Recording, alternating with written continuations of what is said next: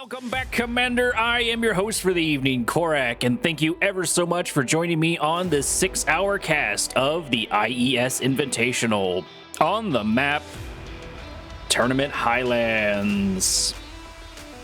Starting us off in the bottom left-hand corner of the map, wearing the purple robe, sporting the steel talon gloves, here is Phoenix. His opponent for the moment in the top right-hand section of the map, wearing the red robe, sporting the marked of Kane gloves. This is Shoktrepet. Both fighters ready? Begin. This match is sponsored by Commanded Candles, calming aromas for chaotic commanders. Now featuring Tactical Retreat. We get to see a good match of Phoenix into Shoktrepet. Shoktrepet doing quite well in the previous game against BikeRushOwnz, probably doing the best against BikeRushOwnz that I've seen in quite some time. So let's see how he fares into Phoenix. I haven't got to see too much of Phoenix into the IES Invitational, so this will be, I think, his second debut in this particular tournament.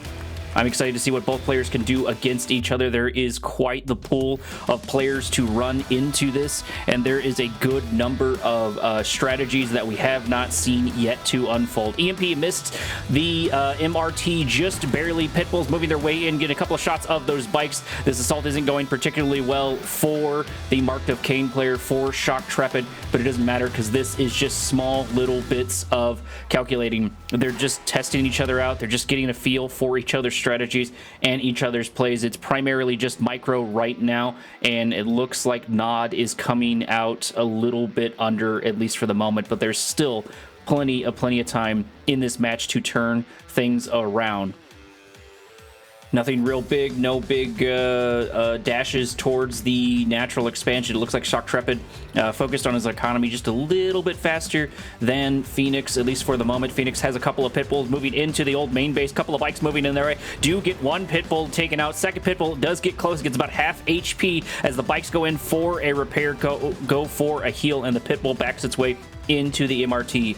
Just a quick reminder, the MRT does get a bit of repairing off on. It is entirely designed for the Steel Talons factions to get a little bit of repairing off. Pitbull getting caught in a rather unfortunate position for one set of 4 volleys should be enough to take it out. There it goes. It's taken out. Secondary Pitbull moving its way in. MRT getting caught in a bad situation. Bike going down, but it doesn't matter because Phoenix is here with a secondary Pitbull, but it does get taken out, and a reinforcement does moves its way in. Things are shifting towards the Nod faction just a little bit more. That MRT trying to take up the brunt of the damage, trying to take some of those volleys. Volleys go out, Pitbulls goes in. The micro is here, but it was not quick enough to get a shot off. Those bikes now have their volleys up and ready to go.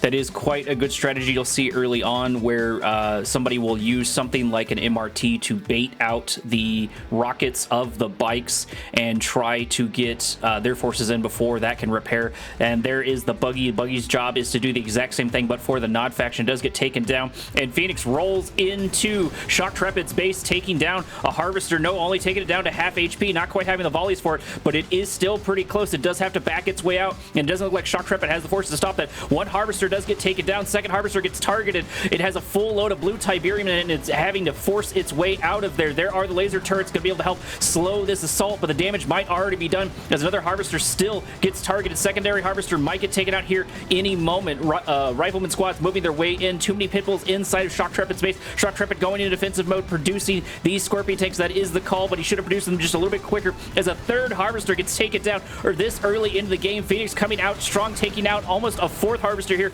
any moment. The ring around the rosy has begun, but it is not enough to save that Harvester. Phoenix is just absolutely on top of it. This aggression is unreal for it, as I think a 5th or 6th Harvester is probably going to get taken down here in a moment. There it goes. It's dead. It's taken out, and it doesn't look like Shoktrepet can delodge Phoenix from his base. I say that as soon as the MRT goes down, Pitbulls begin to regroup. There are now 4 here, but they are not done. They're moving on to the second set of Harvesters in the natural expansion. These are going to be huge gains for Phoenix. Even if he doesn't get this last Harvester, he's still delayed his opponent quite some time in the economic fields.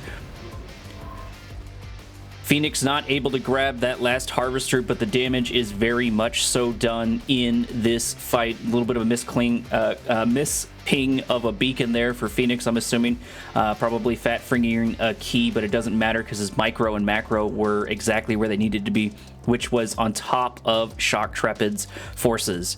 Rocket squads did pop their way out. It would have been nice to see those just a little bit sooner, but it was hard to tell if Phoenix was going to be that aggressive early on. Awakened Squad getting a EMP blast off on the heavy harvester. It may still be moving, but it was no longer harvesting there for it. Just in case Phoenix does move a couple of forces up, another Awakened Squad moving its way into the north. They're just looking for a little bit of scouting, trying to see what their opponent is up to. That is a good plan to do. Shoktrepet does not want that kind of assault. He is going to see that there are Titans on the field, not that unexpected, but knowing that they are there and knowing that they are in the production order and the build order for Phoenix is going to be something that he can try his best to counter. It looks like his move is probably going to be to produce a good chunk of rocket squads, because so far there's nothing really to contest these rocket squads. I guess there are a couple of riflemen, but they're being used more as scouts. Shoktrepet trying to move into the blue Tiberium in the north and losing a Raider buggy in the south. He's doing everything he can to get some scouting off, trying to figure out where Phoenix is at.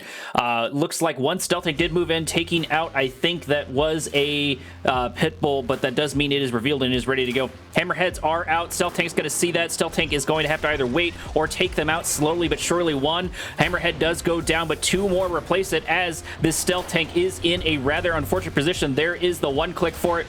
There is the scan for it, and it's going to get taken out rather unceremoniously.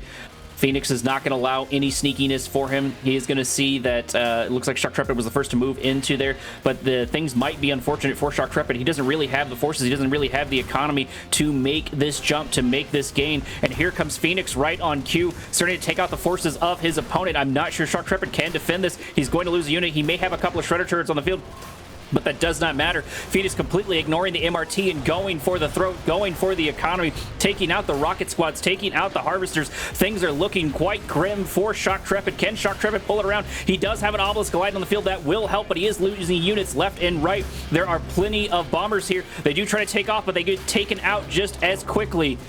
Obelisk of Light doing its good share of damage, taking out a lot of these lower units, but nothing really to contest these Hammerheads for the moment. No SAM turrets. There is a T3 out in the field, but Shoktrepet does not have the economy for it. Somehow his MRT is still alive. There are the SAM turrets. SAM turrets are finally out. They're going to be able to take out one of the units, but not before they knock out a building. SAM turrets are doing a good job here, hurting more and more of the Hammerheads of his opponents, but I'm not sure how much it's going to matter, because Phoenix can really afford a lot of these mistakes. Hammerhead's moving to focus on the MCV as they're not able to get more targets over here on this side. Taking out that MCV will be a major blow to Shoktrepet. Shoktrepet is doing everything he can to try and stay in this, but I'm not sure how much it's going to matter. There is the repair on the construction yard. Construction yard still going down at a staggering pace. Titans moving their way into the middle of the map, and all while this is going on, Phoenix is beginning to harvest that middle set of Tiberium. And has completed almost his Tiberian harvesting in both his main and his natural expansion, moving into that secondary contested natural expansion. Door gunners doing everything they can, our rear gunners doing everything they can to take out these Hammerheads on the bikes. For those who don't know, the stealth bombers do have rear guns, so when they are retreating, they can do a little bit of damage. That is appearing to be what they're going to do here and there. They're going to drop their bombs off and try to deal with their Hammerheads. Not a bad strategy. A couple of Venoms out, but they're only going to be able to do so much damage to these pit bulls. They might as well be just throwing candy corn at them. They are chasing it right now, but you're going to lose a handful of pit bulls as the Hammerheads move their way in. It doesn't look like Shoktrepet's going to get any breathing. I mean, Phoenix is not taking any chances, and he's just going to keep the pressure on because he can afford to lose these units, while every unit is extremely precious to Shoktrepet. Shoktrepet doing everything he can to dislodge Phoenix from his base, doing a good job of it, but still the assault from Phoenix is real. The assault from Phoenix is here, and they do take out a full load of much needed Tiberium. Shoktrepet just cannot get his economy going whatsoever. However, he's doing a good job with these stealth tanks. He's doing a good job with these stealth bombers, and he's able to take out more and more of Phoenix's units. Phoenix's forces looking anemic compared to what they were before. I don't know where the Titans ran off to. Does look like Phoenix being a little bit cheeky, grabbing the Tiberium spike of his opponent. Pitbulls moving their way in. Decoy army is down. It looks like it's Stealth Tank versus all of these Pitbulls, and I think the winner is definitely going to be these Pitbulls with their upgrade. They do have the mortar upgrade for the time being. I'm not sure. It looks like T3 is out, and it's slowly but surely working on its upgrade, but I'm not sure that's going to help. He needs to be mass-producing harvesters. They're selling some of these refineries to mass-produce these harvesters. You could even sell one inside the main base to get a couple of harvesters going up and ready. Stealth Bombers continuing their assault, trying to change the aggression, trying to change the tempo onto Phoenix's front. One does get taken down. If not careful, the second one will get taken down. Soon to follow. Phoenix following suit, moving his Pitbull, still mass-producing them, about to move into his opponent's base, focusing on a construction yard. Once again, they do have that target. They switch to the Stealth Tank there, taking it out, securing another defense, but he decides to go for the throat, going for more of these harvesters. Once again, EMP popping his way out, grabbing 3 of the Pitbulls. Now focusing on the War Factory. I'm not sure what Shoktrepet can really do here. He doesn't have the economy. These assaults have been non-stop. He is doing everything he possibly can, using these Awakened squads, getting a couple of really good EMPs so he can start slowly but surely taking his opponent out, but his main base is all but gone. Luckily, he's moved most of his harvesters over to the side. This construction yard is completely uncontested, and there it is. Shoktrepet throws in the towel, saying, there are plenty of games for me to redeem myself. Will Shoktrepet get his redemption in round number 2? Let's find out together, Commander. I'll see you there.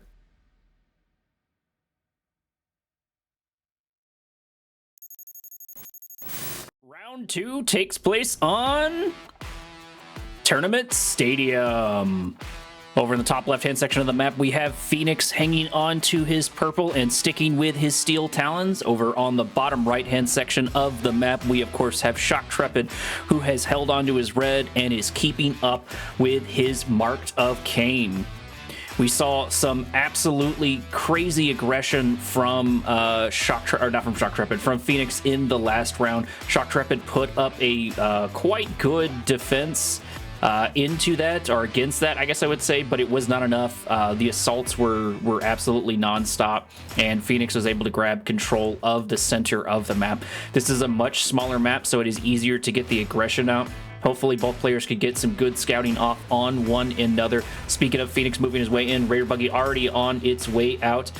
Garrison troops have popped their way into one of the buildings leading into Shoktrepet's base. That singular Awakened squad. Looks like the buggy is going to be the primary way of scouting for Shoktrepet so far early on. A couple more scouts going down in the center. Natural expansion being moved upon by both players. Looks like 3 harvesters for Shoktrepet and 4 harvesters for Phoenix. I gotta imagine, yep, there's the 4th harvest there. It looks like Shoktrepet is just a little bit behind Phoenix when it comes to his build order. I think his MCV is pretty identical in speed. We, of course, have the common GDI tactic of slapping down a foxhole and putting a damage on the power plant. That seems to be what a lot of these higher level players do, them going for that particular power plant. I'm kind of curious what the reasoning for just going for the power plant is. Maybe it's just because it's got lower HP and lower armor, so it's easier for them to deal more damage, costing their opponent more money. And if it's ignored for forever, it will get taken out. Pitbull is now on the map for Phoenix. He's already using the same strategy that he used last time, but that is also a common GDI strategy with the MRTs mixed in there. Foxhole finally getting taken down after the power plant goes to half HP. Shoktrepet not messing around, already pumping out a couple of Scorpions.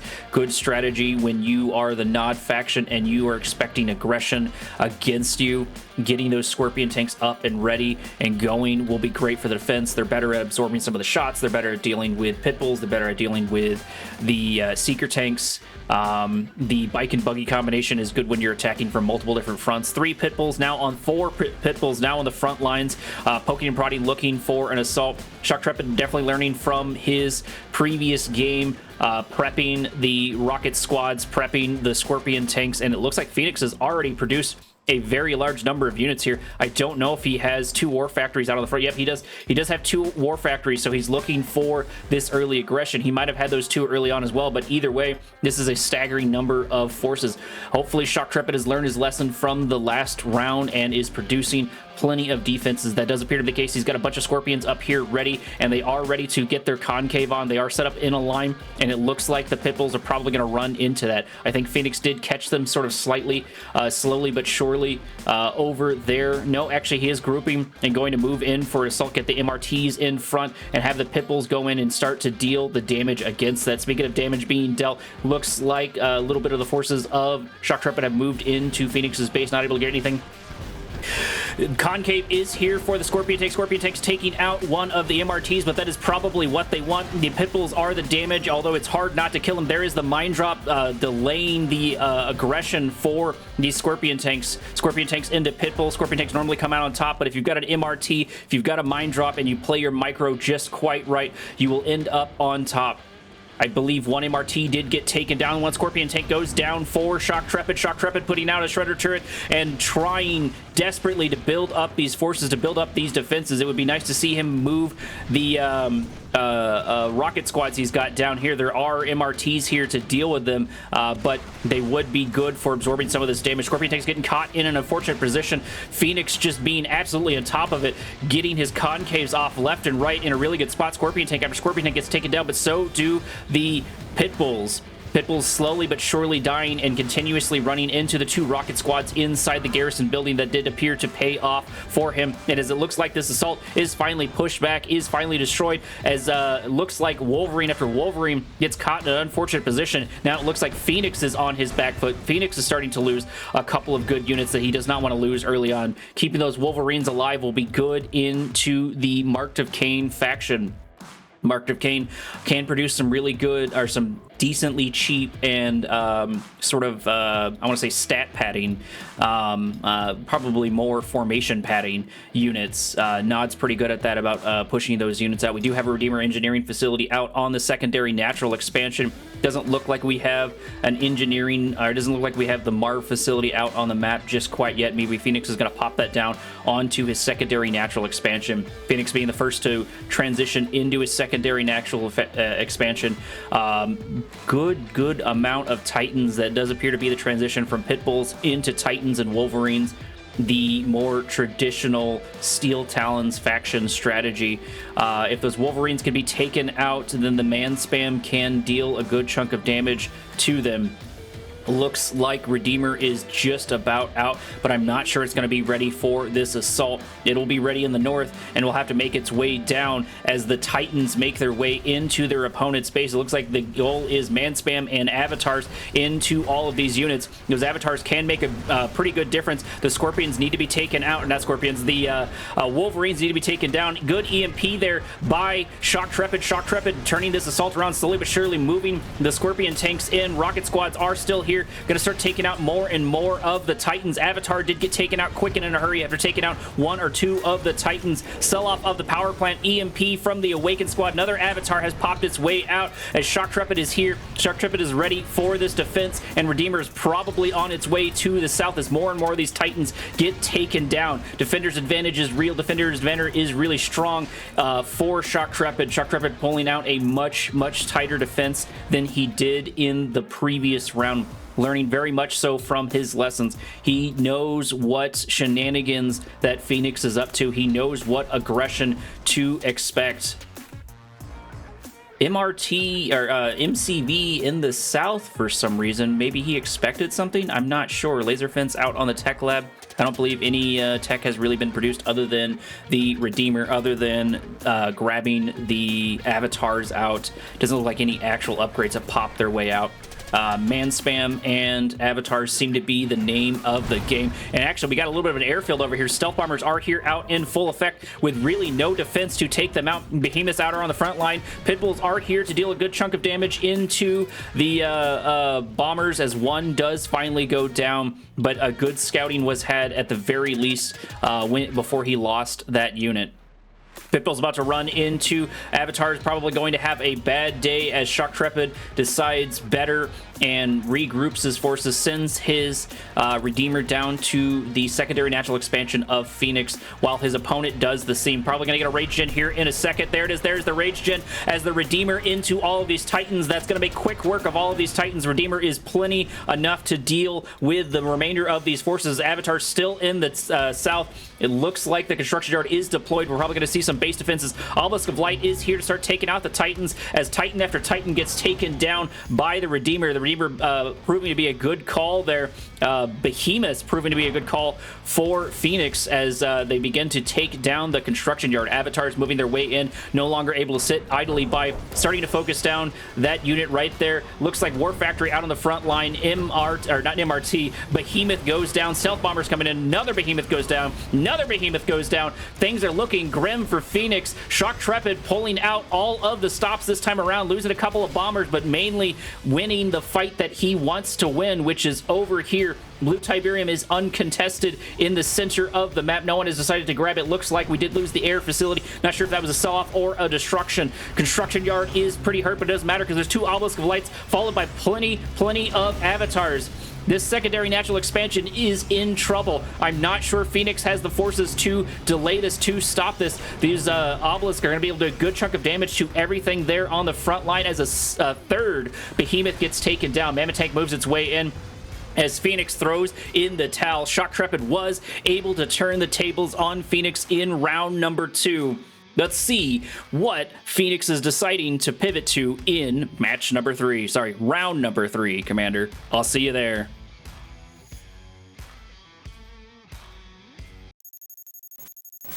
Round 3 is on the map. Six City.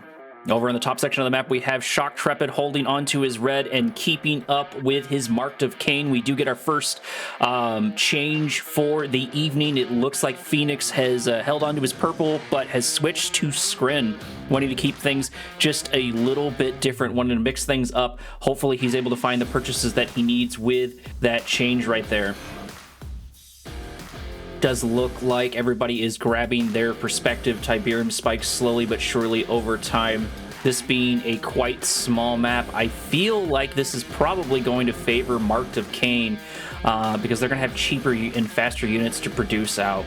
Skrin sometimes takes a little while to get going, takes a while to transition into your hexapod, transition into your tripods, and into your mechapedes. Not that everybody goes mechapedes. Plenty of people go, planetary assault carriers, which I believe Skrin is the faction that does have the planetary assault carriers. I still need to sit down with a spreadsheet. Gunwalker moving its way in, pushing these Awakened squads out, having absolutely unfettered access to the Marked of Kane units. Absolutely no contest there. Maybe if they got an EMP off, but it doesn't matter.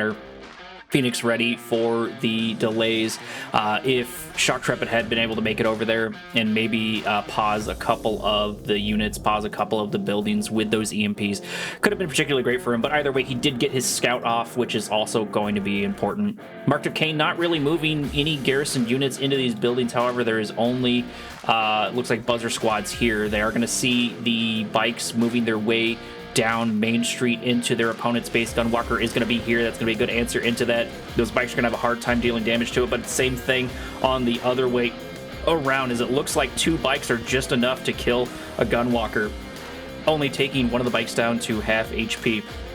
A better opponent here is the Seeker Tank. Seeker Tank moving its way in. It's going to be enough to push out these units. Second Seeker Tank here for the reinforcements. These bikes are too fast, though, right now to catch. They're going to poke around and see what they can see. Awakened Squad is sitting inside of Phoenix's Blue Tiberium, waiting for the damage. Phoenix going, moving the Seeker Tanks in on Shoktrepet, killing that early Harvester, or at least delaying that early Harvester. Do get our first Scorpion Tank out here. Shoktrepet still keeping with that early Scorpion Tank strategy. Not a bad idea, especially if you know that Phoenix is an aggressive player early on in the game. Preparing with those Scorpion Tanks can make a bit of a difference.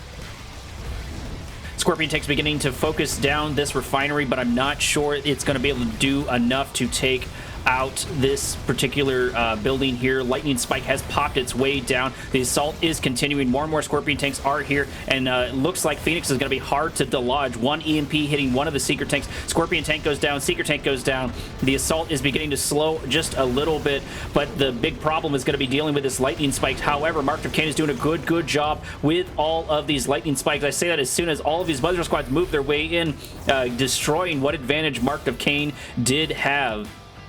Harvesters are now in danger. They are now under threat from all of these Seeker tanks. Secondary refinery is up and out on the field. Scorpion tanks are still here for the defense. Lightning Spike has not been dealt with. Does look like Buzzer Squads are doing everything they can to be absolute pests, but they're only going to be able to do so much. They're only really good into infantry, which were good earlier into the Awakened, but not much else. I guess they can soak up a good chunk of damage. Seeker tank still focusing down that Harvester. Harvester does back its way out as another Harvester moves its way in. Scorpion tank getting taken down, and it looks like Phoenix is just absolutely going to be a pest. He's just not going to relent on the assault. He may have switched factions, but he has not switched up the aggression whatsoever. Original Harvester is able to unload its set of Tiberium, but it might be enough to take it out. It has just barely any HP as more Seeker tanks move in, trying to grab that. Good EMPs there by Shoktrepet. Shoktrepet on the defense, able to do more and more as he just produces all of these Awakened squads, and they're enough to stop all of that over on their side of the map. Small little bit of scouting over there, looks like by an Awakened squad. The Lightning Spike is the only thing left from this assault. Awakened squads with their EMPs and Shredder turrets should be enough to take it out, as it's finally dying rather quickly. Scorpion tanks moving down the center of the map, pushing out these Seeker tanks, and looks like Seeker tanks are grouping with Gunwalkers. That's going to be a good answer into a good chunk of this. Dealing with those Awakened squads, those Gunwalkers are going to be good into that. Shields are up. That's actually a good question. I don't know if you can be EMP'd while shielded. I feel like you shouldn't, or at the very least it should knock out the shield, leaving just the unit still around, which either way would still suck. But I'm sure we'll get to see an EMP action here in a minute. Phoenix not allowing any harvesting of his Tiberium and actually choosing to go for the bridge sections of his opponent's map. Keeping him out of this area down here, not a bad strategy. Remove the pest as quickly as possible. Since moving to the north, probably trying to do the same thing. Looks like Scorpion tanks moving their way in, but I think they're too late as the bridge goes down and the forces for Phoenix are just a little bit more protected. Speaking of more protected, there are Annihilator tripods out here on the map, ready for the defense. That is our first transition into tech. There is the T3 tech lab for it looks like Shoktrepet, so both players have their T3. I'm not sure if anyone's built a Warp Spear or anything like that. Phoenix has decided to go for a Gravity Stabilizer, the airfield of their opponent. Looks like he is... What is he producing? Producing Devastator warships. Not going to be bad into these units here. It looks like the Disintegrators did a good job of destroying the bridge as the Venoms... maybe that didn't count. Venoms do wipe them up slowly but surely over on that section of the map. Seeker tanks and Gunwalkers are boosted by the Annihilator tripods and the Devastator warships as the Scorpion tanks move their way in, probably to their dooms, probably just looking for a scout because the transition is here. Venoms are absolutely not dealt with whatsoever as this Devastator warship does get taken out. Venom's doing a very good job taking that out. That's going to be good. That is technically the artillery unit for the Skrin faction.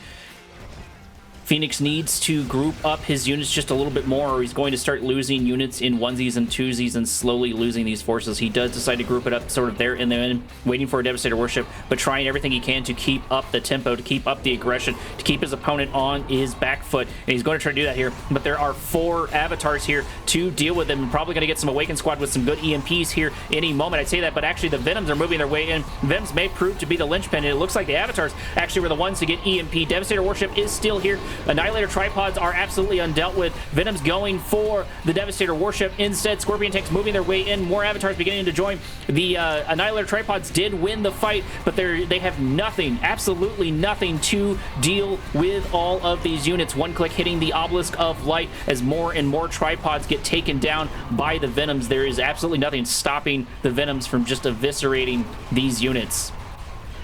One click is up, but low power mode is here for the Obelisk of Light, but I'm not sure how much it matters. They do a good chunk of damage to the construction yard. There is the one click. There is the stasis field to save them as they try to move their way in and get a crush on the harvesters, but they actually get stuck by it. They do get one there slowly at the end, but they should have gotten a lot more crushes.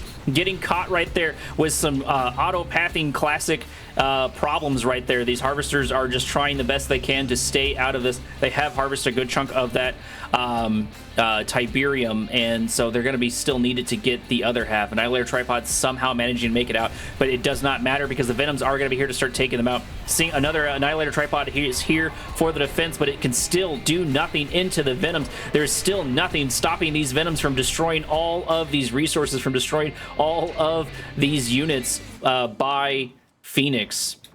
Phoenix lost so much in that assault. Long distance harvesting, auto harvesting for Shoktrepet, moving into Phoenix's base, grabbing some of his Tiberium and getting a little bit of a scouting off.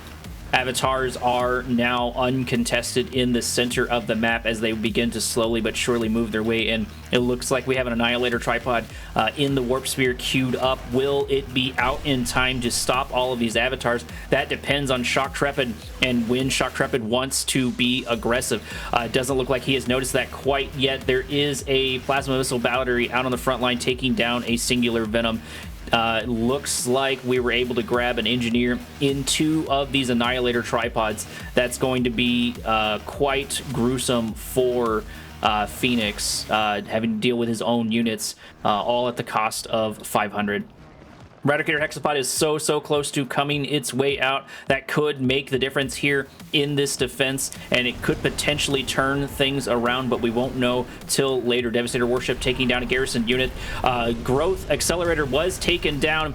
AA Battery was taken down, soon to follow. Does sound like in the background we did get a Redeemer, and the Radicator Hexapod is here. Radicator Hexapod does get a good blink forward and moves in for the assault. Is here to soak up a lot of the damage and most importantly give him some much needed cash as the assault has begun in earnest, but the EMPs are still here, and it looks like the Eradicator Hexapod is going to be dead just as quickly as it is up on the field. There it is. There it goes down as more and more of the defenses for Phoenix begin to die. There it is. There's the Magnetic Mine Drop. There are the uncontested Venoms that have been the MVP of this round, and still they are uncontested as the Avatars move their way in. There is a AA Battery out on the front, but the Avatars do see it and do begin to take it down. Things are looking quite grim for Phoenix. I'm not sure he has what it takes in this defense to stop this. I think he has all but lost this one, but he is going to try and stick it out. There is a $700 prize pool for the IES that they are all going to be fighting for, so they're going to try to pull out every stop that they actually can.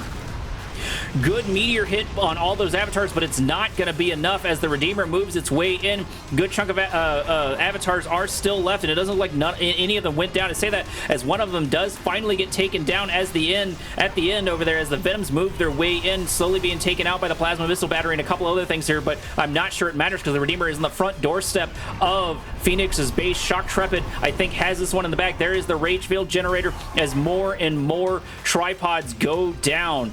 More tripods try to join the assault, sell off a couple of resources. Phoenix is trying everything that he can to stay in this game. Portal is out on the front line, probably going to see some disintegrators, but it does not matter because they're taken out before anything can happen. Phoenix throwing in the towel, giving another round to Shoktrepet.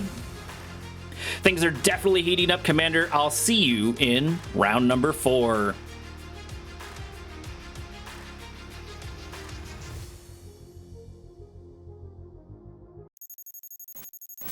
What's that, Commander? There's something stuck in your eye? I know what it is. It is Tournament Dust Bowl.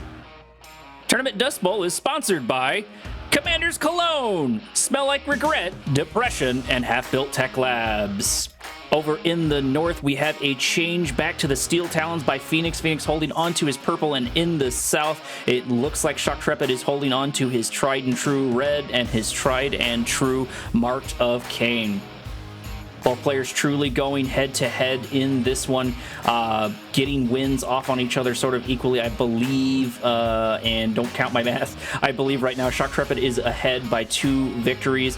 Phoenix was able to get that really good shot off, but so far Shoktrepet has sort of rolled into his snowball and has been doing a much better job. Did pretty good into the scrim. That's probably why Phoenix has decided to go back to his Steel Talons, maybe trying to switch over to the Aggression. This will be a map that is a little bit longer of a commute to make it to your opponent's base, at least compared to the last one.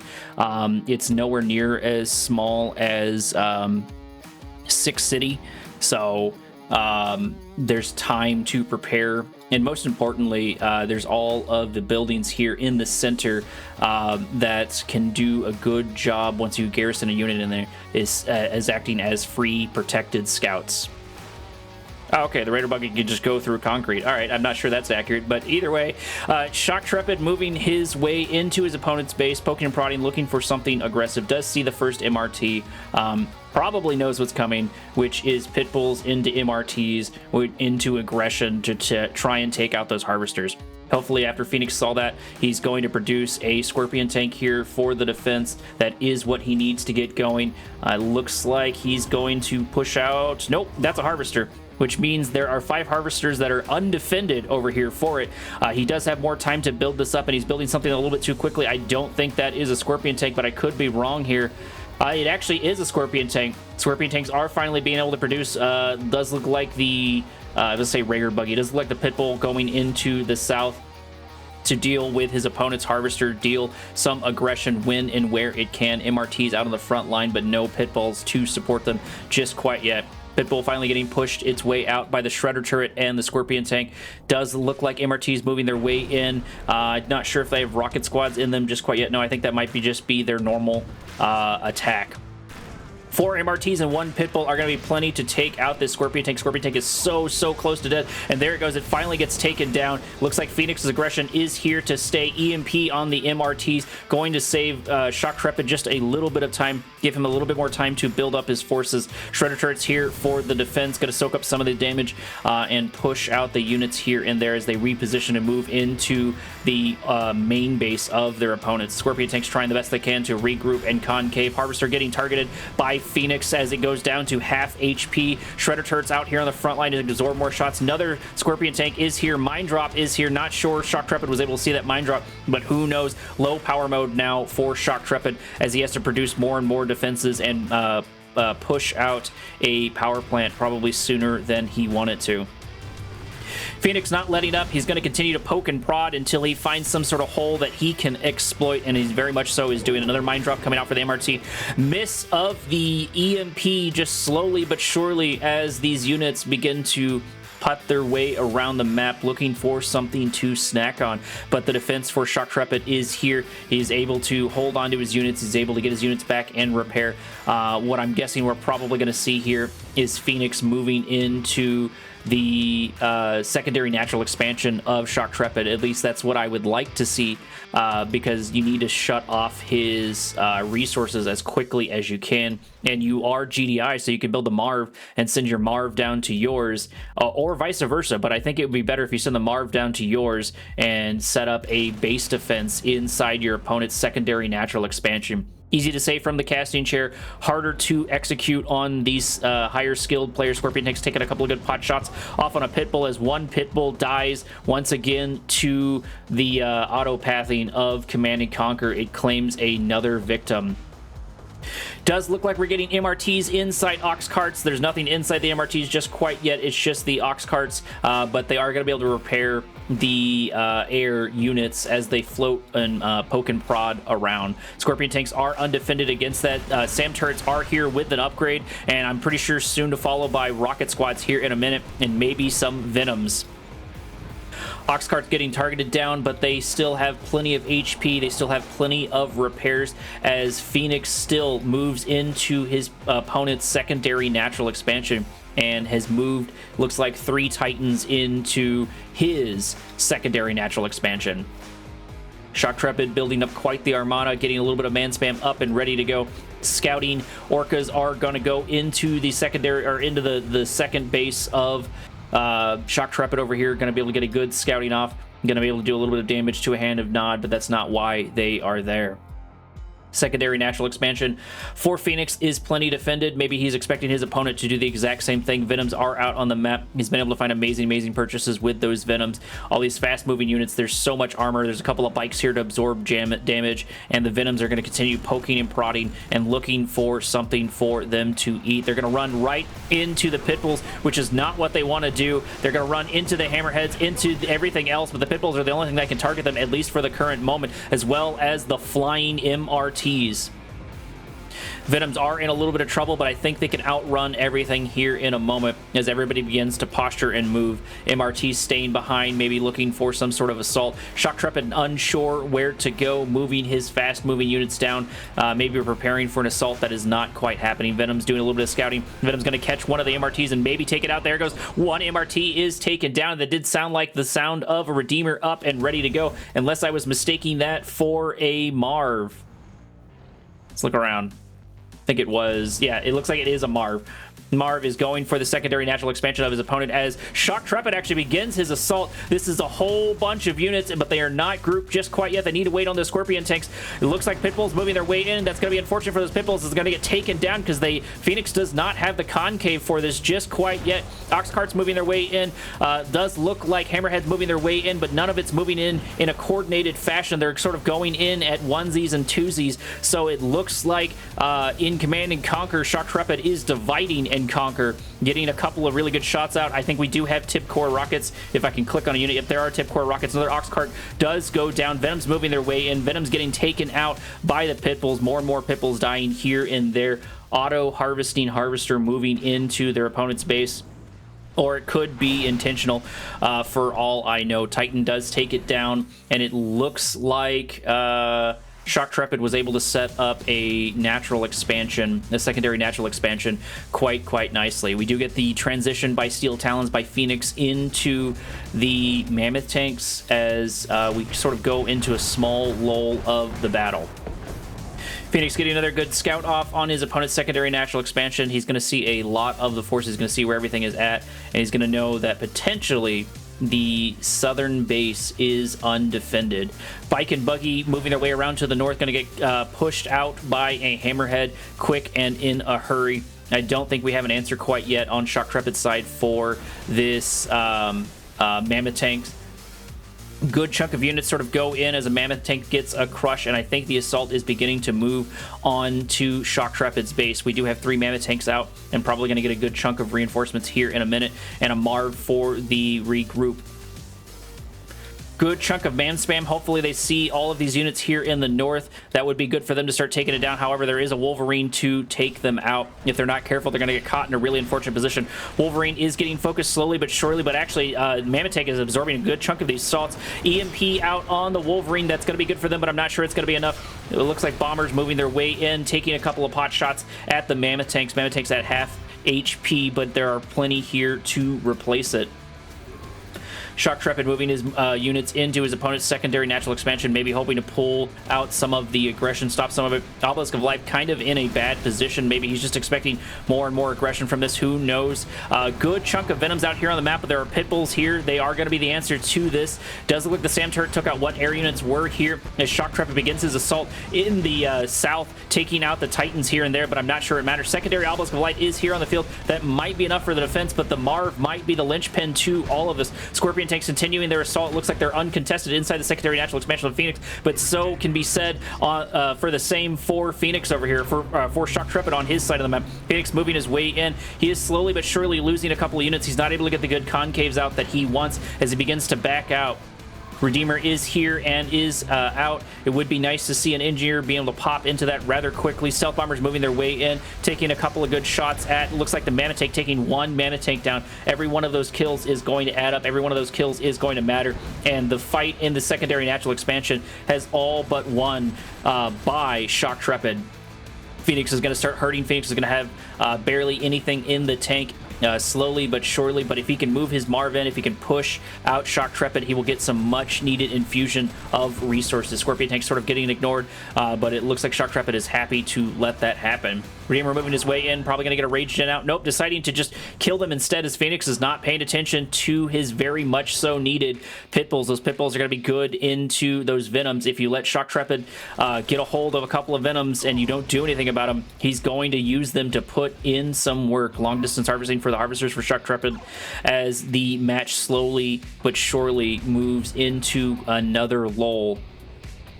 Still aggression going back here, and forward stealth bombers moving their way in, taking a couple more pot shots at the hammerheads, not the hammerheads, at the mammoth tanks. Words are hard. We are going to get a Marv into a Redeemer, 2 engineers into that Redeemer. He's here to absorb a good chunk of the damage, and there are 3 Obelisk of Lights here for the defense. Redeemers are, or sorry, Marv is already at half HP. Phoenix beginning to assault into the old main base of Shoktrepet. I'm not sure how much Shoktrepet cares, but he does get a good number of EMPs off over here as the Tipz troopers try their best to wrap up a couple of these kills. Does look like we got a rank on one of the Scorpion tanks as a minor assault is still ensuing over there on that sector of the map. Mammoth tank going to move its way into the old main base of the opponent. Still no defense against these stealth bombers as they take out 2 behemoths, which are going to be much needed for the defense. I'm sorry, for the assault to take out the defenses of Shoktrepet.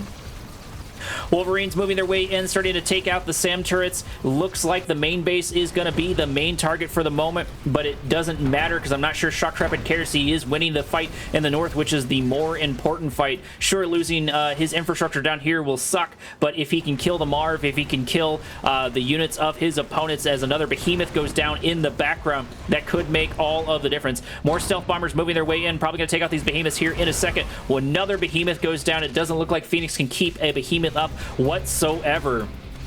Pitbulls moving their way in, trying to focus down these Venoms and getting a good chunk of kills on them, but not able to kill the bombers like they want to. Shredder turret has popped its way down more and more.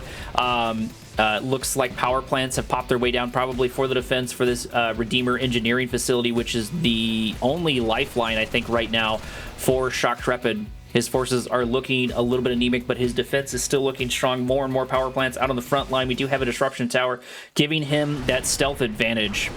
Tipz troopers doing small amounts of damage to these mammoth tanks, but every little bit can add up as the secondary natural expansion begins. And 2 more behemoths do get taken down. Phoenix cannot keep up a behemoth to save his life. I say that as soon as an engineer pops in one of the behemoths and pops its way back up, but still this assault is continually delayed time and time again. It does look like one of the Obelisk of Light were either lost or destroyed. Behemoth moving its way up, sorry, Redeemer moving its way up, taking out the corpses, taking out the behemoth corpses as it moves its way forward, taking out other corpses. He does decide to potentially back up. No, he decides to get a rage gen off and does get a couple of really good shots off from this pitbull onto a pitbull with onto a behemoth with that Redeemer. Scorpion tanks poking and prodding, looking for some sort of hole in Phoenix's defense. It looks like this is going to be the final stand of Shoktrepet.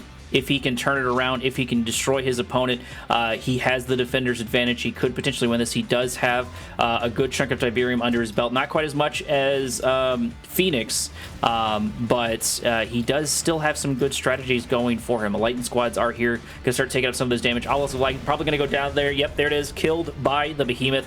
Couple more Venoms have popped their way out. Redeemer moving his way up to start deal with some more of those units. Plenty of Awakened squads here for the defense. 3 engineers inside the Marv, followed by, I think that is a normal rifleman squad. I forget what that particular upgrade is. Redeemer getting caught in sort of a unfortunate position. It does get a good rage gen off. Let's see if it's able to get any damage really on these units. It does look like Mammoth Tank does take out a couple of units here and there, but nothing really to write home about. Marv moving just slowly into that Tiberium field as a SAM turret is out here on the front line. The AA battery, I guess I should say, is out on the front line taking out a couple of these bombers. Looks like the answer is definitely plenty of AA. I think this might spell the doom for Shoktrepet as Phoenix begins to slowly but surely roll his Marv into his opponent's base. Phoenix doing a good job of dodging one of the EMPs as the Enlightened Squad move their way in with plenty of upgrades. Will those Enlightened Squad be enough to do it as everything gets EMP'd? Things that might have turned around for Phoenix as it looks like Shoktrepet is dealing a good chunk of damage and keeping the EMPs alive. More and more units are dying here left and right. Redeemer moving its way in, body blocked by the power plant, but I'm not sure it's going to be enough to save this mark. It might just, I could be wrong. It does get taken out there slowly but surely in the end as bombers move their way in to make the finishing touch, but I'm not sure it matters as the Redeemer is EMP'd itself and taken down by that rear armor and killed along with one of the final remaining harvesters for Shoktrepet. Shoktrepet made a valiant defense and almost turned it around there, but the Wolverines were there for the save. Obelisk of Light getting targeted down. Mammoth tanks moving their way into Shoktrepet's base, and there's only so much he's going to be able to do. Stealth bombers so far are still worth their weight in gold, killing behemoths, killing mammoths left and right, but it doesn't matter because there is plenty here to replace it, and most importantly, Phoenix has the resources while his opponent does not. More Awakened Squad's getting in and getting a couple of really good EMPs off, still holding on this valiant defense. A good chunk of Shredder Turrets have popped their way out on the front line. It might be enough to delay this assault, but I don't think it'll be enough to stop it. More and more Scorpions, more and more Enlightened are produced, and there it is. There's the GG, as I think the score gets tied up 2-2. Each player taking a round on each other, taking 2 rounds on each other. Match number 5 is definitely going to be our tiebreaker. Let's see how things unfold.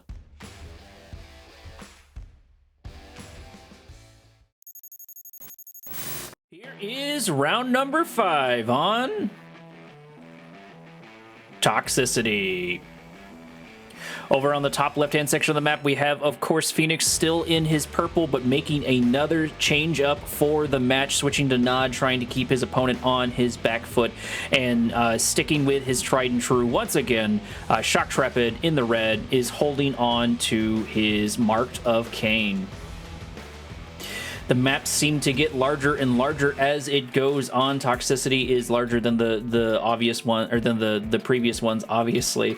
And all of the dynamics, I think, of the maps picked for this tournament, I think are pretty interesting. I really like the pathing and how they try to mix them up, at least in different orientations, slowly but surely.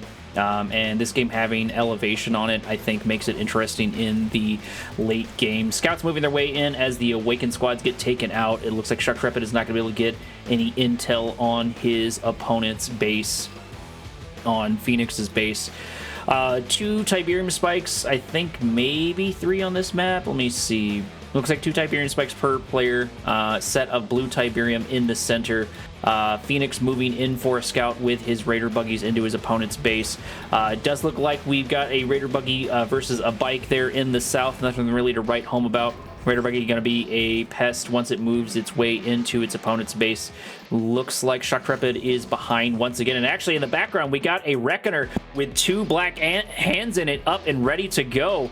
Reckoner moving its way in. I don't think it's been scouted. I don't think it's been seen. And most importantly, there are a bike and buggy moving forward of it, looking for a good target for that Reckoner to deploy. Reckoner still unseen, still absolutely caught unawares as it moves its way in. It is going to run into the Shredder Turrets. It does see them and backs its way out. They may have given Shoktrepet just enough time to see what was coming there.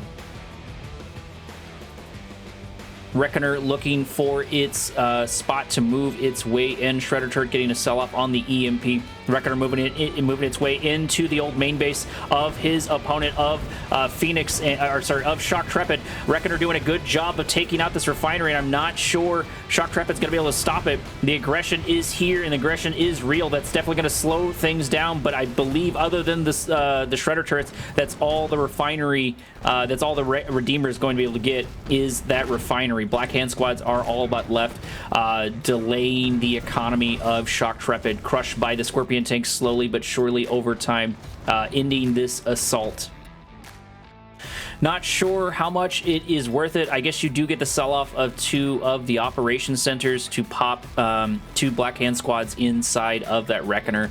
I really need to look into how expensive the Reckoners are to figure out what the cost-effectiveness it is to just destroy a singular refinery. I know a lot of people try to go for war factories to stop the unit production, which is not a bad strategy, but that Reckoner had to sneak its way in as quickly as possible and deploy. And they did find some good good kills, delaying the economy of their opponent. Losing that secondary refinery is going to hurt. It is finally replaced slowly but surely, but that delay can make a difference the later the game goes.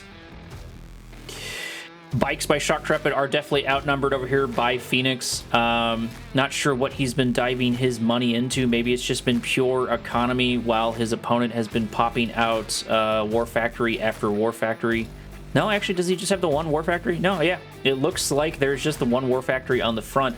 I would have thought there was one unless it got a sell-off. Shoktrepet being the first to grab his set of blue Tiberium, moving his buggies, or moving his bikes with his Scorpion tanks, actually, into the contested side of the map, into Phoenix's base. Shredder Turret going to pop its way down, but it doesn't matter because it is in low power mode. Rocket squads are here, but if they're not careful, they're going to get crushed here in a second. There it is. There's the crush, taking out at least one unit of rocket squads. Fanatics looking for a kill when and where they can. Scorpion tanks moving their way into the old main base, trying to get some much needed revenge. Laser turrets out here on the front line as a harvester does get taken out by the bikes. Laser turrets are going to be here, but they are going to absorb some of the damage for these Scorpion tanks as the assault begins to peter out. It does look like a little bit of revenge was had by Shoktrepet, but at the cost of 5 or 6 of his Scorpion tanks. Not sure how worth it is. I wasn't paying too much attention to the units that Phoenix was losing, but I only really saw cheap units for those at least slightly more expensive Scorpion tanks. A couple of Fanatics are here poking and prodding, looking for what they can get. They're going to notice that there's a defensive tower up and go and take a couple of shots as they make their way out. Shoktrepet still trying to grab the blue Tiberium as he moves more and more defenses in over here to try to buy himself some time. More bikes move their way in, freeing up that harvester to grab that very much needed blue Tiberium to offset those losses of the Scorpion and to offset the losses of that refinery. Black Hand Squad moving its way in. That should be enough to take out that defensive tower, I believe. Yeah, defensive tower is not really going to stand a chance against that as the assault, I guess not really assault, as the skirmishing continues with all of this bike and buggy. I think this is one of the first times we see mass bike and buggy by Shoktrepet. He has elected to grab a good chunk of Scorpion tanks instead as a secondary Black Hand Squad marches its way to its doom, not even attack moving, not able to get anything in time. One bike does get targeted, but it doesn't matter. Man spam is out for the opponent. It looks like man spam into Avatar, so that is going to be the transition for Phoenix. Laser turrets out on the front line. Fanatics moving their way in, but it looks like they're going to get thrown away rather unceremoniously as the bike and buggy just outdistance, outspeed their opponent. Raider Buggy going to see that the natural expansion is being developed upon, but I'm not sure that Phoenix is going to be able to do too much about that. Plenty of rocket squads here to accompany this singular Avatar. Avatar can put in some work against all of those units, but the bikes can do a good chunk of damage into their opponents. No upgrades here yet for those units. It looks like Avatars are the transition for both players as a good chunk of the units. It looks like we might get another little skirmishing here as the bikes move, or buggies move their way in, mopping up a good chunk of these units. There is the one click down, and it's going to kind of delay this assault, it looks like, as a couple of units die to autopathing while Shoktrepet decides to regroup his forces instead of engaging in that assault. Probably a wise decision that he knows there's at least a couple of Avatars up and ready to go, and they can do a good chunk of damage to their opponent. Plus, there was a good chunk of rocket squads there to absorb some of the shots.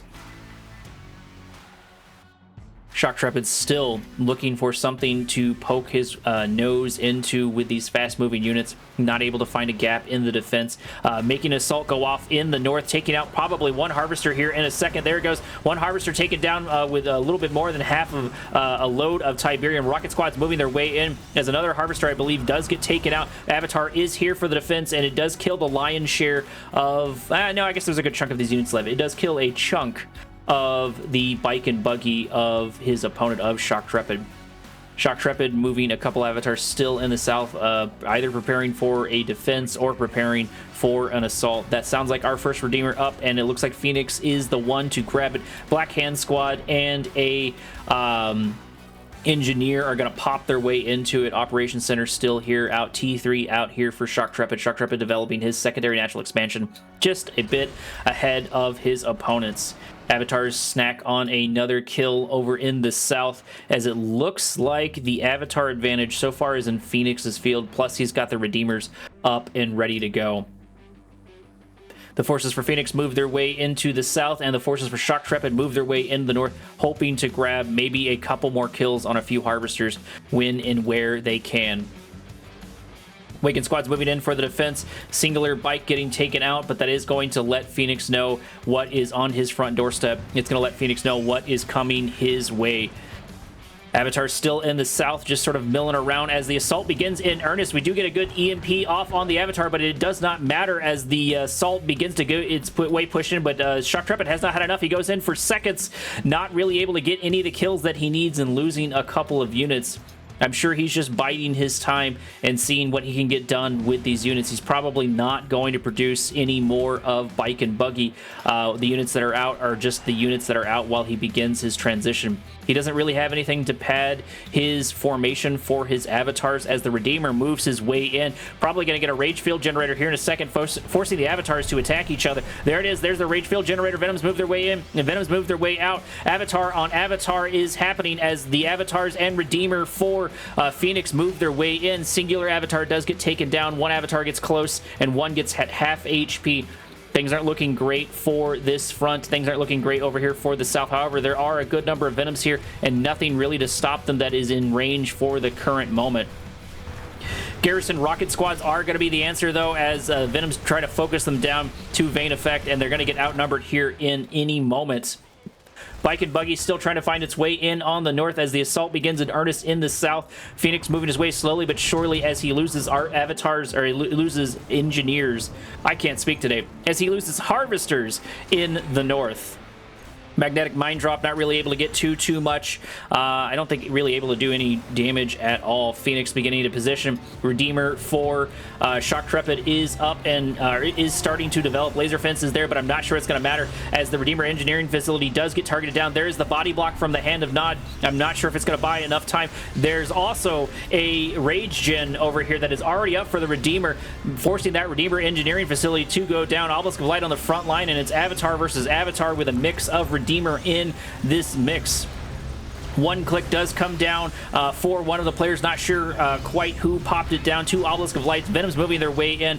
Things could work out for Shoktrepet if he could win this assault. Avatar after Avatar gets taken down. Still no real answer to the Venoms. There's a couple of rocket squads here and there, and that are going to be able to do a little bit of damage here and there, and they're going to do very much so. Try to get those kills off. EMPs from the Awakened squads, and now the rear armor is exposed for the Redeemer as the Venoms move their way in slowly but surely. Somehow Shoktrepet was able to turn this assault around. He did lose his Redeemer Engineering Facility and a good chunk of units, but so did Phoenix. Phoenix lost all of his avatars in that assault, and now his Redeemer is at half HP. EMP Control Center has been captured. That is probably going to be a prime target. There is the EMP, ironically, on the EMP Control Center and exposing the Redeemer's back armor as it is still at half HP. However, the avatars are not in range, are not in position to get a good concave off. Another EMP pops off. Rage Gen pops off. That's the third Rage Gen from that Redeemer, and it's been putting in absolute work as Awakened squads get killed by Venoms, and more of the forces for Phoenix begin to move their way in. It looks like Man Spam is going to be padding the stats of his opponent, of Phoenix, and Phoenix has been able to build up a couple more avatars as the forces of Shoktrepet begin to have to push their way back out. Fighting sort of a feigned retreat, decided to turn around sort of there at the end, but I think the advantage very much so is in Phoenix's court. Two Obelisk of Light still here for the defense. Avatar gets taken down on its way for the retreat. Probably going to lose another one here any moment. Things are looking grim for Shoktrepet. Phoenix is just on the front doorstep without really any answer just quite yet. No stealth bombers, no Venoms. Probably running low on resources for Shoktrepet. Shoktrepet does have 3 Obelisk of Lights here for the defense. Does look like Phoenix is going to move its way around. Probably catch a Harvester, which would absolutely suck for Shoktrepet. And maybe it looks like Phoenix is going for greener pastures, going for softer targets. Gonna go try and take out the infrastructure of his opponent. Shredder Turret is here for the defense, forcing Phoenix to rethink his strategy, rethink his plan, but he's also regrouping his forces, and he has a good chunk of Tiberium left over here in the south, while his opponent has chewed through most of his Tiberium. There's a little bit on the secondary natural expansion and on the main base, but there's nothing harvesting them just quite yet. Enlightened Squad's moving their way in, getting a couple of good EMPs off. Rage Gen does pop its way down as the man spam begins to die for the opponents, but Rage Gen is still forcing plenty of friendly fire on top of Shoktrepet. One avatar does get taken down with very, very little losses for their opponent. Shredder Turret's popping its way down to get rid of those pesky scouts in the north. Looks like the not the Redeemer. It looks like the Enlightened Squads might be the linchpin. That might be the difference that can be made for Shoktrepet. He still has time to turn this assault around. However, it does look like Phoenix has a good chunk of forces built up. Blue Tiberium is still being grabbed by Shoktrepet Venoms, poking and prodding, still doing a really great job with those Venoms, using that Air Force to great effect to take out more and more of what your opponent has. Too bad those bikes and buggies are no longer around, and it would have been great to start the assault in the north, forcing Phoenix to sort of move his way back over there. As the Enlightened Squads begin to move their way in, getting some really good EMPs out on the Shredder Turrets, slowly but surely moving their way in. There's another Rage Gen there by Phoenix. Phoenix doing a very good job of doing that, softening up the forces of Shoktrepet, but Shoktrepet is not deterred. He's going to continue to move his way in. He has his own Redeemer. He has plenty of Enlightened Squads here on the front line. Shredder Turret after Shredder Turret does get taken out. Enlightened Squad still not really a massive answer for it. I think we did get a couple of Spectres. The Spectres get EMP'd. There is the Rage Gen in return as an EMP goes off on the majority of the forces of Shoktrepet. Shoktrepet could be in a dangerous position here. Another one click does pop its way down. Shredder Turrets by the opponent do pop their way out. And here comes the Venoms. Probably the nail in the coffin. They need to deal with these rocket squads. They need to deal with a couple other things. But the Rage Gen is here still for the friendly fire. EMP after EMP from the Awakened Squad has been keeping the Redeemer down for their opponent. But so can be said for his opponent, for Shoktrepet. Shoktrepet has been getting EMP'd left and right. Still no massive answer to these Venoms. Venom's finally taking out the Spectres. That is going to be much, much needed, but they are getting taken out slowly but surely by the rocket squads of Phoenix. This assault is still going in earnest as another EMP hits the Redeemer of Phoenix. Phoenix might be in a dangerous position. There is a disruption tower out here on the front line, but he cannot catch a break with his Redeemer as another avatar goes down, leaving the forces looking rather anemic. There was a mine drop, sort of, I'm not sure who by, probably by Phoenix. Yep, by Phoenix. It looks like it might have been a magnetic mine drop, dealing a good chunk of damage to his opponent. Disruption tower out here for the defense for Shoktrepet. Shoktrepet somehow turning this way around, getting more and more EMPs on the Redeemer. You might have a T3 unit, but it doesn't matter if you can't use it. Sell off of an operations center. Black Hand Squad's moving their way in. Redeemer might just barely be able to make its way out as it has one Ladybug's worth of HP left inside of it. There is the Rage Gen forcing the death of the Redeemer, just barely catching that Redeemer where it needed to. Phoenix tried very hard to get a good body block off, and he did, but the Rage Gen doesn't care about your body block. It looks like the tables may have finally been turned on Phoenix. Phoenix has lost so many units, is about to lose his construction yard, has lost the defense, and doesn't have too many answers to really anything. Couple of hands of nods, couple of avatars are here, but they're going to have to deal with all of the Redeemers and all of the avatars that his opponent has on the field. Venom slowly but surely going down as the Enlightened Squad move their way in to start dealing with some of the man spam of their opponent. Another Venom is out on the front line, but it's going to die just as quickly as it gets here. Avatars continuing their slow attack move as the Redeemer begins to position its way in, trying to utilize the use of, I think that might be a Tiberium trooper inside of it. Actually, if he's not careful, that Redeemer may go down. There is the Rage Gen. Redeemer taking so much damage. It may actually go down here. I'm not sure it matters, though, even if it does get taken out, and there it goes. It is taken out finally, slowly but surely. That's a Redeemer for a Redeemer, but it doesn't matter because all of these avatars are still on Phoenix's front doorstep. Phoenix refusing to throw in the towel. He said, I haven't heard no bell. He's going to continue. He's going to push. He's going to try to turn it around on Shoktrepet, but I'm not sure he has the forces. I'm not sure he has the gas in the tank, and he does seem to agree with me as he throws in the towel. Shoktrepet somehow managing to turn that around. It was very much so in Phoenix's favor. I heavily suspect we might get a change back to Steel Talons unless Phoenix is feeling particularly stubborn. Either way, we'll see in match number 6, or round 6, Commander. See you there. There might not be a rift between you and I, Commander, but there is on this map, which is Tiberium Rift. Over in the bottom right-hand corner, it looks like my prediction was wrong. Phoenix has decided to go with Nod once again into Marked of Kane, which, of course, Marked of Kane player is going to be, our red player is going to be Shoktrepet, who was able to pull off quite the amazing defense, in my opinion. I very much so thought Phoenix was going to win that last one, and Shoktrepet proved me wrong with the defense, having some of that tenacity you typically see in a player like Bart Jones. But we also got to see Shoktrepet go head-to-head with Bart Jones, giving him a very, very good run for his money. So Shoktrepet seems to be facing up to be one of these top contenders, along with Phoenix. Phoenix has not been holding his punches. Phoenix is very practiced for the IES and was very much so ready for this, and he has shown that in his games. I think we have only seen him, though, in one match before this. I think I was saying that in the first round. And I don't think I've seen a crazy amount from Phoenix myself, at least in my own casting. I've seen him here and there done by Cybert and a few other people and just sort of poking around replays, but I haven't got to cast him too often on my end. The first bike is out and about, and it's looking for something to snack on, or at the very least to be something annoying.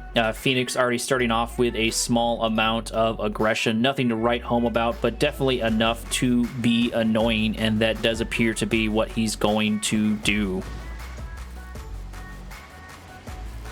Looks like we have 5 harvesters probably per player. Yep, does look like, surprisingly, actually, Phoenix is a little bit behind on the economy. Typically, he seems to be up ahead ever so slightly on Shoktrepet. Shoktrepet maybe getting his warm-up in, up and ready to go, and even developing his second natural expansion just a little bit ahead of his opponent. Bikes returning to base, looking for something, like I said before, to snack on, or at the very least a nice place to hang out. But Shoktrepet is not going to sit idly by as his own bike and buggy begin to group in the north. He's got quite a good amount of bikes on the reinforcements. There's going to be plenty there for a volley to get a harvester winning where they can. And if Phoenix is not careful, he might actually get his MCV caught. But for some reason, Shoktrepet decides to turn around, obviously not having Fog of War. He does need to group up his forces, and he has a good chunk of bike and buggy here up and ready to go. It looks like because he's got that secondary war factory. Does look like scouts are going to catch a couple of these units. I'm not sure how much of the bike and buggy they were able to see. I'm not sure what they know is going to come up on the front doorstep, but Phoenix is probably going to start producing a couple of Scorpion tanks for the defense. No, actually, he's going to match him with bike and buggy in a couple of units here and there. Bike and buggy for Shoktrepet definitely going to get scouted that time. He's going to know exactly how many his opponent has, and it does look like Phoenix is finally beginning to branch out with his own sector of bike and buggy. If somebody has grabbed Blue Tiberium, I have missed it. It might have been Shoktrepet. Yeah, it does look like Shoktrepet was able to get a full load of Blue Tiberium from the center of the map. That infusion of resources can make a difference over the course of the game. Singular Tiberium spike, I believe, for both players on this map on Tiberium Rift, and I think that's really it. This is a map that's a little more anemic on the resources. Phoenix moving into the center of the map, posturing, probably going to see our first little skirmish right here. As Shoktrepet does see him, he does have the better concave just for the moment. Gets a couple of drive-by shots, nothing really to write home about just quite yet. Shoktrepet does send a singular bike off to its doom thanks to autopathing.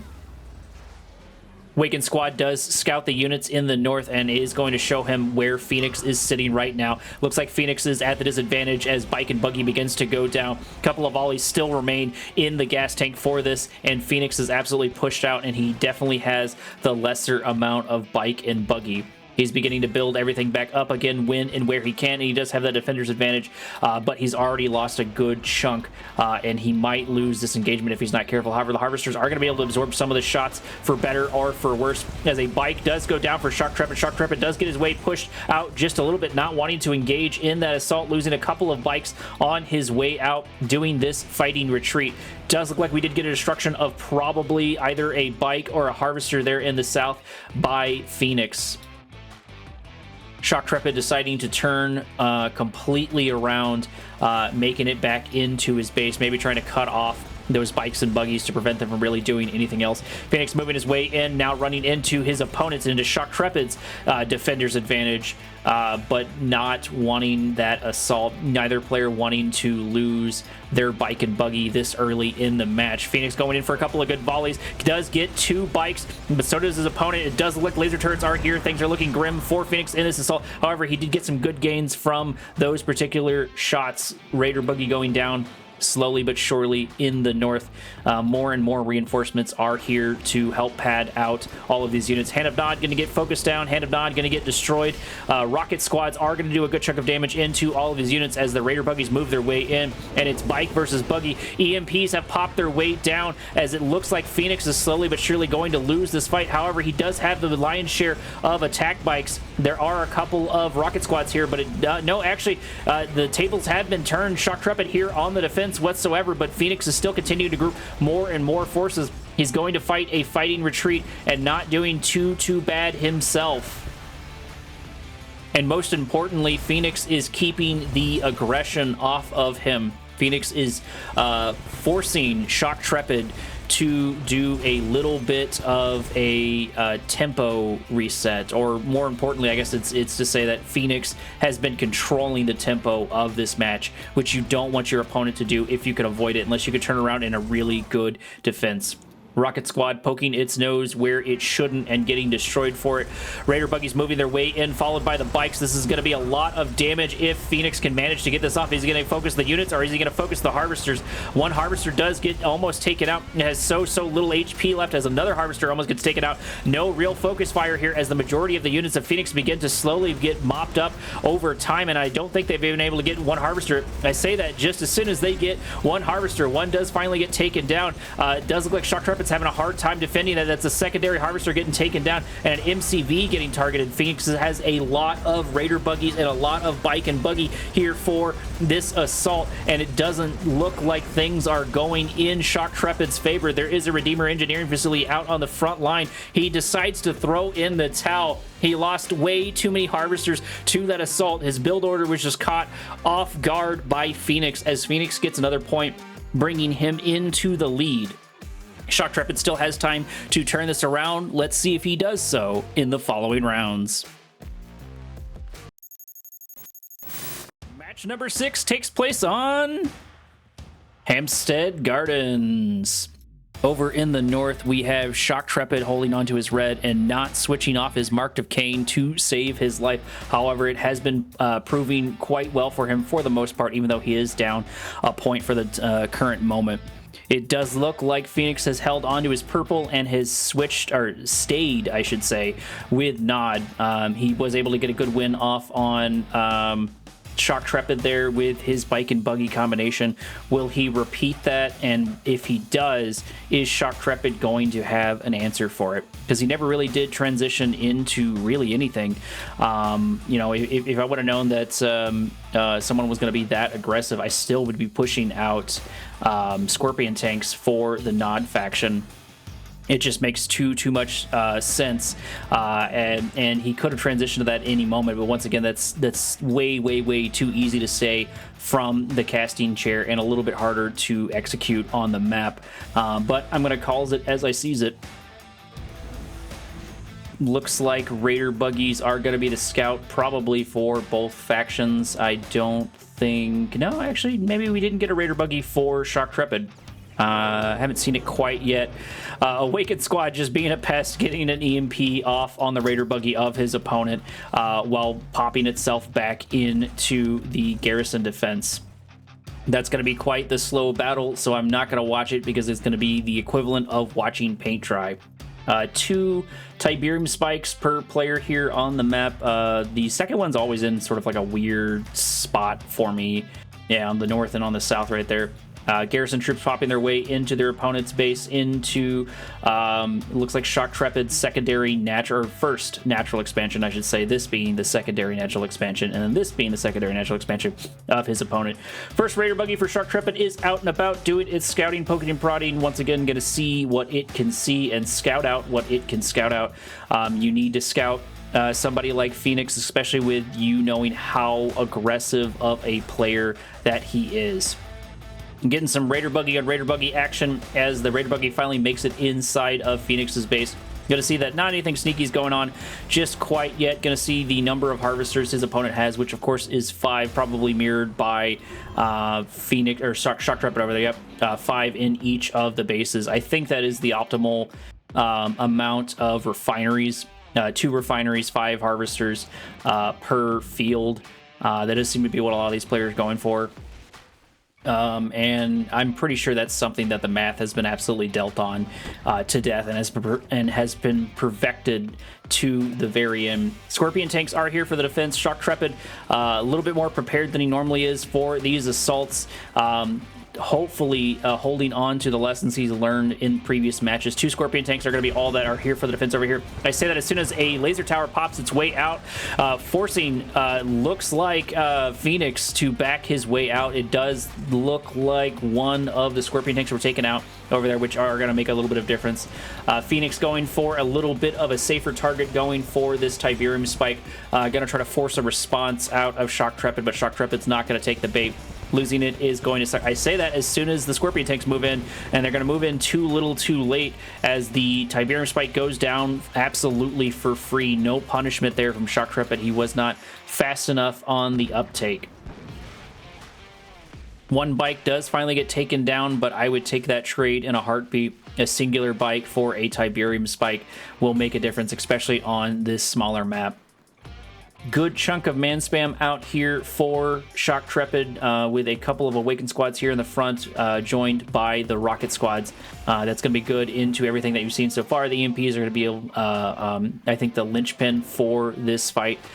Phoenix poking and prodding around with his own bike and buggy, hopefully going to run into this set of man spam, so we get to see a little bit of fight going on. Pretty good concave is set up and ready to go. Scout is inside that tower, and it looks like Shoktrepet's going to try to move his units in over there.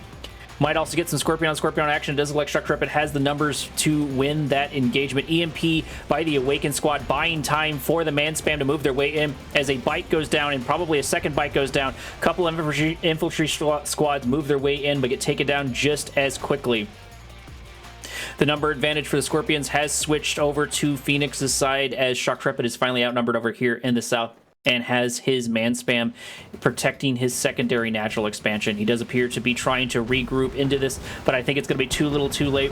One Scorpion tank does get focused down, and another one gets focused down on his opponent. Shoktrepet does not have the numbers for this, but if he can draw out the fight, if he can bait in his opponent, he can get these Rocket squads with the Awakened squads here, which could turn the tables, but Phoenix, ever on the move, is now moving into his opponent's old main base to start trying to destroy some of the infrastructure.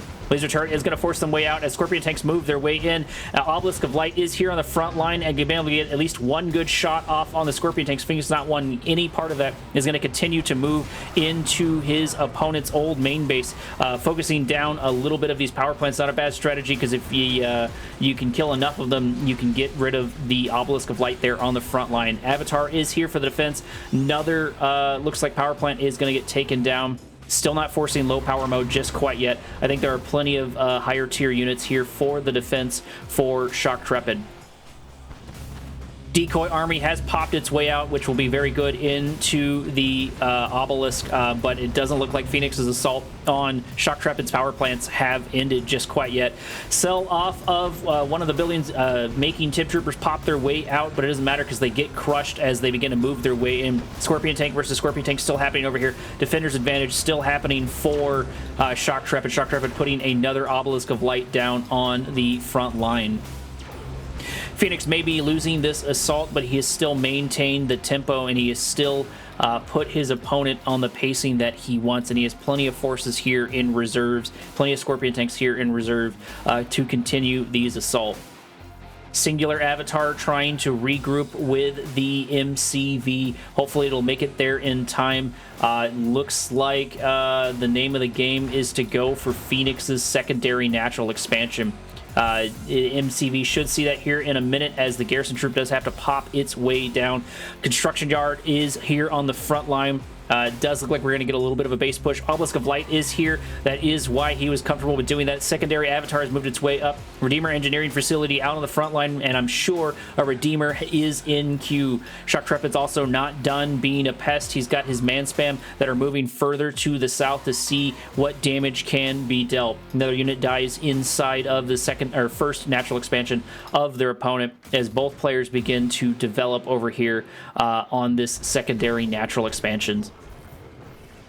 Man Spam is going to catch a good number of these Scorpion tanks, and really, really great EMPs off by the Awakened squads will definitely turn this fight around, especially with the avatars here. Things are looking grim, at least in this assault for Phoenix. Phoenix going for the crush, trying to get a whole bunch of these units, and is able to get it. EMPs were not quite enough, but they were close to it.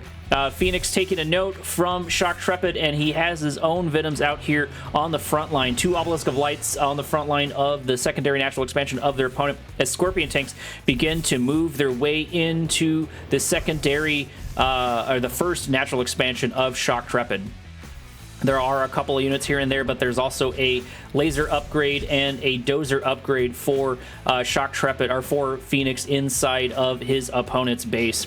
Avatars moving their way over, EMPs popping their way down, Obelisk of Light on the front line, power plants here for the body block to delay and buy themselves more time. Obelisks of Light doing a good job of mopping up a good chunk of these units.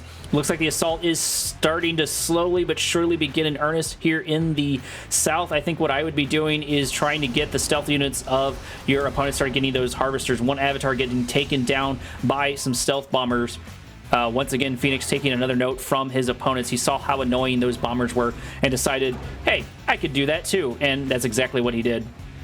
Full load of Tiberium in this harvester, but he does manage to make it out just in time. Nothing really to detect these units, unfortunately, for Shoktrepet. He is able to get pot shots off here and there. Rage Gen does pop its way off, but I think it might be a little bit wasted. I'm not sure it was able to catch any of the avatars there in the center. It does look like Shoktrepet is able to get a good chunk of these harvesters as more and more harvesters go down. Stealth bombers move their way in, hitting a couple of these avatars, but the micro is here for it, but I'm not sure if it matters too much, because this is a lot of avatars on the front line. Black Hand Squad moving its way in. Shredder turret out, and a harvester for Shoktrepet is going down as Shoktrepet's losing forces in the north in his main base. Still no real answer yet to the Stealth Bomber. Stealth Bomber takes off avatar after avatar. Raider Buggy moving its way in, but it's too little too late. They are beginning to take out the Venoms, but I'm not sure how much it's going to matter. Obelisk of Light about to go down. Secondary Obelisk of Light still here. Actually, no. It did last significantly longer than I expected. Shredder turrets here on the front line. Shoktrepet turning this defense around. 2 engineers inside of his Redeemer. The tables have been turned just a little bit on Shoktrepet, and things keep continuing to shift back and forth between aggressor and aggressee. Hunter and Hunter keeps going back and forth. These Obelisk of Lights are doing so much work, and this Redeemer is just absorbing all the damage it possibly can. Another Rage Gen pops its way down, buying a little bit more time, and it does look like Shoktrepet has his own stealth bombers here and ready to go. Probably going, no, actually no. Are those the stealth bombers of Phoenix? Oh yeah, I guess those are the stealth bombers of Phoenix. I thought we got a facility for Shoktrepet, unless they were making their way down to destroy that air tower, and that may have been their purpose. SAM turrets popping their way down as the sell-off of a refinery does happen in order to afford that cost. This is still anybody's game. This is still anybody's fight. It does look like either sell-off happened inside of Phoenix's base, or a couple of those man spam that we saw earlier did sneak their way in there. I'm not sure quite yet, one way or another. I think most importantly being that I think the only one harvesting right now is Shoktrepet. Phoenix has got to be running out of gas in the tank. If he doesn't have the forces to push his opponent back, he could be in some real trouble. Redeemer moving its way further up, trying the best he can to protect his only harvester here on the front line. Avatar getting some much needed repairs.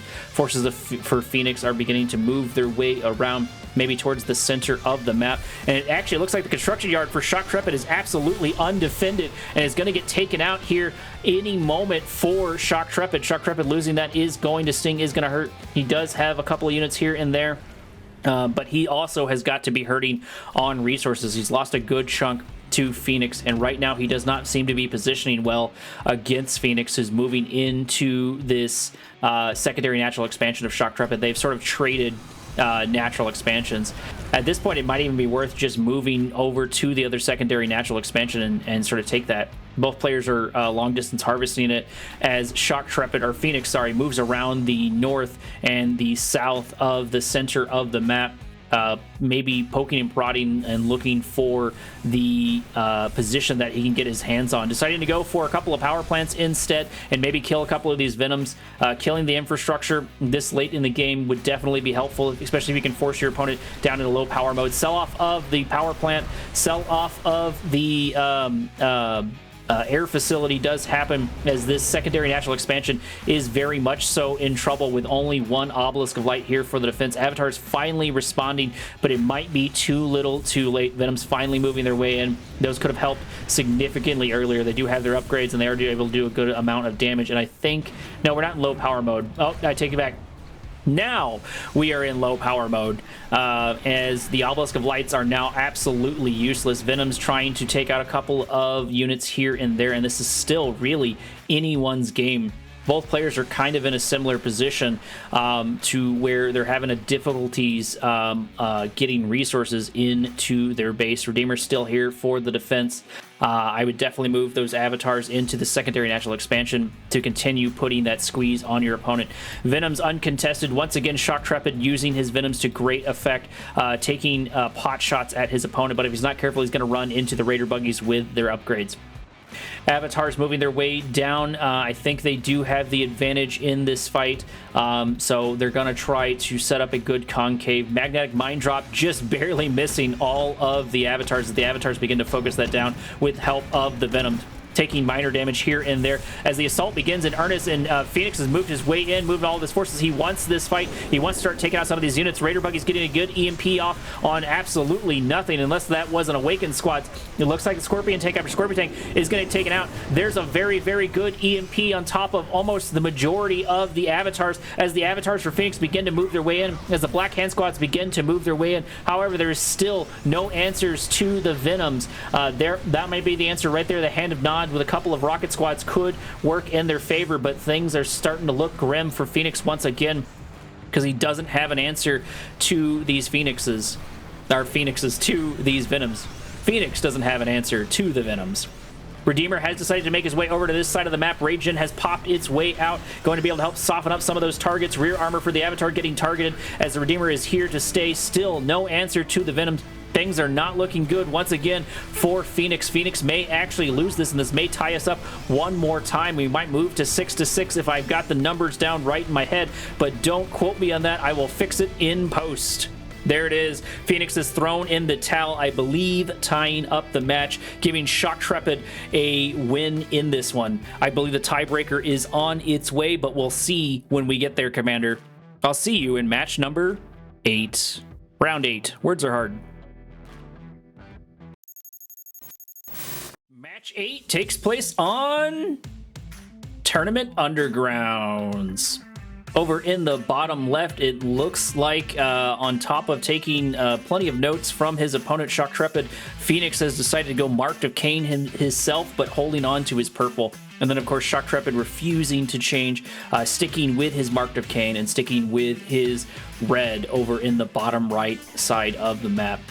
I think this is the first mirror match we've seen between these two players. Let's see who turns out to be the better Marked of Kane player. Is it going to be Shoktrepet, or is it going to be Phoenix? Before I forget, this match is proudly sponsored by Unskippable Cutscenes Anonymous, helping gamers cope one forced lore dump at a time. Raider Buggy is here for the defense to mop up the Awakened squads, trying to get them before they decide to garrison their way in, as they just barely don't make it to safety. They just barely don't make it to the safety of that watchtower. For the moment, it looks like Shoktrepet is deciding to control the center of the map. And actually, Shoktrepet's mixed it up entirely. He's done an all-in. I missed it just barely over there. He sold his base. He sold his construction yard in order to get 2 of these War Factories out, and it looks like Phoenix has decided to do the same, just a little bit behind his opponent. We're going to see a bunch of bike and buggies and a bunch of Scorpion tanks. Who's going to be better at the all-in marked of Kane? Only time will tell. The assault might begin in earnest here any moment now between Phoenix and Shoktrepet as Shoktrepet begins to make his way into his opponent's base, going for the throat, trying to get a couple of shots off on this Harvester, but deciding to kill the Engineer instead.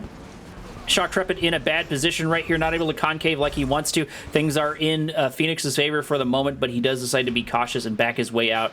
We're probably worried about that Awakened squad. A single EMP can make a difference, and with an all-in like this, every unit you produce, every unit you lose is going to have a profound impact. Sell off of a War Factory does happen for Phoenix. He's not doing double War Factory into this all-in. Maybe trying to get some more resources out beforehand. Maybe he thinks his production is here and that he can delay Shoktrepet long enough to continue and get a couple of more expensive units out. Maybe some Scorpion tanks out. But so far, everybody is just building bike and buggy. Shoktrepet moving into Phoenix's base. Potentially, he needs to get a couple of good kills off on him, but Phoenix is here. Phoenix is ready for it, moving his Raider buggies out front to absorb those shots. One bike does get taken down as Shoktrepet moves his way in, trading bike for bike and buggy for buggy. A couple of these buggies still alive. Shoktrepet not having quite as many forces out of his opponent. Good EMP on two of these Raider buggies. That could be the advantage that he needs, but he does not want to take it just quite yet, as a couple more of his bikes go down to half HP. Scorpion tanks is out and about for, it looks like, Phoenix. No Scorpion tanks just quite yet for Shoktrepet, unless that's one in the bun just quite now. Yep. Both players have transitioned into their Scorpion tanks, and so far nothing really game-defining has happened just quite yet. Those Tiberium spikes are going to be really, really important, and something I would like to see more of these players do is threaten that Tiberium spike to force your opponent out, to force your opponent into an engagement they potentially don't want.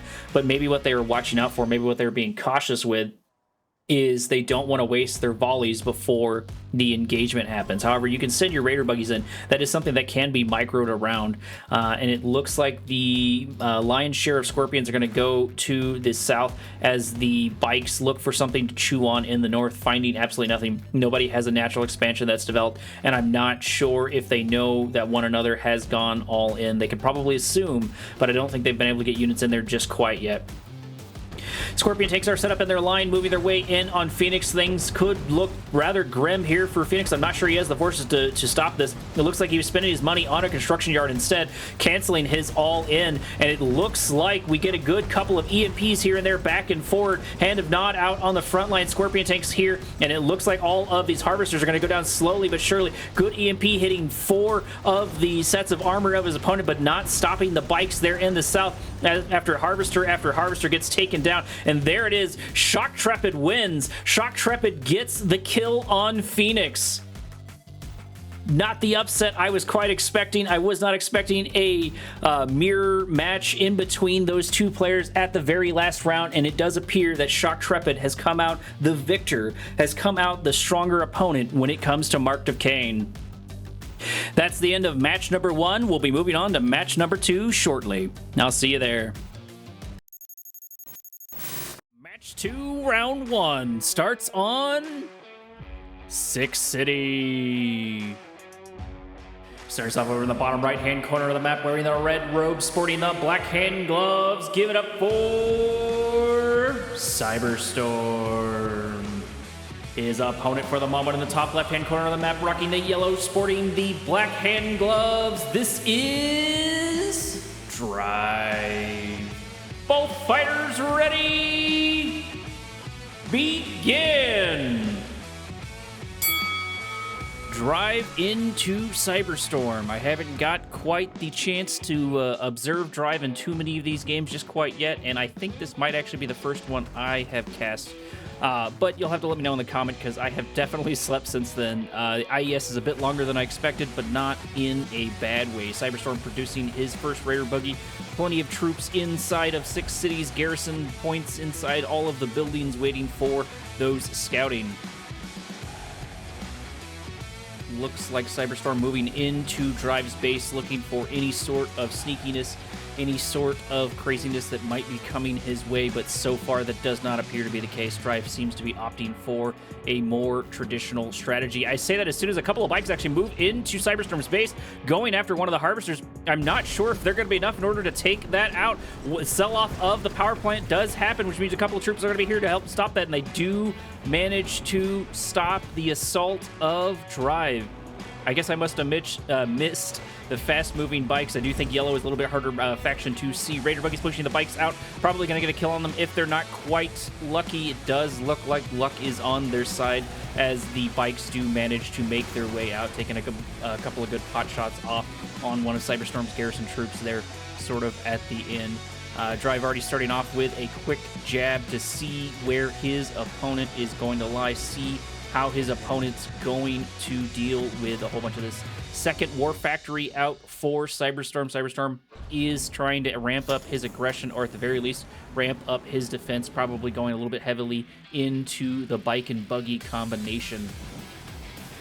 Couple more bikes popping their way out. I'm guessing probably a fifth one. You need 5 bikes in order to get that full volley. Nope, Scorpion tanks instead. Drive did decide to stick with the 4 bikes, hoping to get a couple of good volleys off of it. And actually, CyberStorm is being on the aggressive now. CyberStorm moving into Drive's base, but Drive is ready for it. Drive has the bikes. Drive has the Scorpion tanks on the defense, and he is going to be able to push CyberStorm outside of his natural expansion. Drive is not having any of this in his house, at least for the current moment.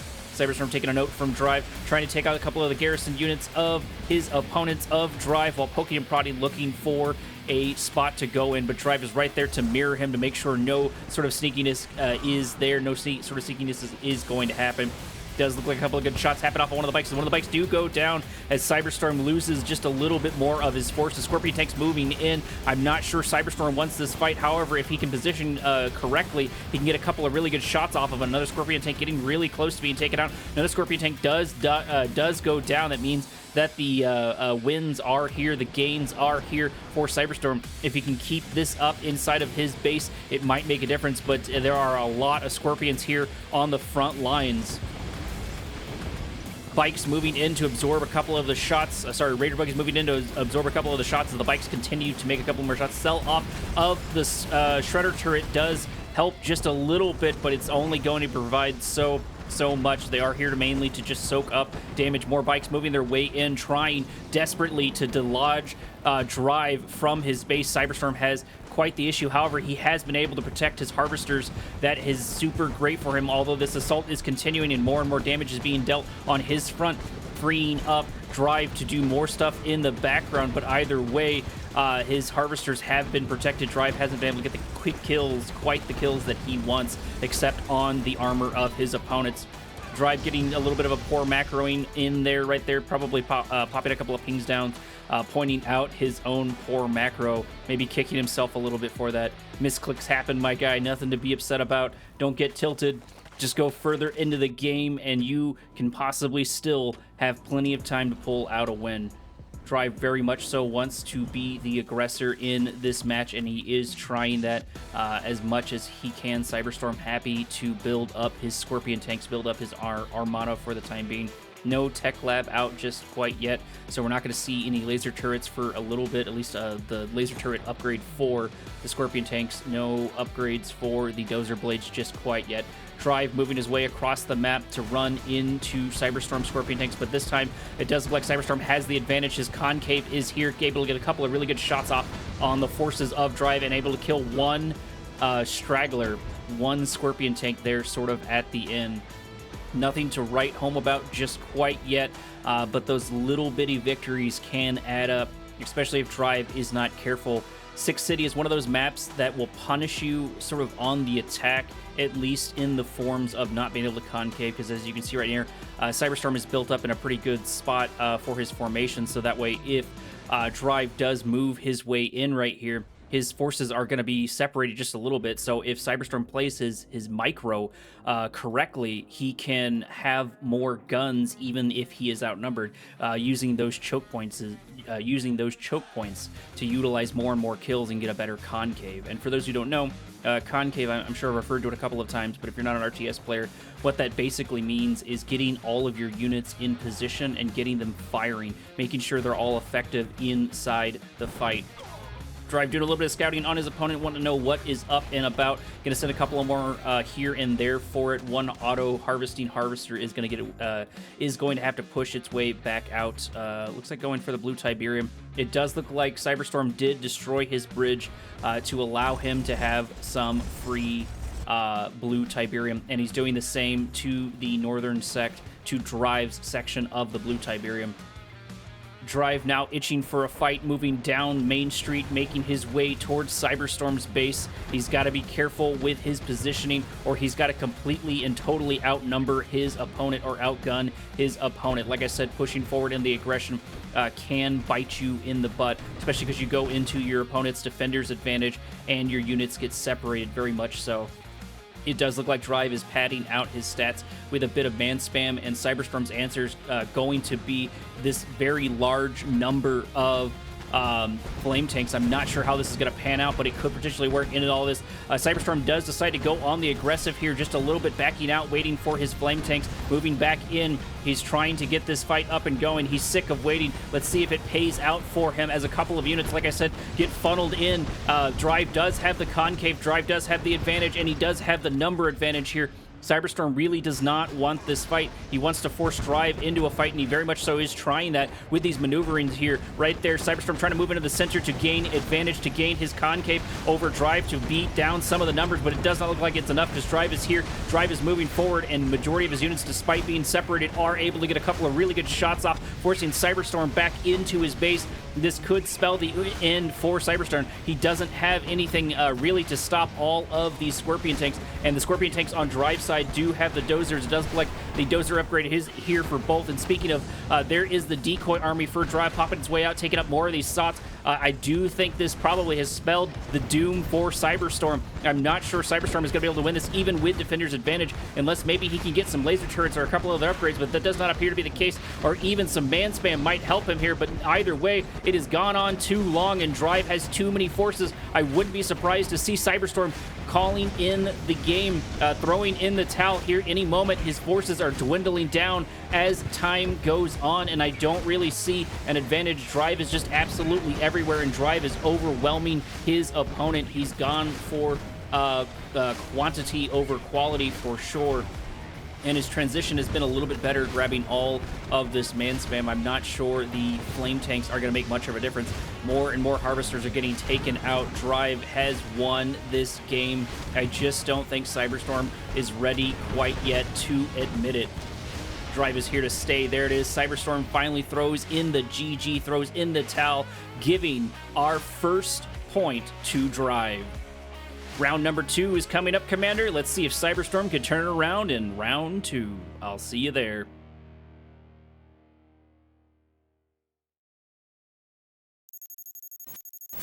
Round 2 takes place on Tournament Odyssey. Tournament Odyssey is brought to you by the Alt F4 Institute for tactical exits, where surrendering is just not dramatic enough. Over in the top right-hand section of the map, we have, of course, CyberStorm still in his red, still playing his black hand. His opponent, Drive, in the bottom left, staying with both his same color, his yellow, his black hand. We, of course, have Drive. Drive into CyberStorm. Last round went quite well for Drive. He was able to build up his numbers to quite a significant amount. I should have been watching the refineries. I should have been watching the pads just a little bit more to see where they lied economic-wise. But Drive probably had to have an advantage when it came to the economics in this, or at the very least, he had more production power. Actually, CyberStorm doing a little bit of a sell-off of his MCV going into 2 War Factories. Drive just barely able to catch that with it. Will he be able to build this up in time? He needs to start getting some Scorpion tanks out or something. Right now, he does not have the production power or the funds to match CyberStorm's assault, but CyberStorm has to make it across the map with his bike and buggy combination, and he is trying this. Does look like we do get our first Scorpion out here for Drive. Drive is here for it. Drive is ready for it. I suspect if things get too bad, he might do a sell-off of the construction yard here any moment. Laser turrets out here on the front line for the defense, able to soak up a good chunk of these shots. Looks like Scorpion Tank moving its way in, getting a couple of really good shots and a couple of good crushes off on their opponents. Bike and buggies are here for CyberStorm. CyberStorm right now outnumbers his opponent and is starting to take down the Scorpion Tank. Scorpion Tank, he does actually change his target right there at the end. That's going to cost him a unit for it, which he cannot afford. The forces for CyberStorm begin to dwindle down as Drive is focusing all the attention on his tanks, doing exactly what tanks are designed to do, at least from an MMO standpoint, which is absorb the damage, protect your economy. 3 harvesters for Drive, 2 harvesters for CyberStorm. CyberStorm probably wants to bump that up just a little bit, especially if he's going to continue this assault. I don't think 2 harvesters is going to be near enough for this assault into a player like Drive.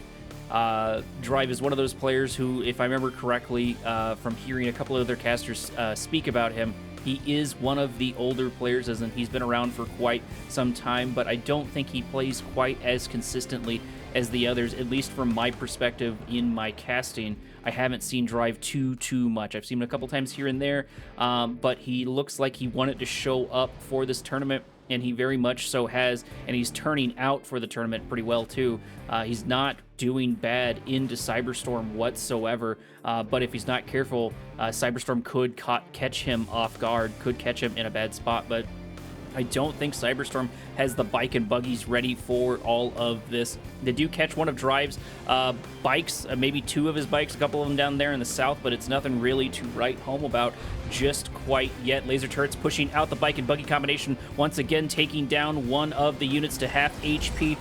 Drive moving his way in, catching CyberStorm in a bad position. CyberStorm splitting up his forces. Unfortunately, it looks like 2 Raider buggies going to the north, which he cannot afford to do. He needs to regroup quickly. Otherwise, Drive is going to turn this aggression into his own aggression. CyberStorm still not really producing the forces that I would like to see him produce for an all-in. Drive going all-in on his War Factory and a couple other things. Sell off of the MCV of the construction yard, and it looks like the popping down of a construction or of an operations centers for Drive. Drive wanting to get a little bit extra money, maybe wanting to end this assault just a little bit early, or maybe he's expecting that CyberStorm has more units built up, which he of course does not. This bike and buggy combination is nice, but he's already lost and whittled down a couple of forces here and there without any gains just quite yet. Drive using his infantry to great effect, scouting out his opponent, seeing what he can see. Scorpions can't quite keep up, but that's the whole thing with tanks, is they slowly move their way into your base, and you'll have to deal with them at some point, even if you can afford to outrun them. It does look like CyberStorm produced another MCV. That's 3,500 down in the bank, and he's moving into his secondary natural expansion. And actually, CyberStorm was managed to sneak into his opponent's base, killing 1 harvester on his way out. Not bad whatsoever. He was able to keep Drive distracted just long enough, although, however, he did lose a good chunk of forces for it. Does look like CyberStorm is transitioning into Scorpion tanks, but I think it might be too little too late. If he can start padding those stats with rocket squads, that could be huge, and it would be more cost-effective into all of the Scorpion tanks. Those rocket squads could make quite the difference, I think, for this defense, and he knows about how many units Drive has.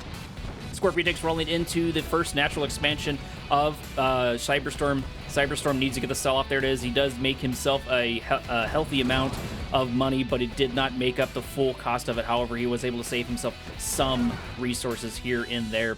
Got to see some Scorpion tank on Scorpion tank action as Fanatics move their way in. Drive wanting none of that, is going to back his way out and maybe build up his numbers just a little bit more. Drive does have the first upgrade for his Scorpion tanks. He does get his dozer blade, which I think helps him run over units just a little bit better, and I believe gives him just a little bit more armor. And Drive actually has more forces than I thought, as the Scorpion tanks in the south managed to push out the bike and buggy combination of CyberStorm. Not sure if CyberStorm was able to get really anything off on his opponent, but either way, even if you destroy Drive's economy at this point, I think he is up on resources.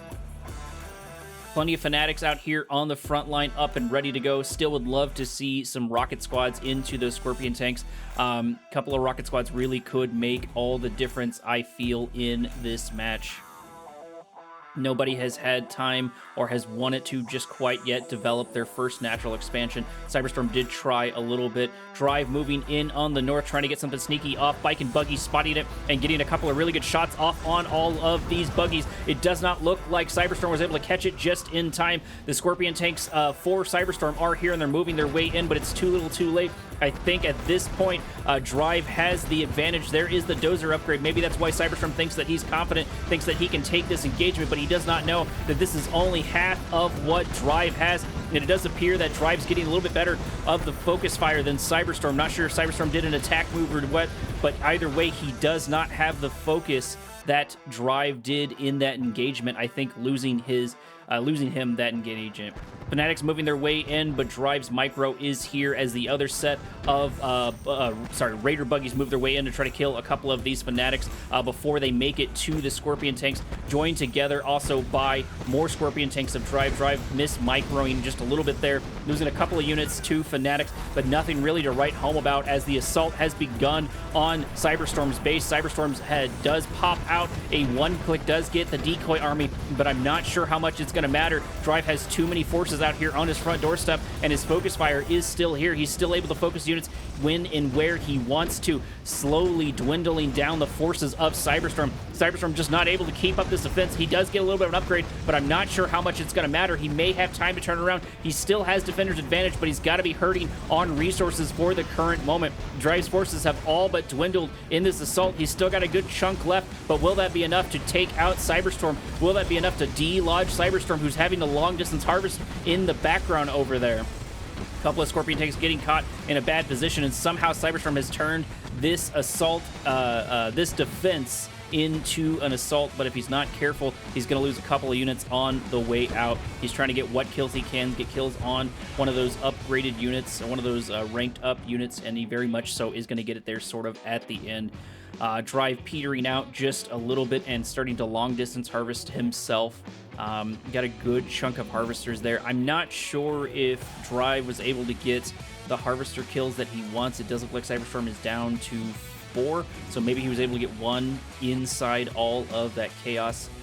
Drive really going all over the place to get Tiberium, because both players have only stuck to the one Tiberium field, I forgot what it's called, for just a moment. And that's really all they have had. CyberStorm looking for something, trying to poke another hole in Drive's defense, maybe go for some of the harvesters over there in the south if his bike and buggy don't get seen. And that very much so might happen, as it looks like Drive has his own bike and buggy combination. Black Hands moving their way down the main area of the map, probably trying to do the exact same thing Drive is doing to that. Scorpion's going to move its way in and get a couple of good crushes, while Drive does the exact same thing to his opponent, and CyberStorm moves into his opponent's base from the south with a couple of bike and buggies. He needs to move those quickly. He needs to get in there as quickly as he can and get a couple of good shots off on some of these harvesters, at the very least slow them down. First set of volleys are off, but it's going to take at least 3 sets of volleys to kill this one harvester, and 2 Scorpion tanks are going to be more than enough for the defense as well as the war factory.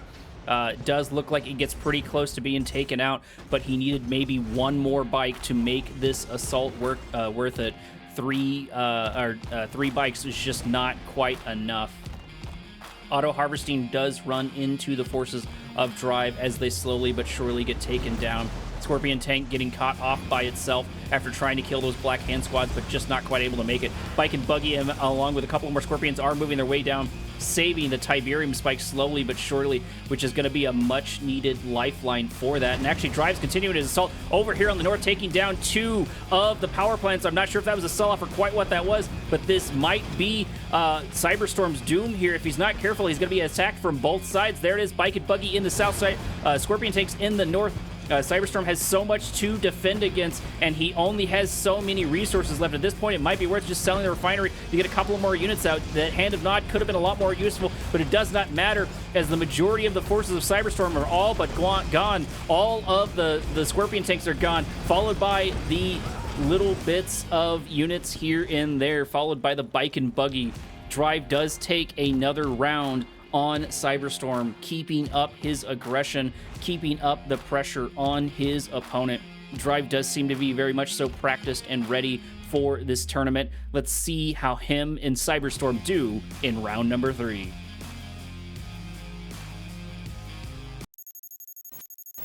Round 3 takes place on Tournament LA. In the north, we have CyberStorm making his first mix-up for the match, switching to GDI, but sticking with his red. His opponent, of course, in the south, finding great purchases into Black Hand games, is going for a third Black Hand game. We have Drive in the south. Tournament LA is already getting a couple of units inside the buildings, inside the garrison, and I think I did see something over there. There are the reinforcements for it looks like CyberStorm trying to ramp up the aggression. However, Drive is here on his scouting, and that might spell the doom for these units over here. In the south, doesn't look like we have anything built up just quite yet. It would be nice to see a couple of Scorpion tanks up and ready to go, because those Raider buggies and those rocket squads will only be able to do so much. Selling off of the MCV on both sides, on both the north and the south. That means that Drive is ready for this assault as the Pitbulls move their way in. They're going to run into a very much unwelcome sight, which is man spam and Raider buggies here to soak up the damage from those Pitbulls. Rocket squads, I believe, are slept on really in the Kane's Wrath community, at least in the lower matches. But it does seem like a lot of these players, especially in the IES, have been able to utilize them quite well into their opponents. CyberStorm, despite his all-in, is still not finding the purchases that he needs. He does have a airfield here with a couple of Orcas already moving their way in. This could make the difference. Maybe he's going to go straight for the throat. Maybe he's going to be able to get a couple of those harvesters that would benefit from him. And do my eyes deceive me? It looks like we're going to get our first mutant hovel over here. We got mutant hovels up for Drive. Drive probably doing that because he saw the airfield that was out there on the front line, and those units can shoot up, and they're sort of good all-arounders. We really don't get to see them too much, so I'm always really happy to see what opportunities we get when we do get to see the couple of mutants. CyberStorm not doing a real great job with his Orcas, losing one there for free. He needed to be aggressive early on, but maybe he's worried about all of those rocket squads. But he should do something to distract his opponent or move his way in. Not that I think Drive is really going to let him, but those Orcas are just kind of sitting there. They're just expensive, and that's really all they are. Hammerhead's moving their way in. Hammerhead's sort of regretting their choices there, but they didn't even take half HP. Those Hammerheads are pretty tough. It looks like a whole one harvester out here for CyberStorm.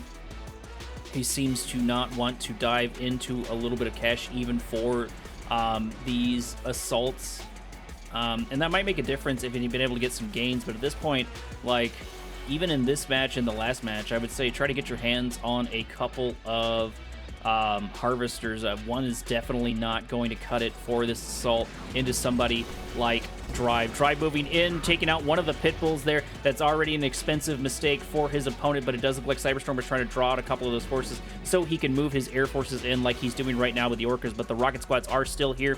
Rocket squads are still ready to deal a good chunk of damage, but it may not matter because the Orcas might be able to get a kill as a load of blue Tiberium does, or a full load of green Tiberium does get taken down. Second Harvester getting killed, but at the cost of, looks like only 2 Orcas.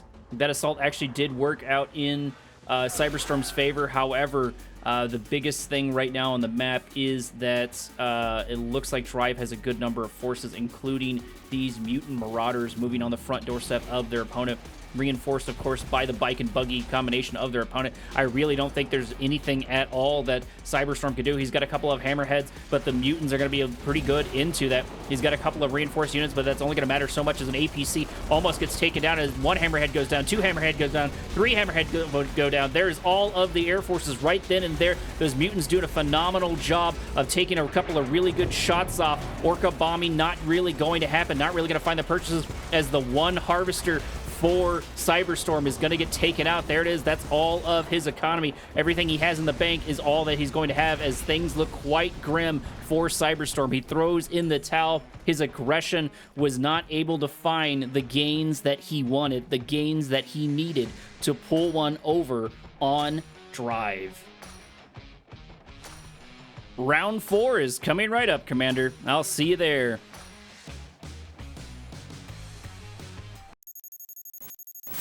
Round 4 is on Toxicity. Toxicity is fueled by Ultra Mega Mouse Pads, now covering 98% of your desk and 2% of your self-esteem. Over here in the top right-hand section of the map, we have in our red, of course, this is CyberStorm hanging on to his black hand. Over on the left-hand side of the map, we have his opponent Drive holding on to his yellow and switching back to black hand. Toxicity definitely being a bit of a bigger map compared to a couple of other ones that we have been on so far. That means you have more time to prepare for a couple of these assaults if you scout them out correctly, which Drive has been doing to great effect. If I were to say anything about CyberStorm, I feel like he needs to get a couple of more harvesters out for his rushes. Get a maybe a little bit more in the bank before he tips his hand. Or at the very least, prepare for your opponent's scouts, because like you need to get a couple of those raider buggies out and get them patrolling, moving them around to stop your opponent. Speaking of opponent, Drive moving in with 3 bikes. Defender's advantage is here for CyberStorm, but it may not matter as 1 bike does get taken down by a couple of the pot shots of Drive moving his way in. Shredder Turret pops out. Shredder Turret gets a sell off, but Drive does not care. He got his scout off and he got a free kill. Got a small consolation prize on his way out, a little goodie bag to take back home with him. Does look like the defensive tower was taken out by CyberStorm using a couple of his scouts, a couple of these Cabal Kvezer squads to take that out, maybe not wanting to deal with that. If he's killing that, it means he probably doesn't want to spend an engineer in it, and it means that we're probably going to get a good number of bike and buggy from him, and the defensive tower just chews through a lot of it, and it gives you sight on this section of the map, which I don't think CyberStorm really wants. It looks like he's going to favor going for this northern base, go for the main base of Drive when and where he can. Not able to find an opening. He is going to move his way into the south, take a couple of pot shots off at a power plant, losing a few shots here and there into his opponents. His opponent's going to pop out some sort of unit right here in a moment. That Scorpion tank is going to be plenty to push out the meager forces of CyberStorm. CyberStorm has a couple more bikes ready to go, but if he's not careful, he's going to lose 2 for free right here as they just sit there waiting for their death to happen. That is not great for CyberStorm. CyberStorm needs to hold on to those units. Making little mistakes like that are really going to add up, especially into Drive. Drive very much so really just happy to whittle down his opponent and wait for his opponent to make mistakes so he can capitalize on that, and he very much so is doing it. Getting our first little engagement over here as 1 Scorpion tank does go down. CyberStorm does make a little bit of gains right there, getting a couple of really good volleys off on the Scorpion tanks. Drive, not wanting to lose his chance for revenge, tries to move in, but does ultimately decide to back out, not claiming the center of the map. Nobody's really dominated the center section of the map for the current moment. No one's really gone for that Tiberium. There are a couple of Cabal Confessor squads here, and they're probably going to get ran over here any moment, but at the very least, CyberStorm's going to see that coming with his units. Cabal taking a couple of shots off at the tanks, and they are definitely going to get ran over. They're definitely going to get Tenement squared. There they go. They're taken out absolutely unceremoniously as they get ran over by the tanks of Drive. Bike and Buggy moving here in good number, but it does look like, once again, CyberStorm, or Drive, sorry, is ready for this assault, but there are plenty of bikes here to start taking out a couple of the units of Drive. The assault is continuing as Drive actually moves into CyberStorm's base, taking down at least one Harvester, backing his way out. He is going to run into some of the Harvesters of his opponent and maybe lose a couple of, maybe just lose the one Scorpion tank. I think that was definitely worth it, though. One Scorpion tank for one Harvester. I'll take that any day, because, you know, something that people don't consider in these fights, like if you break everything down to a numeric value, which these games very much turn into, especially later on in the game, when you lose that Harvester, you're not just losing the cost of the Harvester, you're losing all of the downtime production of that Harvester, all of the Tiberium it could be potentially gathering. Even if you get it out immediately, even if you prepare it beforehand, you're still going to lose a little bit in production time. And those little mistakes, those little bitty whittling down here and there are going to make up a difference.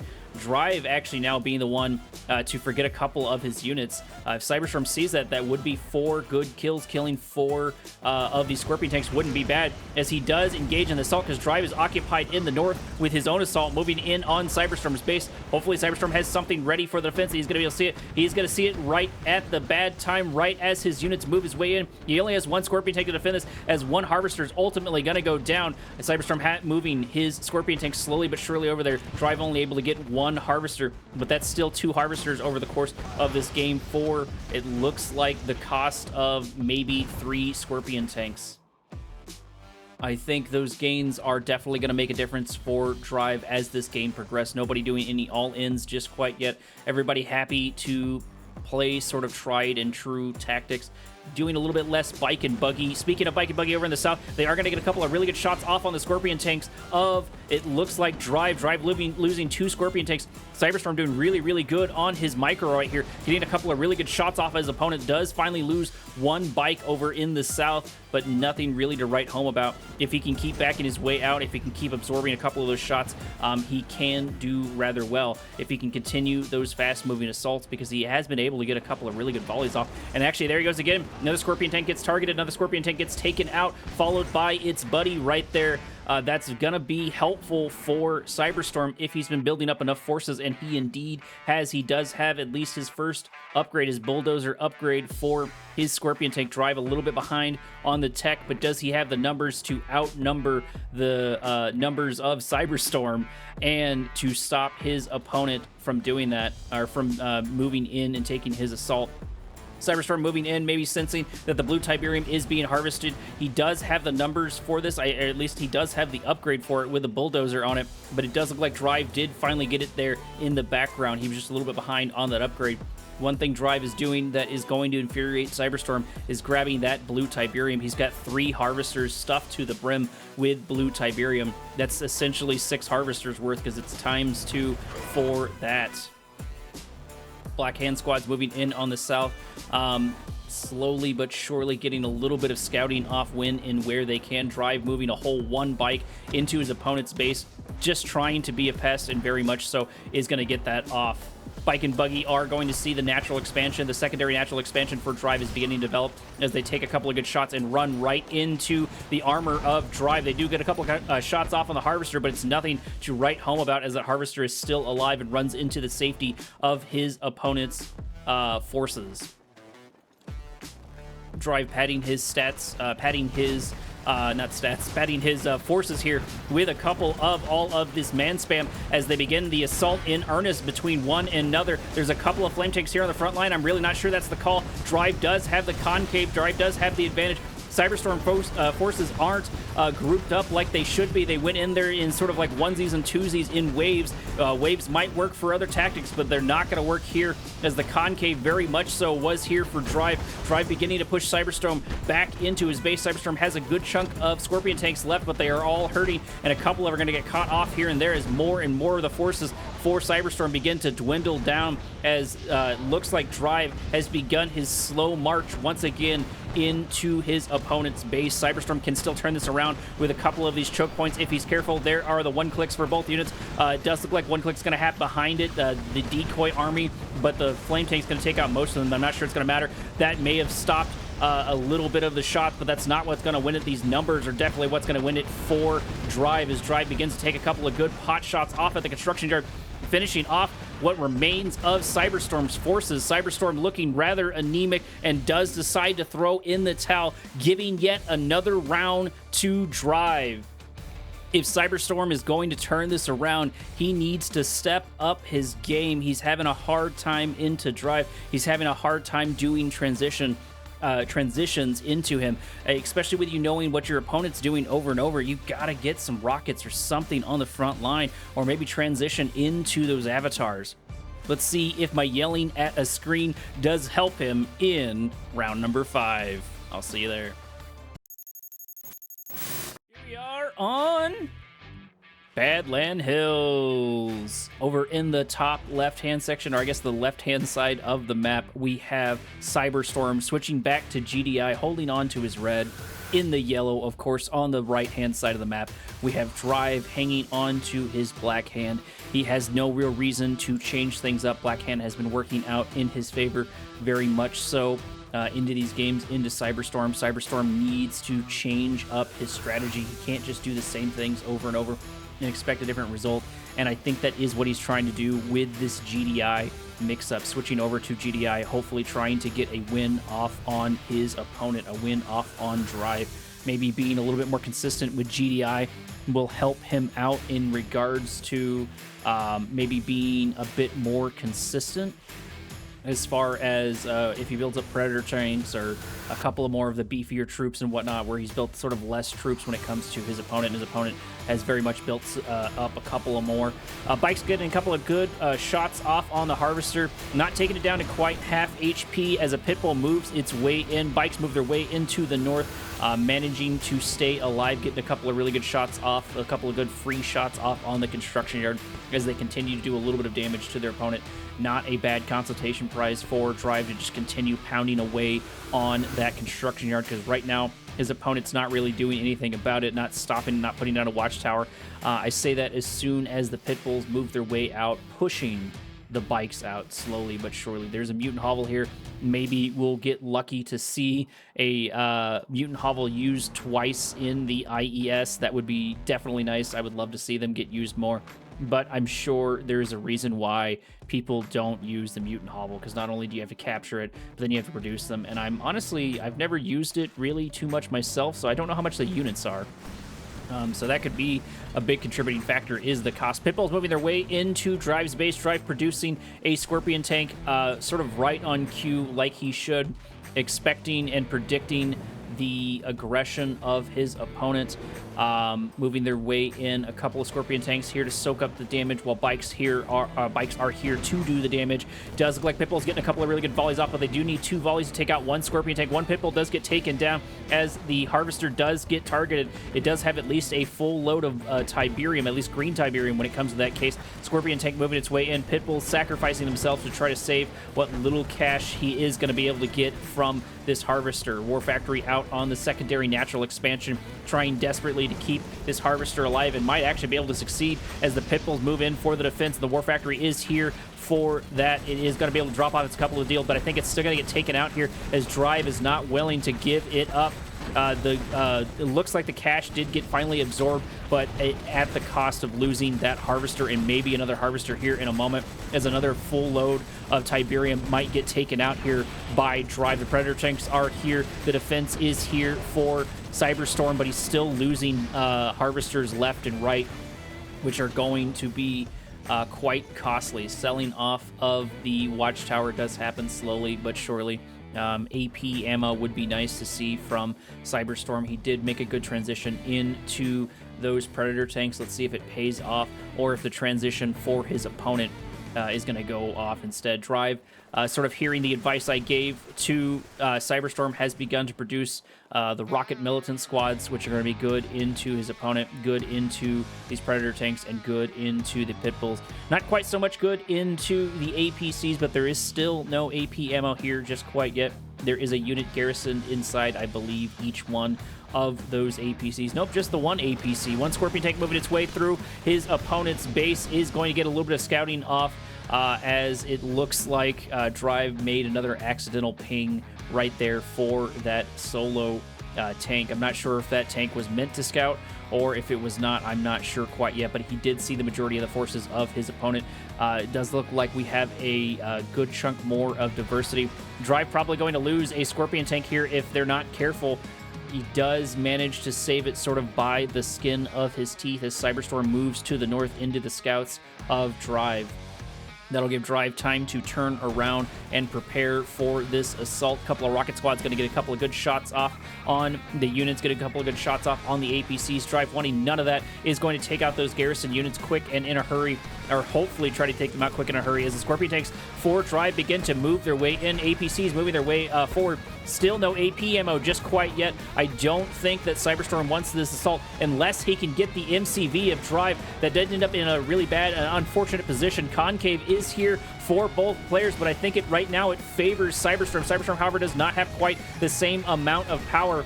There's plenty of APCs here to start taking out the man spam, and they very much so are doing that as the Predator tanks move their way in, trying to get crush off, but deciding better and backing their ways out slowly but surely. More and more armor is beginning to join CyberStorm here. CyberStorm finding a little bit more purchases than he normally does in these matches against Drive, but it doesn't matter because the laser turret is out here on the front line. More and more forces of CyberStorm are beginning to die left and right as there's just so many Scorpion tanks. No bulldozer upgraded just quite yet. They are going for the secondary natural expansion, going for the harvester of their opponent, but not able to get the shots off that they want. One Scorpion tank goes down, one Predator tank, probably followed by another Predator tank here any moment.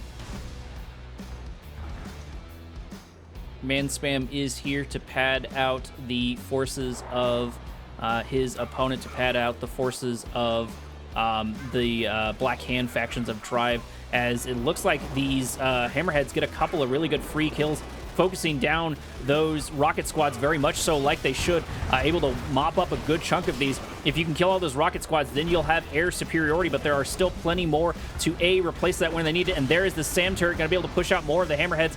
Did look like he was almost able to get some really good purchases with those Hammerheads, but I think he overstayed his welcome, and Drive was up and ready for it. And the other thing though too is, like, now Drive is aware that you have an Air Force. Drive is aware that you have a couple other things, but it doesn't matter because the flame tanks actually move into the old main base of their opponent. Two mine drops are going to pop their way out, but it's not going to matter as structure after structure goes down.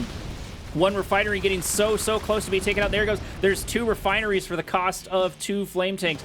Drive finding the purchases that he needs, killing one of another harvester of his opponent. The economy of CyberStorm has got to be hurting. However, he has invested a whole bunch into his armor, and he is trying to move on to the center of the map to get that much needed control. Focusing down the SAM turrets are not going to help him here in this assault, but he will be able to move his Hammerhead if he's got any in whatsoever. There are the Hammerheads right on cue after the SAM turrets do finally get taken out. This might actually turn out to be CyberStorm's game to lose as the forces for Drive begin to melt slowly but surely. Construction yard out here on the front line and nothing to stop them. There is a Redeemer engineering facility with a Redeemer almost out, and if they're not careful, it's going to die. Obelisk of Light on the front line as actually the Redeemer engineering facility does go down. Obelisk of Light gets targeted afterwards. All that is really left here is the construction yard, which is producing a bit of defenses here and there, but I think this might be CyberStorm's game. CyberStorm may be able to make some sort of a comeback on here as that does go down. SAM turrets pop their way out, getting a couple of really good shots on the Hammerheads as the armor for CyberStorm moves its way in. The tables have absolutely turned on Drive as this slow but sure movement does happen on top of his opponent. AP ammo is here. Obelisk of Light is here on the front line, but I'm not sure how much it's going to matter. Mantis in the background, already taking two shots, already at half HP. Things are not looking great for Drive as his base just begins to get destroyed slowly but surely over time. I don't know where those Hammerheads ran off to, but I'm sure they're going to show up once he's confident that the Mammoth tanks are taken down. first natural expansion, or sorry, old main base is all but gone as Drive continues having to deal with all of these forces, all of his armor by CyberStorm on his front line. Sell off of the T3, gonna get a couple of Black Hand squads in there, but the Hammerheads are here to mop them up as there's plenty of units here for the defense, or at least plenty of buildings here for the defense, as a second construction yard is being taken out. There it goes. It's destroyed. I'm not sure what Drive's going to be able to do here. There's the sell-off of, I think, just about everything. There's the fire cell. There's the GG. CyberStorm able to pull one off on Drive. Are we going to witness a reverse sweep from CyberStorm? Let's see if he can keep it up. Let's see if he can keep up the consistency with GDI and get consistent wins on Drive. I'll see you in match number 6, or round number 6. Round 6 takes place on Winter Meltdown.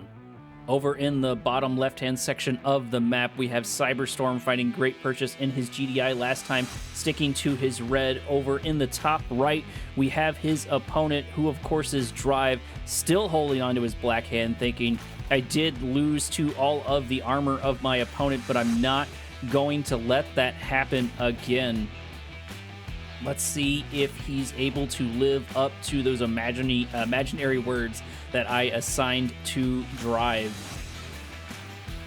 Nothing real fancy just quite yet from either player. I think that's going to play in CyberStorm's strength because those rushes have not been good for him into Drive. He needs to get that consistent rollout, get that armor going, and he seems to do better in the mid game once he has a couple of those forces. Not doing quite the damage that he wanted to with the mirror matches. GDMA proved to be what he needs. Watchtower out on the front line. Going to take out a good chunk of this man spam, or a good chunk of the scouts of his opponent as the bikes begin to focus on the Harvester. Harvester at about half HP as it continues its ring around the rosy for the War Factory. Drive satisfied with what little shots he does get off and tries to back his way out. Sell off of the War Factory. Rifleman squads popping their way out. Garrison troops continuing to get a couple of good shots off on those bikes, but nothing major just quite yet. Does look like Drive has already developed his secondary natural expansion. I say already, but he doesn't have a refinery here just quite yet. Looks like he's going to try to go a little bit more heavy on the economy for his opponent. Not a bad strategy if you're going to worry about that armor. He's probably going to try to go once again for quantity over quality, and in order to do that into GDI, you have to build, I think, probably 2 Scorpion tanks per Predator tank in order to pad out those stats if he's expecting the same sort of strategy that CyberStorm did last time. CyberStorm doing a good job of really being the only one to slap units in the garrison here and there, even though he's been more the early game aggressor than Drive has. Not that Drive hasn't done anything whatsoever, but it's mainly been small assaults like bikes here and there. No refinery yet on the secondary natural expansion, but that is 2 War Factories out for Drive. Looks like against the one of CyberStorm. CyberStorm's just got the one for the current moment, producing a couple of these pit bulls. Bike moving their way in, getting a couple of really good shots off on the construction yard. Construction yard about half HP for CyberStorm. Couple of Scorpion tanks in the north, Scorpion tanks in the south. Looks like we have 6, maybe 7 Scorpion tanks up and ready to go as they are beginning their assault on CyberStorm.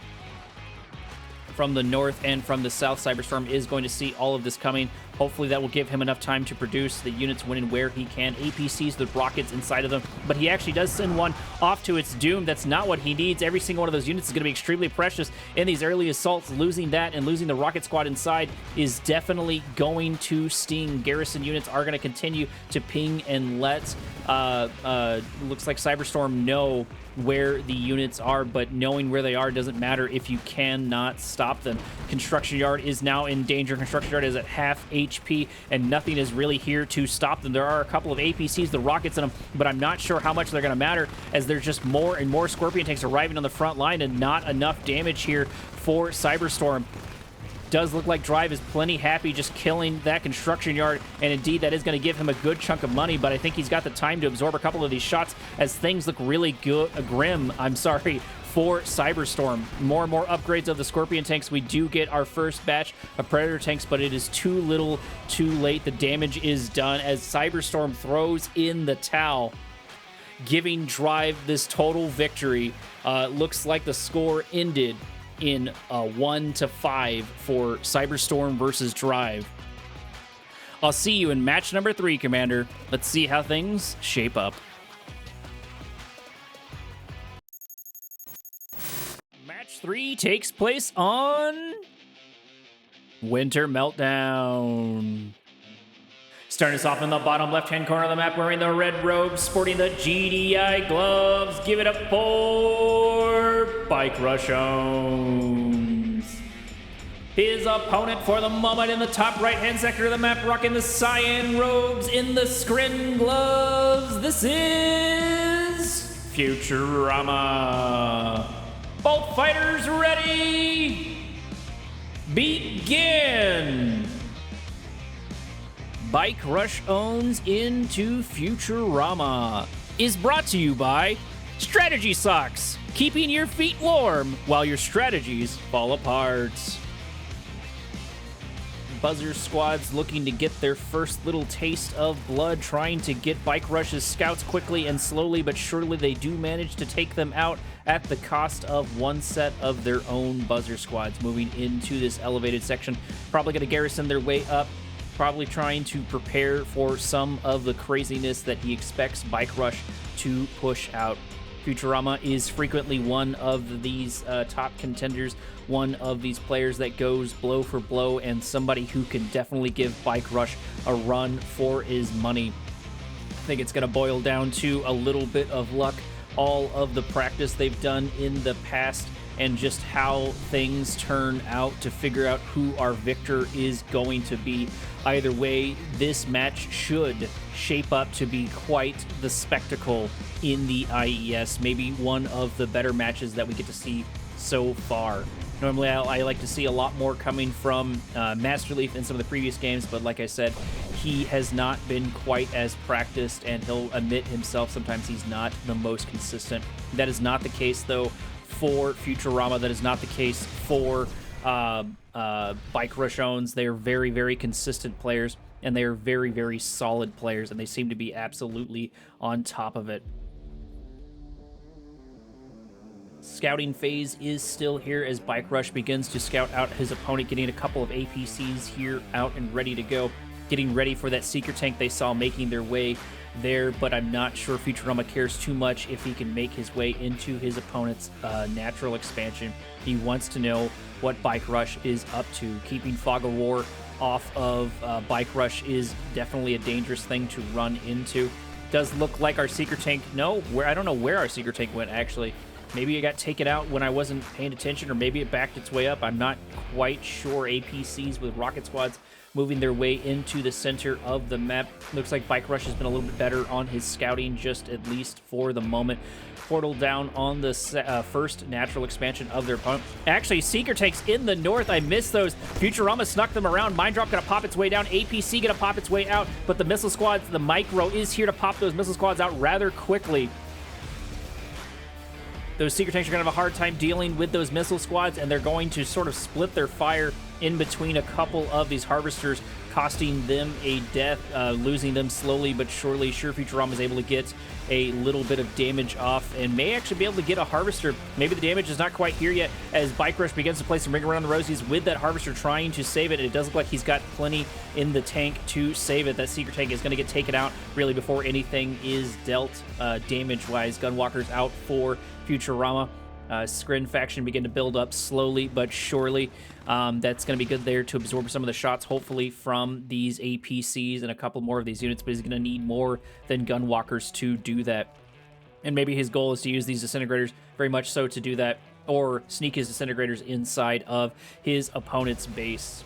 No blue Tiberium to take advantage of, but there is a load of Tiberium here in the center of the map. Gunwalkers reverse moving their way out of that, not wanting nothing to do with that just quite yet, not having the forces out that they want. Disintegrators are here to help pad out the formations of Futuarma.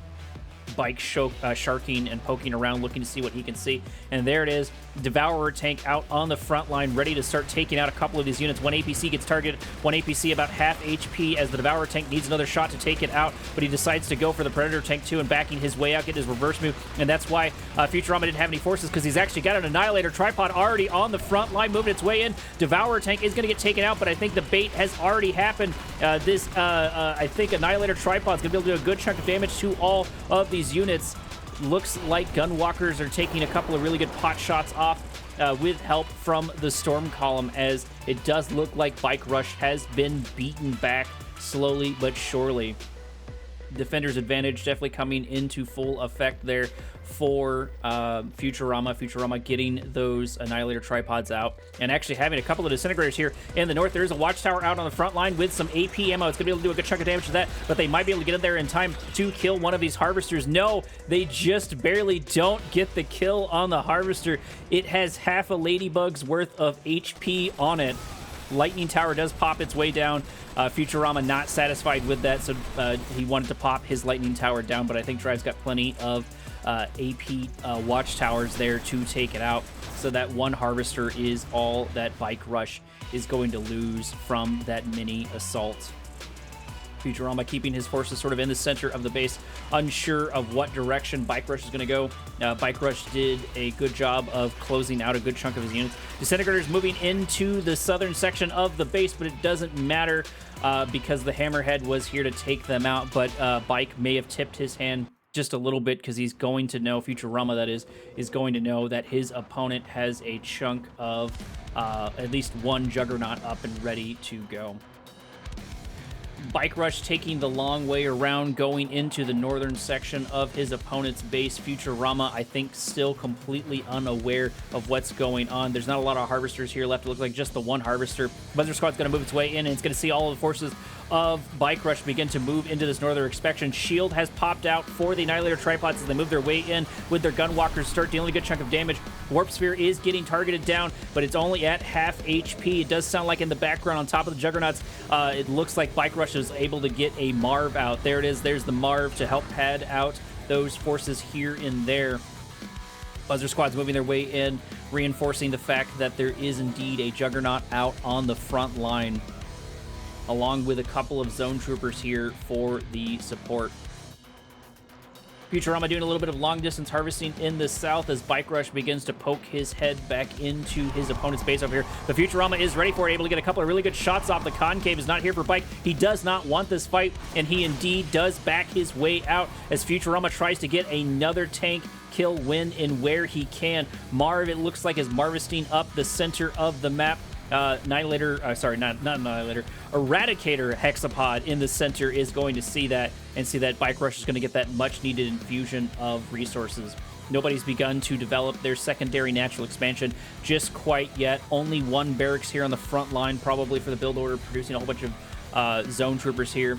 Does look like we get a little bit of Air Force for Futuarama, as Futuarama actually puts a drone ship in between this middle section of the map.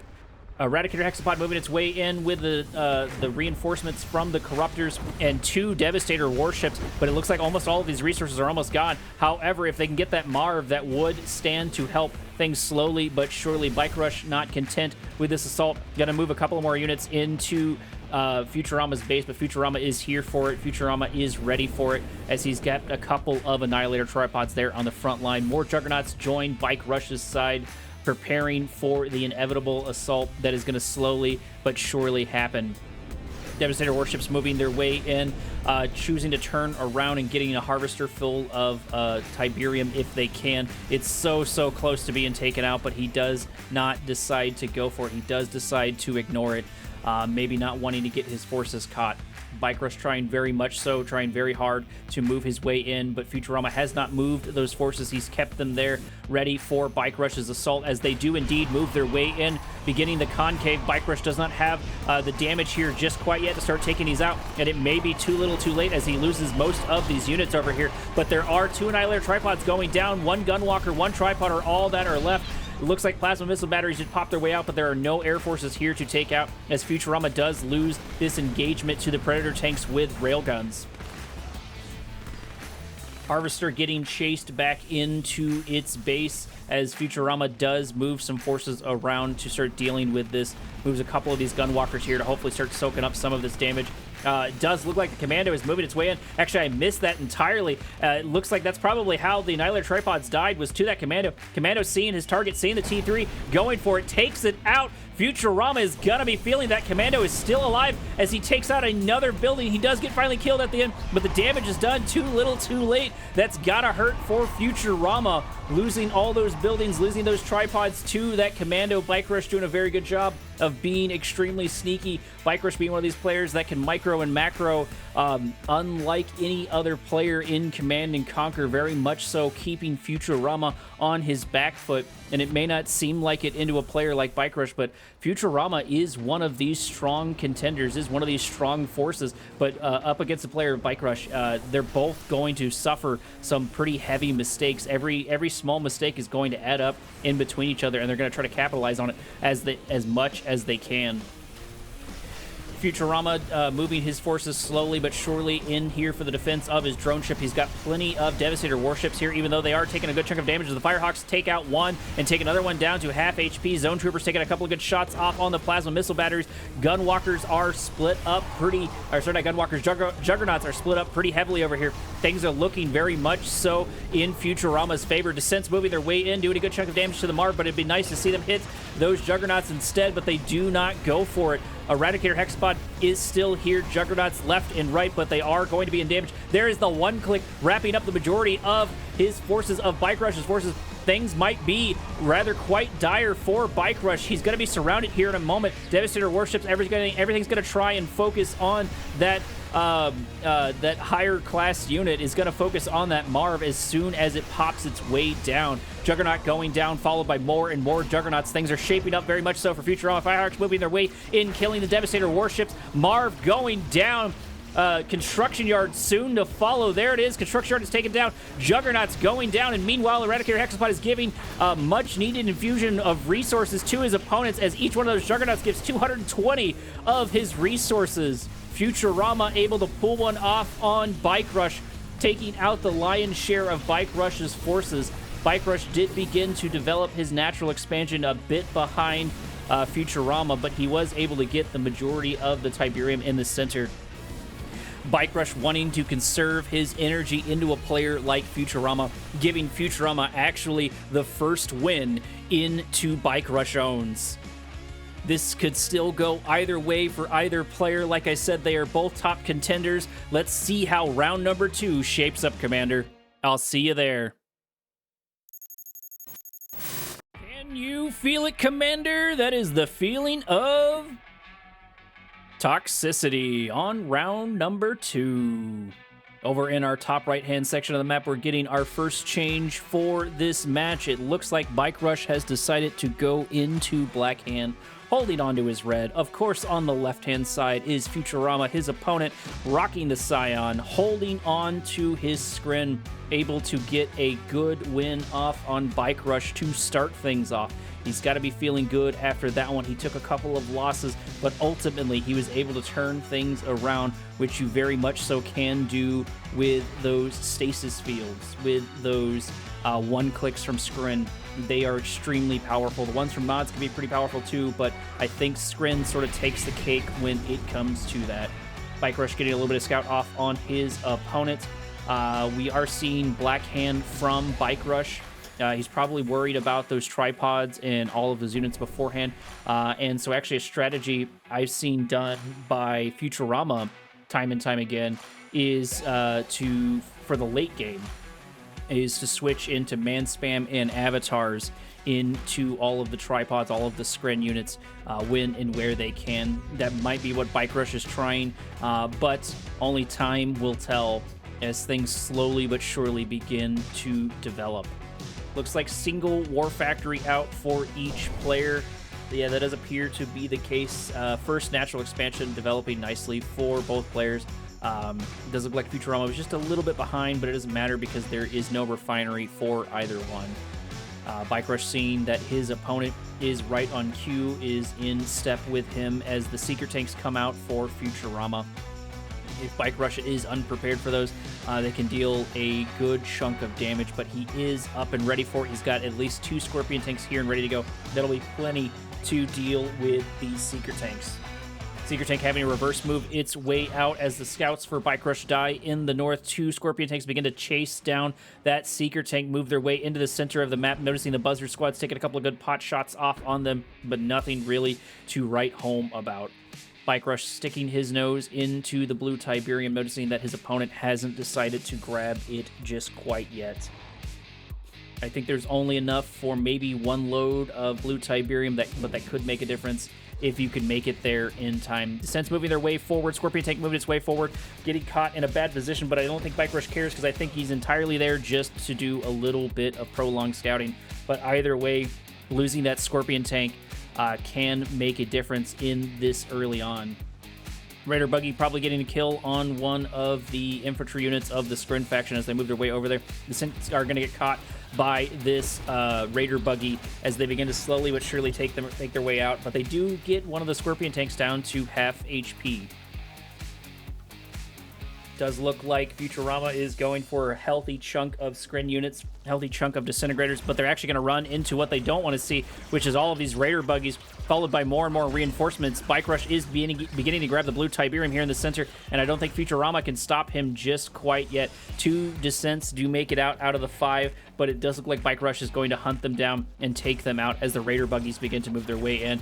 Futurama doing the best he can to go back and get a couple of kills on these Raider Buggies. It would be nice to see him get in the bunkers, but it's probably too little too late as Bike Rush begins to focus that down. Seeker tanks in the north taking one of the Harvesters down to half HP. There is the shield that might be just enough in order to get this Seeker tank in order to kill one of the Harvesters, but it doesn't look like Futurama is quite paying attention to that just quite yet. Devourer tanks getting a couple of really good shots off on the Raider Buggies, taking them out.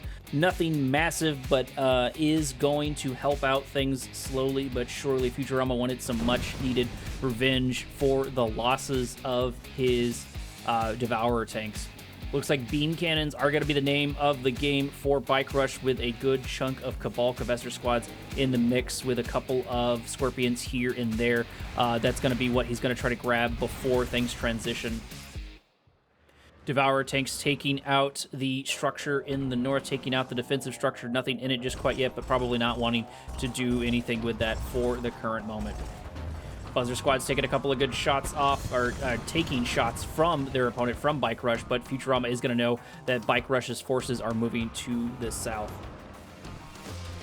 Bike Rush sort of getting caught maybe in a bad position here, but maybe this is exactly what he wants as these shielded gunwalkers move their way into all these Cabal Cavester squads, slowly but surely getting taken out by the beam cannons. There's nothing there quite yet to reach the beam cannons. Bike Rush probably wanting that assault to go on a bit further, but Futurama backing up all of his Devourer tanks to deal with this assault onto his first natural expansion. But Bike Rush also just content moving down the center of the map. There are our Mechapedes there for the defense. They're going to be fast. Hopefully they'll be able to get there in time as this assault in the south is all but wrapped out. Bike Rush beginning to group his forces, group his man spam, and all of these beam cannons as quickly as he can, preparing for another assault.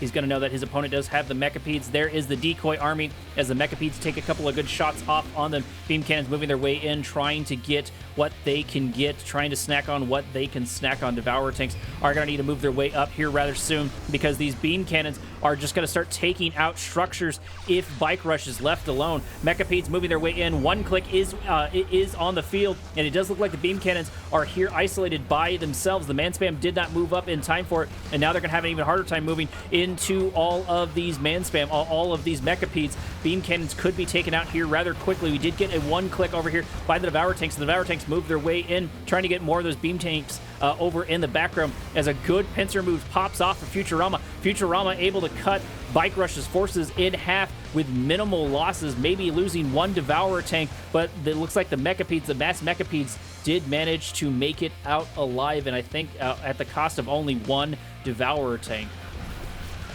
Bike Rush was able to sneak a flame tank into Futurama's base there in the north, trying to get another two snuck in, one dying in the south and another one going down that sector. Only one of them really able to find any significant purchases. Bike Rush being the first to move into his secondary natural expansion, very much so favoring all of this man spam. I don't see his T3 quite yet. Maybe he's not going to go for a T3. Maybe he thinks that the beam cannons are going to help him out. I don't really know what place the beam cannons have in the hierarchy for the meta, but we'll probably get to see here in this match as Mechapedes move their way into all of these man spam, trying very hard to target down those heads as they turn their way around to soak up a good chunk of damage from the rocket squads. Beam cannons almost in range to start taking them down. One does get taken down slowly but surely as Futurama's forces are actually a bit divided here. Gunwalkers moving their way up. Over time, Devourer tanks still nowhere to be seen for the current moment. There's a couple of onesies and twosies here and there, but nothing really to write home about. Mechapede's going to continue their skirmish, but are going to get taken down slowly but surely by the rocket squads as they hit another one directly in the forehead, taking it down slowly but surely. It looks like Gunwalkers are the name of the game for Futurama, but if Futurama can't get some resources up and going, he's going to be in quite the predicament. Mechapedes moving their way into all of these rocket squads, trying the macro, moving very much so, killing a good chunk of these units, and now beginning to chase down the beam cannons. I think they are a bit faster than the beam cannons if they can get there in time, but there are still plenty of rocket squads here for the defense. Futurama looking desperately for some sort of hole in BikeRush's army, maybe deciding to go for some softer targets, maybe deciding to go for some much-needed revenge on the old main base's BikeRush. Gunwalkers moving their way in. Unfortunately, they're going to focus on the Harvester instead, but maybe that's what Futurama wants. Maybe Futurama wants to get that kill, but he is going to lose 2 Gunwalkers for it, where he could have been focusing down those units, moving their way in with the Mechapedes, moving their way in with the Gunwalkers. The forces for BikeRush are going to start looking in a rather unfortunate position here. Devourer tank is going to not destroy the Harvester there at the very end as it begins to grab more and more blue Tiberium. Not too many beam cannons left on the map. BikeRush's forces are split up here and there as they move their way into Futurama's base, but I'm not sure Futurama cares just quite yet. Mechapedes moving their way into the secondary natural expansion of BikeRush. BikeRush having no defenses here. There is the lightning spike. It looks like he's here to stay. These Mechapedes are here to stay, but the beam cannons are here for the defense. Are they going to be enough to take it out? But it doesn't matter if all of these Harvesters get taken out. If BikeRush loses his economy, beam cannons do finally move their way in, and they are going to be able to start taking some good shots off on these Mechapedes. Lightning spike is beginning to focus them down, but there's plenty of beam tanks here for the defense. The damage is dealt, and Futurama is out of there. Able to get a couple of really good Harvester kills, hopefully able to tip the scales in his favor when it comes to economy, because he's a little bit behind on the economy, or at least he was until that assault.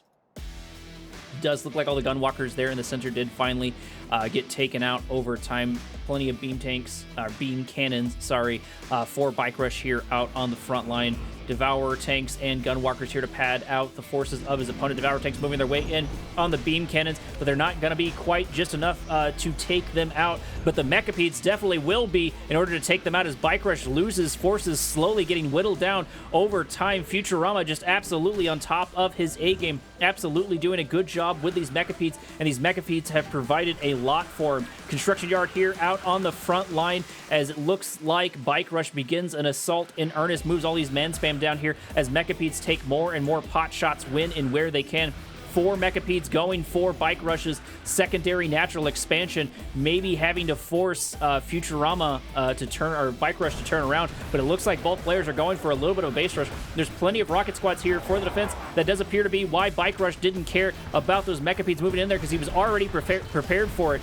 Buzzer squad out on the front line, but it's not going to be enough to take out all the man spam. Mechapedes are here preventing BikeRush from harvesting as he loses Mechapedes slowly but surely. BikeRush is continuing his assault, continuing his engagement into all of these units, but it looks like the buzzer hives, the towers are here to start mopping up some of their opponent's forces. There's so much going on, and Devourer tanks finally moving their way up.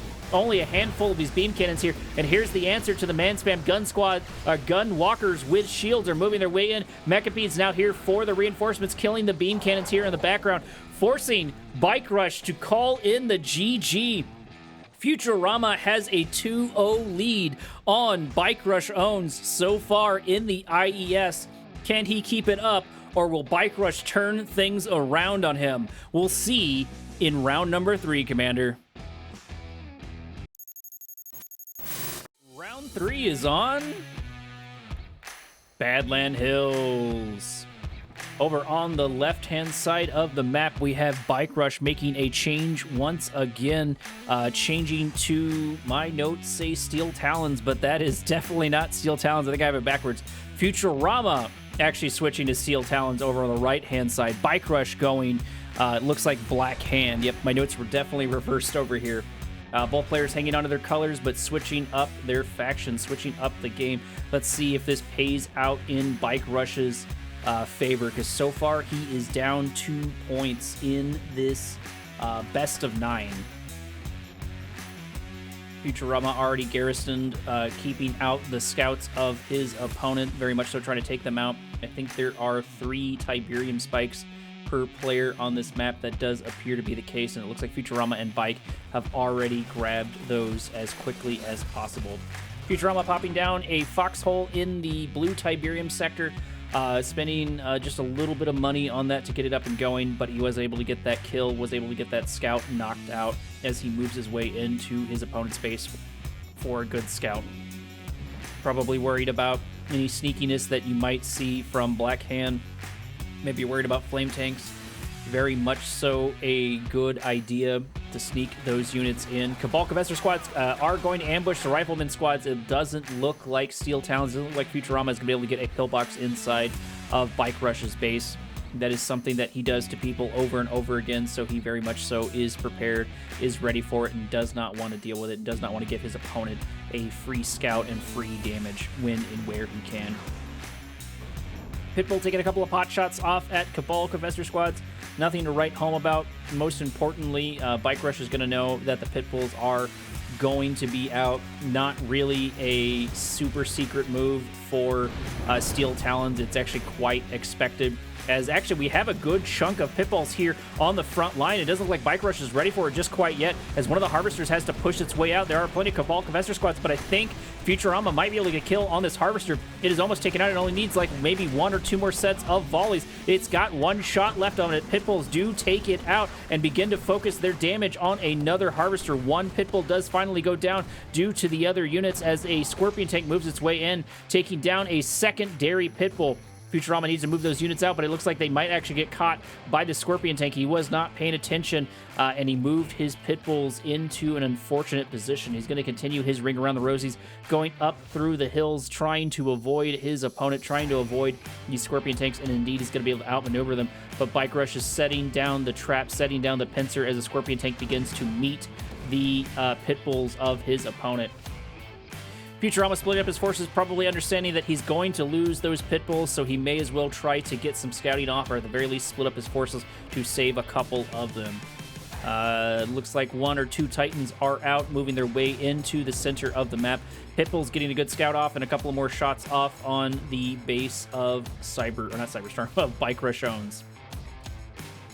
BikeRush not able to kill that Pitbull in the north. It does look like Futuarama was able to juke him slowly but surely, but he was not able to juke the bikes over in the south. 2 Titans versus all of these bikes is definitely going to go in the way of the Titans, but slowly but surely, BikeRush might outnumber his opponent. Futuarama being the first to grab a load of blue Tiberium and go just as quickly as he got it. More and more Titans here on the front line, taking pot shots off all of this armor of BikeRush. BikeRush maybe not wanting to take this engagement. He does take down 1 Titan slowly but surely. Wolverines are going to be needed very much so hopefully this one does not get caught, because every one of them is going to prove to be quite precious as they move their way in.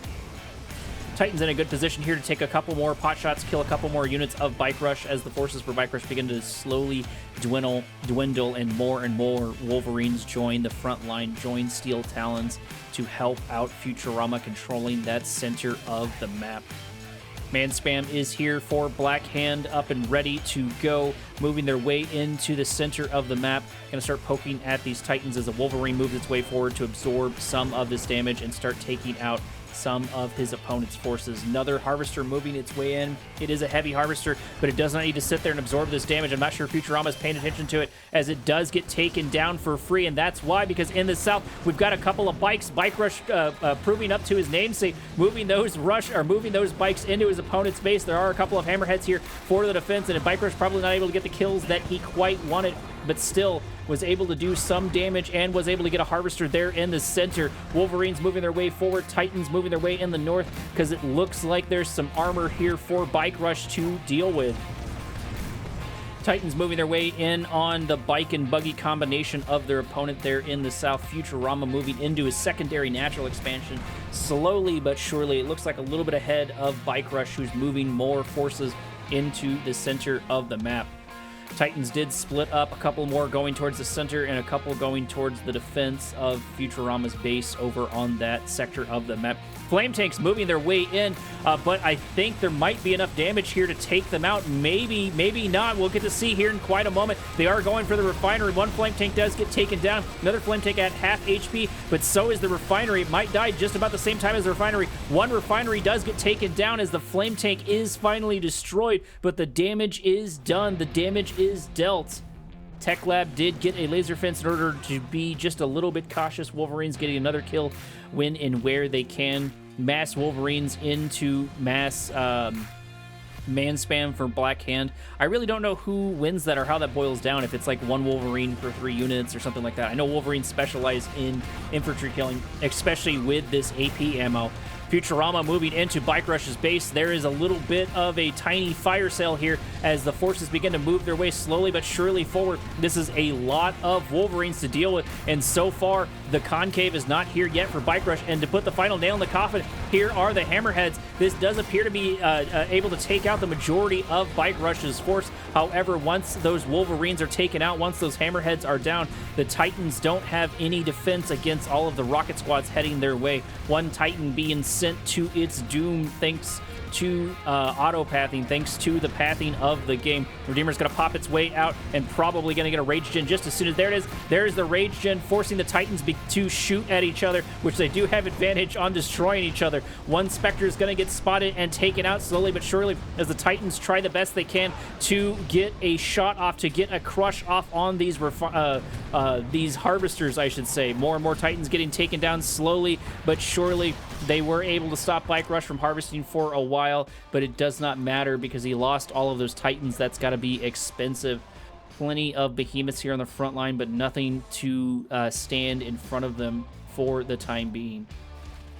During this whole time, it looks like Futurama has had plenty of time to develop his natural expansion, take Blue Tiberium, and begin to build things up in the background. Flame Tank for Bike Rush in the north, followed by probably an assault here in a moment, because he's probably going to want to keep his opponent distracted as soon as possible. Behemoth's beginning to take their shots, but that means Bike Rush knows that they are on the front line. Flame Tank moving its way in, might be able to get a kill on this airfield, deciding to go for it there at the end, but I don't think it has the HP for it. No, it does actually manage to take it down. The assault is beginning in earnest over here. Watchtower's out on the front line to start absorbing some of these shots and start taking out some of his infantry.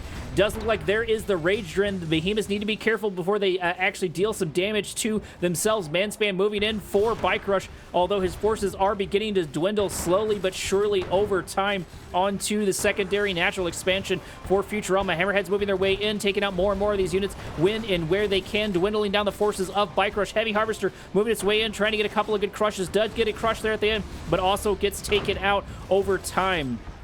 Watchtower goes down, Watchtower comes out, and Behemoth is still here to stay. First little set of Wolverines are beginning to move their way in. Those are going to be very much so needed to deal with the Black Hand forces, but when those forces do go down, they are reinforced by even more and more Black Hand squad. It does look like we got 2 War Factories probably going to produce a good chunk of Wolverines to start dealing with this, because if the Wolverines can start absorbing the damage, the Behemoths can start dealing the damage when and where they can. More and more Wolverines begin to join the front line. Is it going to work out? Are the Wolverines going to be enough to take out the man spam of their opponent? Futurama does have a little bit of an economic advantage. He does have these Behemoths up and ready to go. More and more joining the ranks as more and more of the forces of Bike Rush begin to slowly but surely dwindle down. He's got to be hurting on resources. He has not been able to control the center of the map, where Futurama on the other side absolutely has.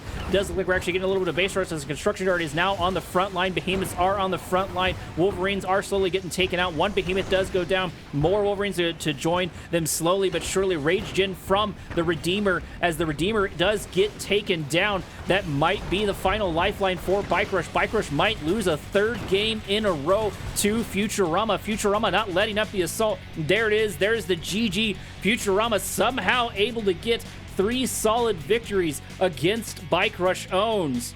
Will he be able to keep this up, or will BikeRush say, I've had enough, and begin to turn the tables on Futuarama? We won't know until we get to round number 4. I'll see you there. Here we are on Tournament Dust Bowl. Tournament Dust Bowl is brought to you by Pathfinding Pro, perfect for units who love scenic detours and impromptu maps. In the top sector of the map, we have Futuarama hanging on to his Cyan, not Scion, wrong universe, and keeping, and actually switching to Black Hand. BikeRush in the south, hanging on to his red and hanging on to Black Hand, wanting to stick to his guns, wanting to find some sort of solution to the Futuarama problem. Getting our first little bit of garrison battle into the south as a couple of the scouts begin to move their way out. BikeRush getting his first little Raider buggery out. Gonna start poking at his opponent's base, starting poking at Futuarama. Futuarama here and ready for it, having 3 bikes here ready to go to deal a good chunk of damage to the Raider buggy, almost taking it out, actually taking it out slowly but surely, but that's okay because they wasted their volleys as bikes move their way in. I'm sure that won't get confusing whatsoever, talking about BikeRush's bikes. Bike moving his bikes in slowly but surely as he begins to take out the forces of his opponent. So far, it's just skirmishing, nothing really to write home about, as bike after bike does get taken down slowly but surely. No all-ins so far from either faction, despite both playing the sneaky or nod faction. Actually, I may have been wrong because there's a flame tank out on the front line, and I'm not sure BikeRush has seen it just quite yet. He is going to see it slowly but surely over time as the Scorpion tank moves its way in. It might be able to absorb enough damage. Does look like bike-on-bike action is going to happen as the flame tank moves its way in. Flame tank is at less than half HP, not able to get the kill on the refinery. However, Futuarama's bikes were able to get a kill on a Scorpion and a few other units here and there. BikeRush using his rocket squads to great effect. Like I said, I would love to see more of the lower tier players, not just in the IES, just sort of in general, use those rocket squads just a little bit more. I mean, I'm sure there's a balancing act to it, but they are so powerful into a good chunk of these units, and they're cheap when they get taken out. And unless you have something like Wolverines or specifically Raider buggies to take them out, it's going to be a good chunk to deal with. Black Hand Squad's getting ran over by the Scorpion. Only 1 unit left of that whole Black Hand Squad, but it does get taken down. The Scorpion, that is, does get taken down slowly but surely. But the damage is done as those Black Hand Squads are done. There's just a singular unit left, and he is going to be able to do some damage to this Tiberium Spike, but it's only going to be minor amounts. I guess if you leave him alone long enough, he will be taken out, or he will take it out, but we'll get to see that. BikeRush scouting out his secondary natural expansion, looking for something he can chew on, maybe trying to get some revenge on his opponent's Tiberium Spike. No, electing to go for, it looks like Futurama's base. Futurama hasn't developed his natural expansion quite yet. It doesn't look like BikeRush has either, as Futurama actually ends up in a really bad position as Bike is outnumbered him with his bikes. He's going to start producing, hopefully, a couple of Scorpion tanks to deal with this assault, because that's going to be a lot. There is another War Factory out on the front line. One Scorpion tank has popped its way out. One Harvester does go down, and Futurama actually throws in the towel, giving it to BikeRushOwnz. I'm not sure what happened. I'm not sure if I missed something there, or if he just messed up his build order and didn't think that he could recover for it. Either way, BikeRush does get his first win of this match. Let's see if he can keep things up in round number 5. Here we are on Battle Base Beaverton. Over in the north, we have Futurama in the Cyan going back to Steel Talons, not finding the purchases that needed in that last one, losing his first round against BikeRush. BikeRush in the south, hanging on to his Black Hand finally able to find his feet, finally able to find the victory that he very much so needed into Futuarama. On battle-based Beaverton, we're going to get to see how things truly play out. Was losing to Steel Talons a fluke there, or was Futuarama going to be more consistent into Bike Rush with this Steel Talon faction? Maybe that's the one he's been able to get a lot of practice on. I typically see Futuarama off on the Scrin factions, but with the limited player pool, he probably knows that, and I'm sure he's plenty of practiced in the other ones. I just think he favors the Scrin factions. I think that might be the same with Bike Rush, but I've seen him play a good number of games and into or with a good number of factions, so he seems to be happy to play really whatever, but I've got to imagine he favors the Nod factions, especially with a name like BikeRushOwnz. Raider Buggy moving its way across the map into Futurama's base. Going to see if there's something sneaky coming his way. Probably not from a Steel Talons player from Futurama just quite yet. Futurama seems to be content, just slowly but surely developing his base, slowly but surely developing a couple of things. He's going to see that his opponent is moving his way to his one and only natural expansion, which I believe is slightly bigger than you would normally see, and I think the starting one is a little bit bigger as well. So we're probably going to see more than 5 Arbiters. 1, 2, 3, 4, 5. I say that actually there's only 5 here. Did Bike Rush do the same? Yeah, Bike Rush has 5 as well. Is this a normal size Tiberium field? It just doesn't look like it. That's a good question, or maybe it's slightly bigger, just not enough to do that. Pitbull in sort of an unfortunate spot, but it's entirely here just for the scout. He's going to notice that Bike Rush is beginning to develop his one and only natural expansion. Bike Rush with a couple of bike and buggies moving his way into his opponent's base. Probably going to run into these Pitbulls here in a moment if he's not careful. Raider Buggy going for the Rifleman squads instead, going for the safe kill as the bikes begin to turn around back to Bike Rush's base. First refinery is out for Futurama. He's the first to plop something down on his natural expansion, so he might be a little bit ahead in the economy front, but let's see if it stays that way. Let's see if Bike Rush is able to turn the tables around on him. Raider Buggy moving its way in, getting targeted down by all of these Pitbulls, but most importantly, he's going to know that his opponent has all those Pitbulls and that they are on that side of the map. Man spam 2 Hand of Nods, sell off of one of the Hand of Nods, are moving their way into Futurama's base. Futurama does have a watchtower here in a good position, but it is in low power mode. Secondary watchtower is out. That might be enough to delay this assault, but it would be nice to see some APCs. Never mind, Wolverine is moving its way on the front line. That might be enough. Hopefully the watchtowers can delay. Third watchtower has popped its way out. One is going to begin to absorb a couple of these shots. War Factory out on the front line. Probably going to get a couple more Wolverines, as 2 Wolverines are going to be enough to push out these units with the watchtowers.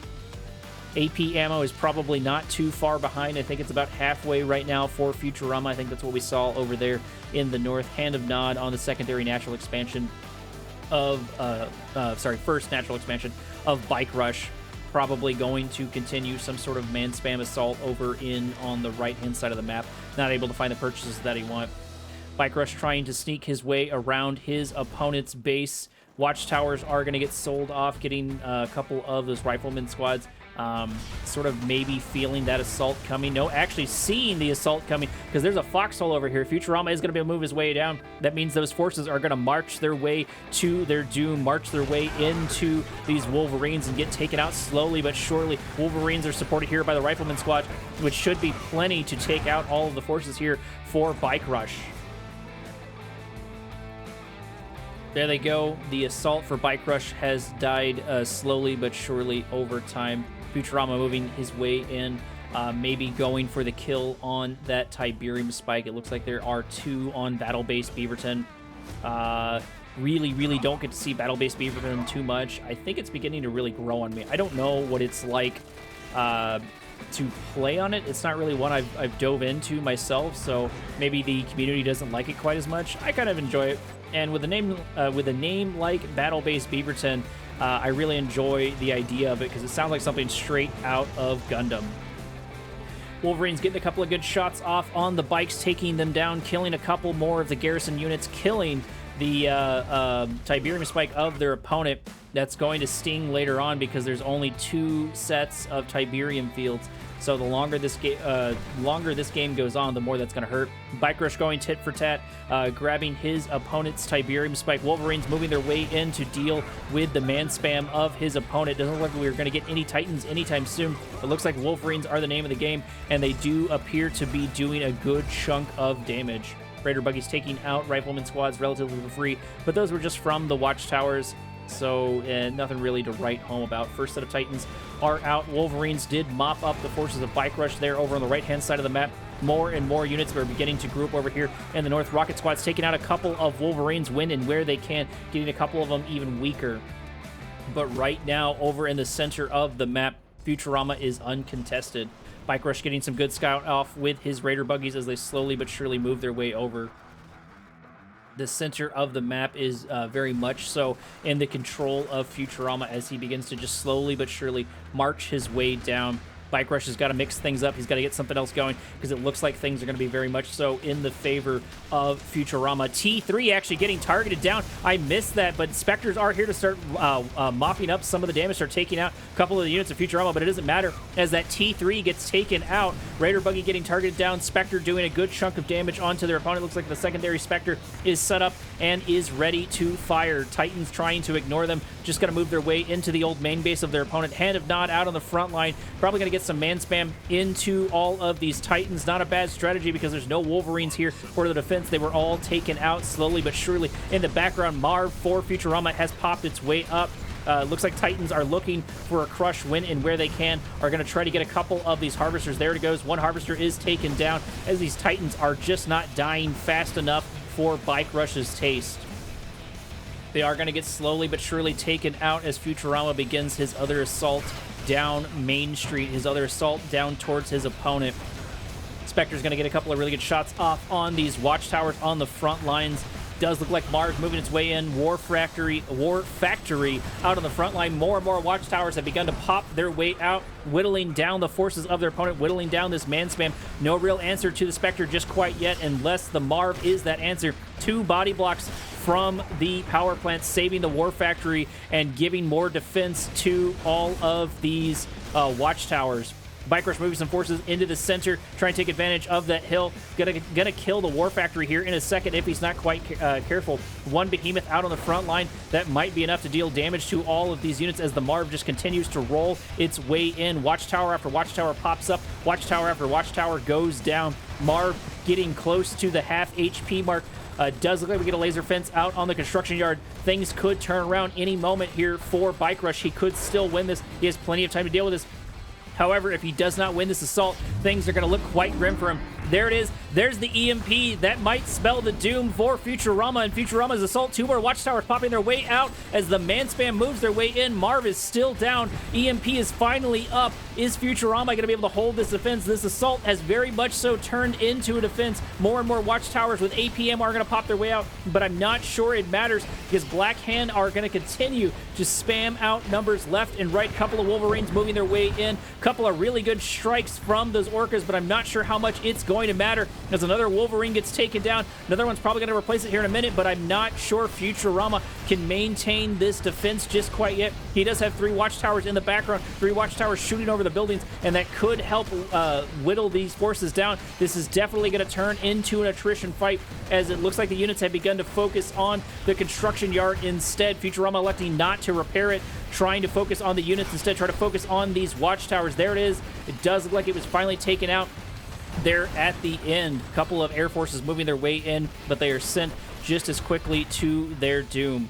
BikeRush happy with his assault there, happy with taking out his opponent's base, happy to stop these watchtowers from being produced, and is now going to lick his wounds just a little bit as a scout comes out for Futuarama, as he also begins to lick his wounds and prepare his assault. There are 4 watchtowers here for the defense. BikeRush doing a very, very good job of turning that assault in, or turning that defense into assault from his perspective. I don't believe he has a T3 or anything like that right now. I think he just has man spam to his name. Actually, that is the only thing he has to his name. There doesn't appear to be a War Factory or anything. it's just these hands of Nod, and that's really about it. That might be where Futuarma has the advantage, because I think Futuarma has most of his stuff. He doesn't have a War Factory, so he cannot rebuild his MCV. No, actually, maybe things might be a little bit even. No, I take it back. There's a War Factory still here on the front line, and there's another MCV probably going to pop its way down over here in order to get the build area over in this direction. Blue Tiberium has been grabbed by Futuarama slowly but surely over time, as another Harvester might end up in an unfortunate position. However, Watchtower is here to start taking out a couple of the man spam of his opponent. Another Watchtower popping its way out. Hammerhead joining the fray here to mop up more and more of those units, giving the center of the map to Futuarama, which is going to be critical considering both players have got to be hurting for resources. So far, I think Futuarama has been the only one that's been safely able to get that. Watchtower out on the front line. Hammerheads are moving their way in. Plenty of Wolverines here for the assault to back up this Marv, to back up all these units, and a couple of rifleman squads to pad out everything. Hands of Nods are getting targeted down. I don't think they know if they take those out, they win the game. That their opponent needs those to keep going. Wolverine after Wolverine does get taken down. More and more sell-off of a couple of more units. It looks like Bike Rush has finally hit the bottom of the barrel of his resources. Good EMP does come off there, hitting that Marv, slowly whittling down the forces of Futuarama. Futuarama is now in trouble. He does have a rank on his Marv, but will that be enough to stop all of this man spam? Somehow Bike Rush is still in this fight. Somehow Bike Rush is still on the aggression. He is slowly but surely beginning to whittle down, but he's still producing plenty of units from that Hand of Nod, and he has time to turn this around. More and more Wolverines begin to join the fray, as it looks like the aggression for Futuarama has finally whittled down Bike Rush. It looked like it was going to turn into Bike Rush's favor at any moment there, but somehow the attrition, the defender's advantage, and all of his Wolverines made the difference for Futuarama. Bike Rush seeming to struggle into Futuarama, seeming to take him out like he did the other opponents. Has he finally met his match? We'll find out in round number 6. I'll see you there, Commander. Welcome to Tournament Odyssey. Over in the top right-hand sector of the map, we have Futuarama in the cyan, sticking with his Steel Talons, finding great purchase against Bike Rush with that faction over in the bottom left. Of course, his opponent is Bike Rush in the red, going from Black Hand to Nod. Not able to find, that is Bike Rush, not able to find what he needed in Black Hand. I'm curious what his strategy, why he's thinking Nod into GDI. I guess Nod into GDI is sort of traditional command and conquer. They are both powerhouses in their own rights, and maybe he's hoping that he can get something off on Steel Talons, even though they are a sub-faction instead of a primary faction. Tournament Odyssey, so far in this tournament, I don't think we've seen too many people develop their secondary natural expansion just quite yet. It seems like the matches haven't gone on quite that long. I don't think that'll be the case with this one. Neither one of these matches have seemed to wrap up rather quickly. Between Futuarama and Bike, that is. They've been very, very good about going blow for blow with each other. And there's plenty of those rounds that could have gone to either player there. Futuarama has just been coming out on top. Not that I'm selling short his victories. He has been doing very, very well into Bike Rush, which is not something I get to say too much. First natural expansion is being developed by both players. Looks like in step with one another. Futuarama getting a good foxhole, dealing damage to the construction yard of his opponent. Watchtower for Futuarama, going to wipe out the scouts of his opponents, wipe out those squads, and then going to get sold off, giving another scout to Futuarama. One harvester making, two harvesters making its way over to that first natural expansion, leaving 4 behind for Bike Rush. Looks like 1, 2, 3, I think 4, 5 still here for Futuarama. But he's also moved 3 harvesters already, so Futuarama might be just a little bit up on his opponent when it comes to the economy. It looks like Futuarama actually got 2 watchtowers down on Bike Rush. That's definitely going to be annoying, but the Scorpion tanks are going to be more than enough to take that out, and and they are indeed going to do that. No one's really doing anything just quite yet, just slowly but surely developing their forces.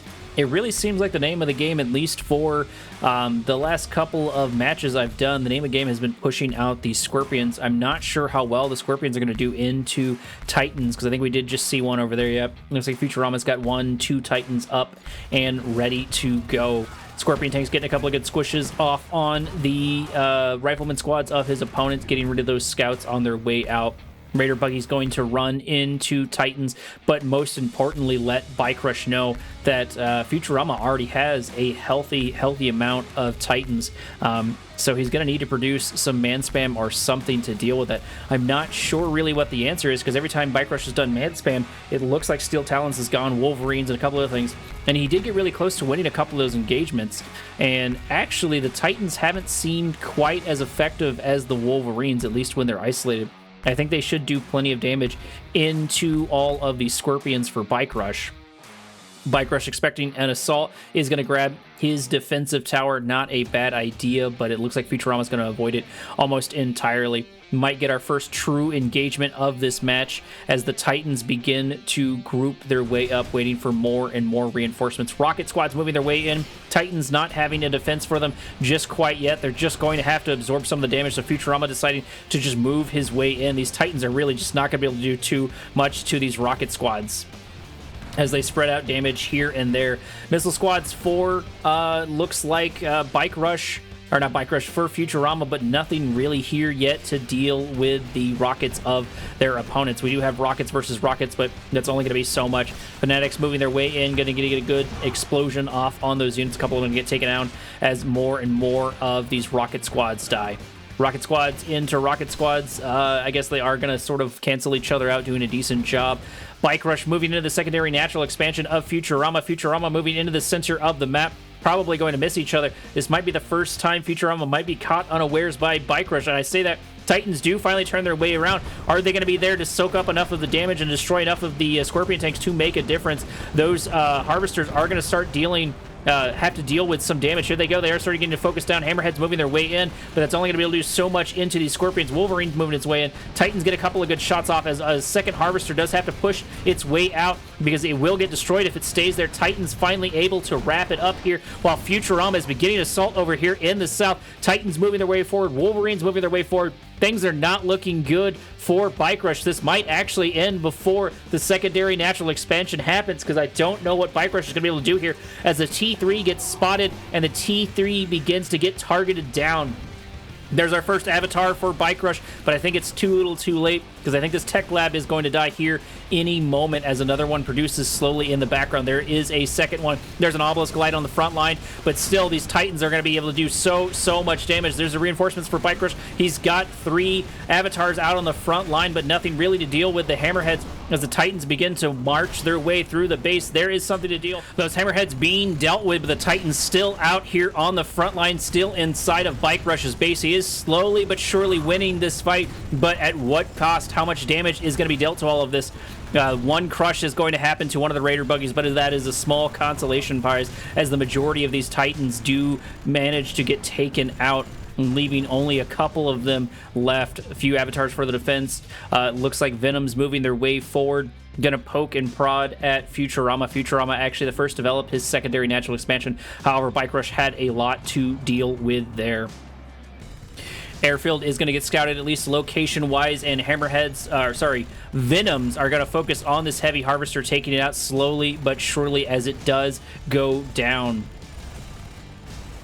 Nothing really to contest them just quite yet, as it looks like Futurama spent the majority of his forces on that assault, so he's got to be hurting. It's going to take him a little while to build his way up. Mammoth Tank is here. Mammoth Tank can start taking a couple of pot shots off at the Venoms, but he's decided to pop down an AA battery instead. Militant squads moving forward as scouts to see what Futurama has. Futurama moving Titans down to the south, but they're going to get taken out by Scorpions before really anything can happen. That Titan does have a little bit of rank on it, but it's not going to matter because it won't save it from reaching 0 HP. Another AA battery out here for the defense for his opponent. Looks like the Mammoth Tank moved his way into his opponent's base and is going to run in a really unfortunate position. Going to run into two of these avatars, having to back its way out. Unless Futuarma can follow up that assault, that Hammerhead is all but dead. Not Hammerhead, that Mammoth Tank is all but dead. BikeRush not caring to continue the assault, maybe predicting that he might get baited here and there as Futuarma moves his way into his opponent's main base, or old main base, I should say.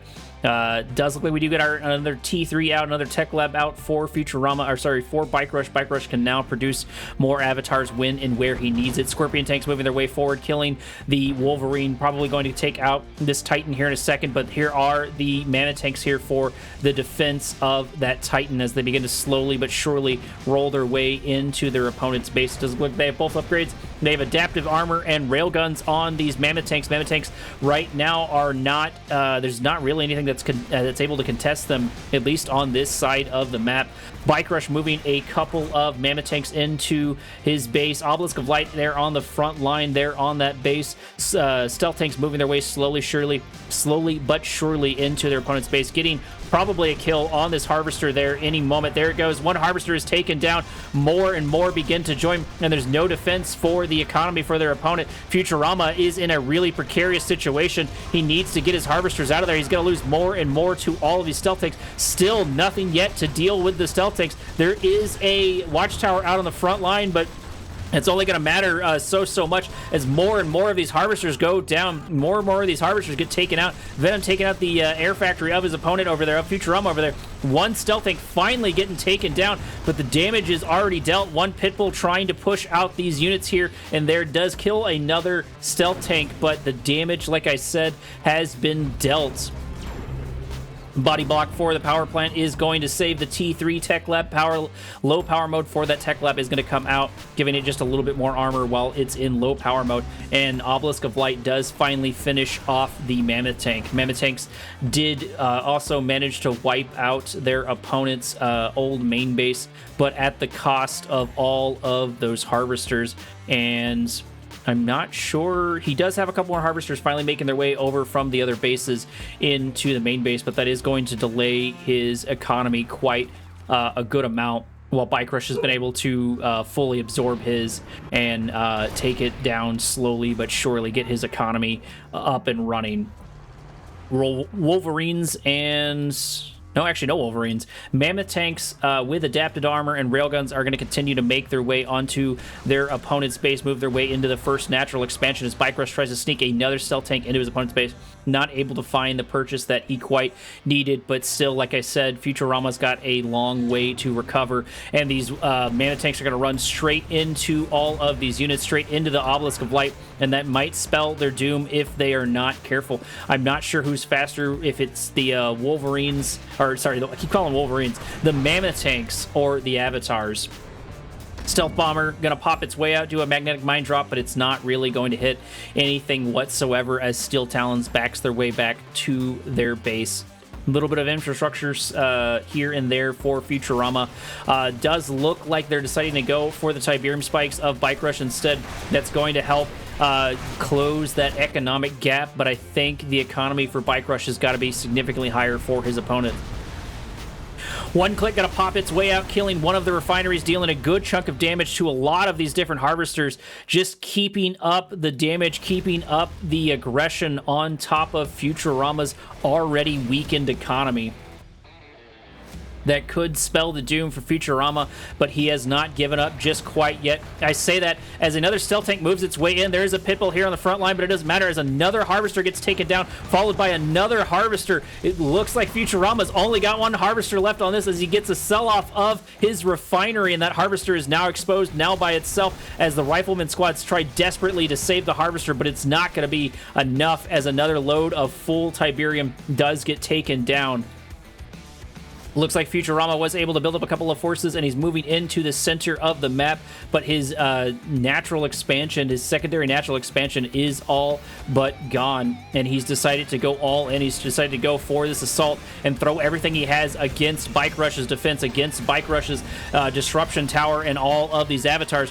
Will it pay out for him? We'll get to see here in a moment. There's the base out on the front line. I'm not sure what the base is going to be able to do because Futurama's going to have absolutely no economy, and he does see that. He does see that BikeRush has spent his time building up his forces, turtling, and did manage to get a win off. I think the key linchpin was sending all of those stealth bikes in and just getting phenomenal kills and getting those one clicks, just putting the final nail in the coffin for Futurama. That was very much so Futurama's game to lose, and he did indeed lose it against BikeRush.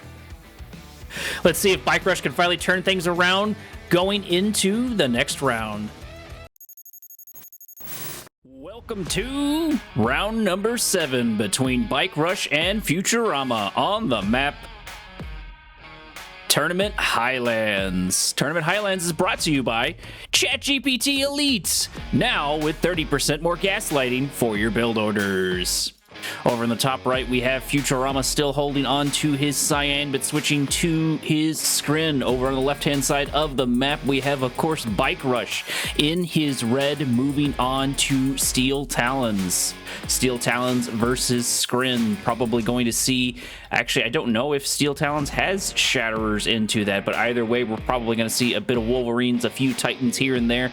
Let's see if we get to see a bit of Air Force here from the Scrin faction from Futurama. Futurama is probably going to dive just a little bit more heavily into that, at least I would suspect, but we won't know until the game progresses further on. Tournament Highlands having 2 Tiberium spikes per player, which both BikeRush and Futurama have already grabbed. The scouting phase has begun in this match. I think we had the sound of a couple of buzzers dying there in the south. I think that a few buzzer squads have already made it inside of BikeRush's base, so nothing sneaky is really going to happen for the current moment. Shoktrepet taking a couple of shots and popping its way out, moving into the first natural expansion. I'm probably expecting soon to follow by BikeRush. Yep, there it is. BikeRush just a little bit behind, but nothing really to write home about. It does look like BikeRush has decided to shoot at his opponent's Harvesters. That's not going to be able to do too much, and they are going to die slowly but surely to the Tiberium, but it doesn't matter too much because they are doing what they need to do, which is getting their scouting off. Seeker Tank out. Seeker Tank going to take out the scouts of his opponent, as well as an MRT out. Low power mode on the barracks.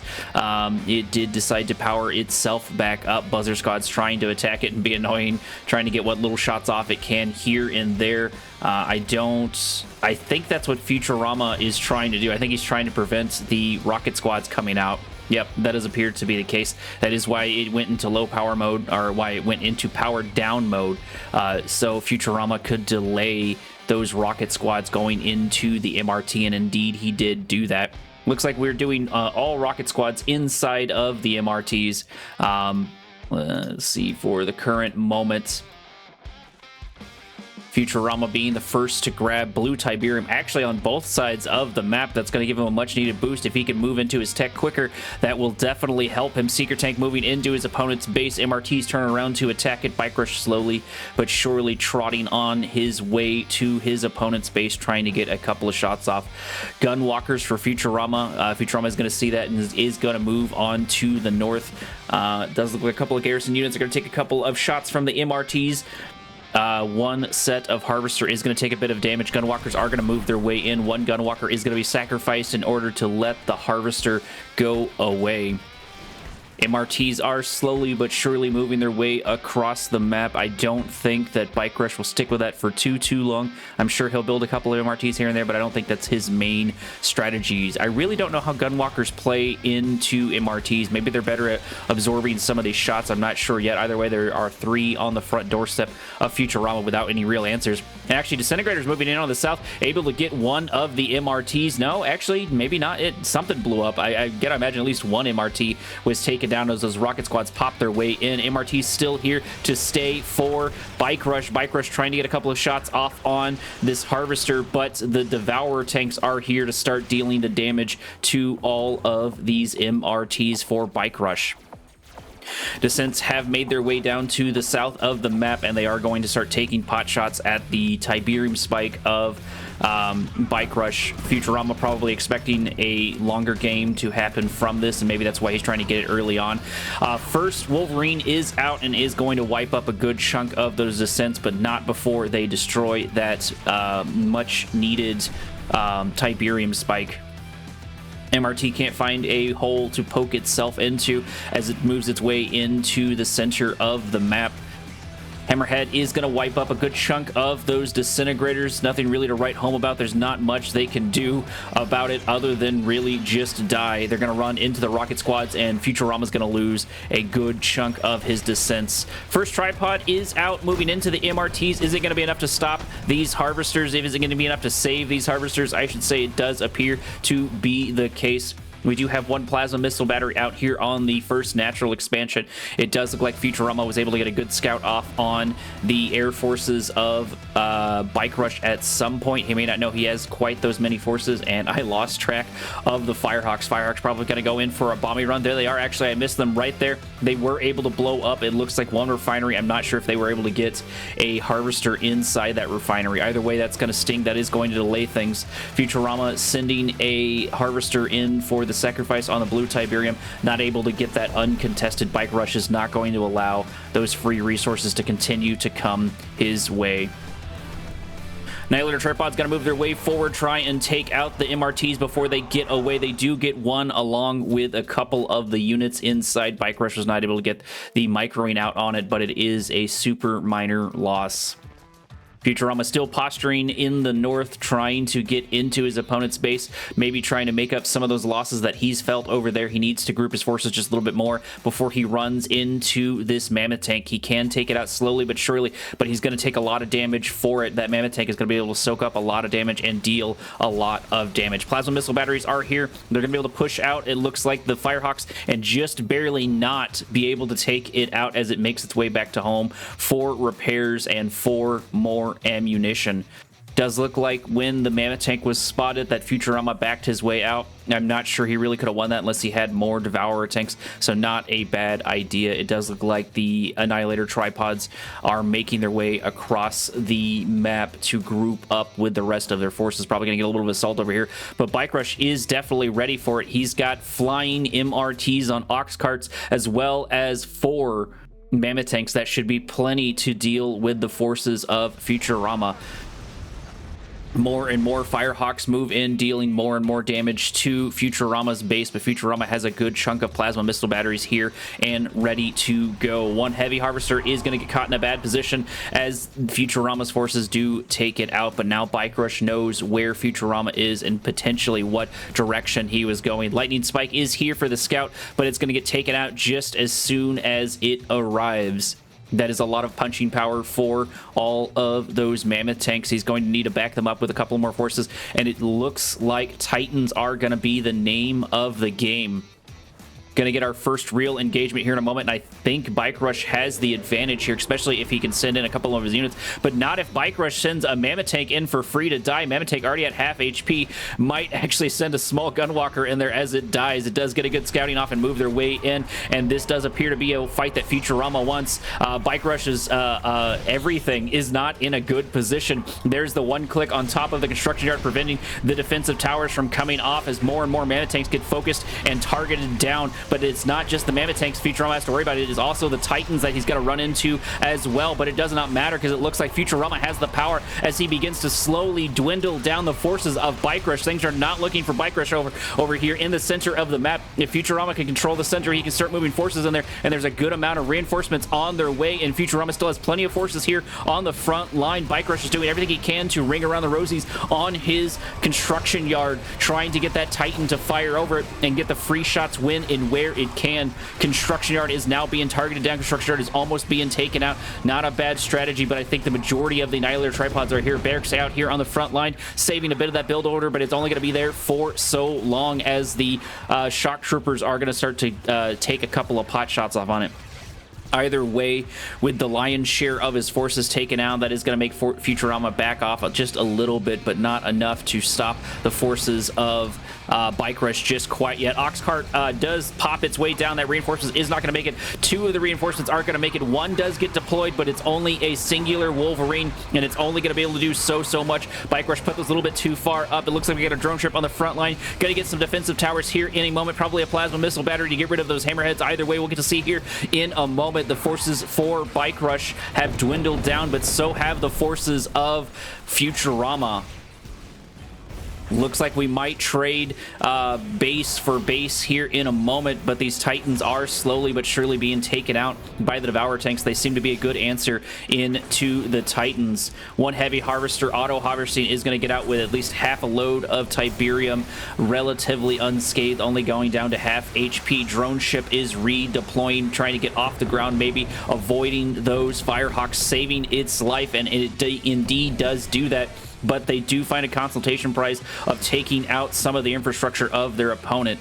Engineer popped its way into the drone ship. Drone ship is back to full HP. Devourer tanks grabbing a little bit of Tiberium to charge up their shots as buzzer squads move in for scouts. BikeRush has not been able to harvest any resources from the center really too much, and Futuarma has grabbed most of the blue Tiberium, so he's got to be hurting on the resources. Hammerheads do have AP ammo, and they are sharking around the south to see what they can see and eat what they can eat as soon as they can. Firehawks move their way in. Firehawks move their way to their grave. Sell off of 2 power plants, get a little bit of money going there for BikeRush. BikeRush has got a couple of good Titans built up. He still has a chance to turn this around, but it is definitely going to be uphill one way or another. He needs to find some sort of purchase, and maybe that's what he's trying to do with his Firehawks. He does sell off another one of his facilities, trying to save up a little bit more money. He has to delodge Futuarma, and this indeed might be his last chance in order to do so. Firehawks move their way in, but it doesn't matter because there's too many plasma missile batteries here on the front line. Buzzer Hive Squad in order to absorb a couple of the shots, as well as harvesters. BikeRush sending everything he has in here. He's either going to get some Tiberium or he's going to win this fight. Either way, Titans versus Devourers, it seems to be going in the favor of the Devourers. Couple of hammerheads here. MRTs out on the front line. Does look like a portal behind all of BikeRush's forces as the harvesters try desperately to absorb some of these shots, but Futurama's not taking the bait, but it may have been just enough for BikeRush to win this. He does have his harvesters still up. They are gonna be able to grab a good infusion of Tiberium, and we do not have a refinery here yet on this set of resources, so BikeRush still has an opportunity to turn this around. Photon cannon out on the front line, but BikeRush does not care. He's going to try to absorb as much Tiberium as he possibly can because he very much so needs it.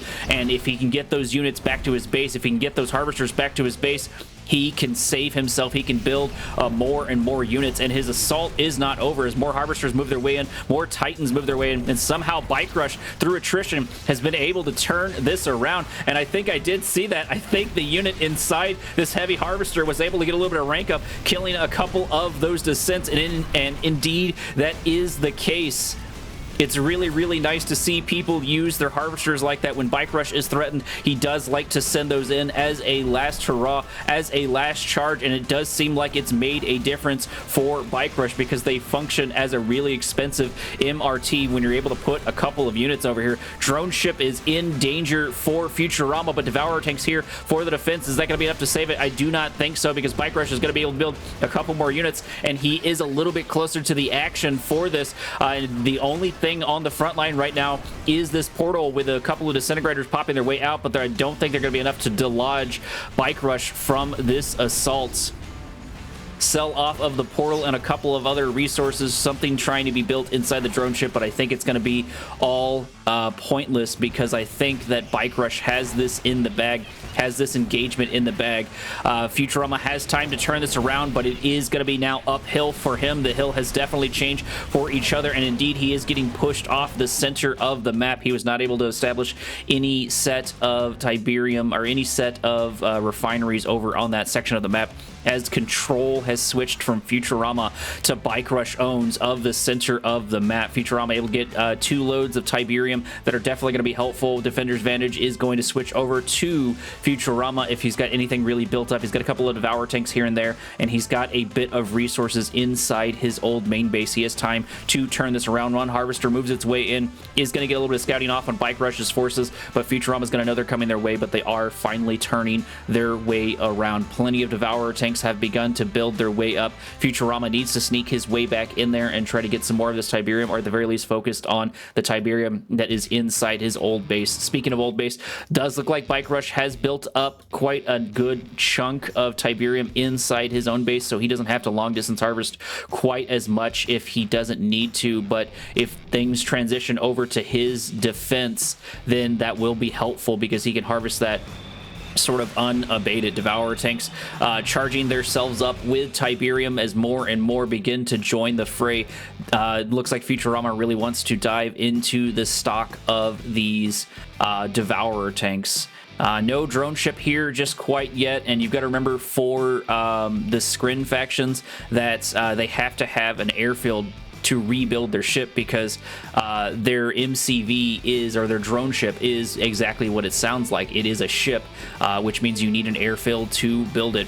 Devourer tanks sort of wasting their shots on these scout units, which is probably what BikeRush wants. They are going to do a backing retreat, and the only thing that Futuarma has to go off of is these 2 warp spears, these 2 Skrin war factories. BikeRush happy to send in more and more waves to absorb more and more of the shots, but it doesn't matter because the shielded gunwalkers are here on the front line. If they're not careful though, they are going to run into the Titans and get taken out quick and in a hurry. One down to half HP already. Another shot. I think it just needs 1 or maybe 2 more shots to be taken out as Futuarma has to back up in order to group his units in order to get ready for the concave. I think he has plenty of Devourer tanks for this. He needs to save those gunwalkers. They're going to be critical in taking out a couple of the man spam of BikeRush. BikeRush is building up more and more Titans, getting more and more diversity in his units. No portal, no descents for his opponents. Orca is going to get a good scout off and get a good free kill on that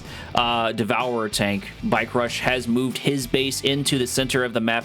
Sell off of at least one of the war factories, probably a war factory here out on the front line here in a moment. And the fight has begun in earnest as BikeRush puts a body blocking power plant, or body blocking barracks out on the front line to absorb a couple of these shots, and indeed does make Futuarma have to move around, does change the tempo over to BikeRush's side of the map as more barracks pop their way out for the defense. Sell off of plenty of the barracks as more Devourer tanks move their way in, but I think it's too little too late at this point for Futuarma because Futuarma has lost the lion's share of his forces, and indeed he throws in the towel. Somehow BikeRush was able to turn that match around. Somehow BikeRush was able to take over the center and go from dominated to dominator. Let's see if he can keep things up in round number 8, Commander. I'll see you there.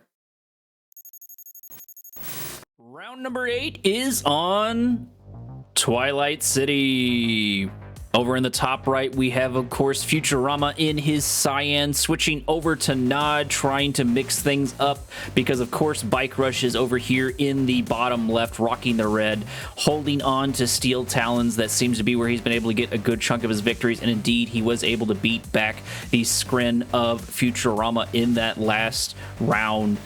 He does need to win the next 2 rounds. I believe our score right now is 3-4, 3 in Bike and 4 in Futuarma. BikeRush has time to turn this around, but he needs to win both of these matches. He needs to win this round and the next round in order to come out victorious. That is definitely going to be uphill, but it's not going to be impossible for a player like BikeRush, but I don't think Futuarma is going to allow it to happen. He wants to win this just as badly as BikeRush because there is a $700 prize pool that they are both fighting over, at least the lion's share of that prize pool.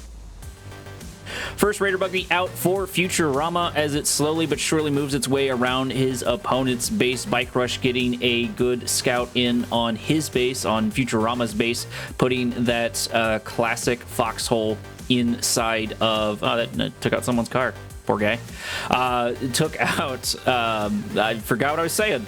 That foxhole is going to be definitely a little bit of a pest to deal with, but it will eventually be delodged here by the Nod faction. Probably some rockets or some scorpion tanks. There's a number of things that can get rid of it. First MRT is out for Bike Rush.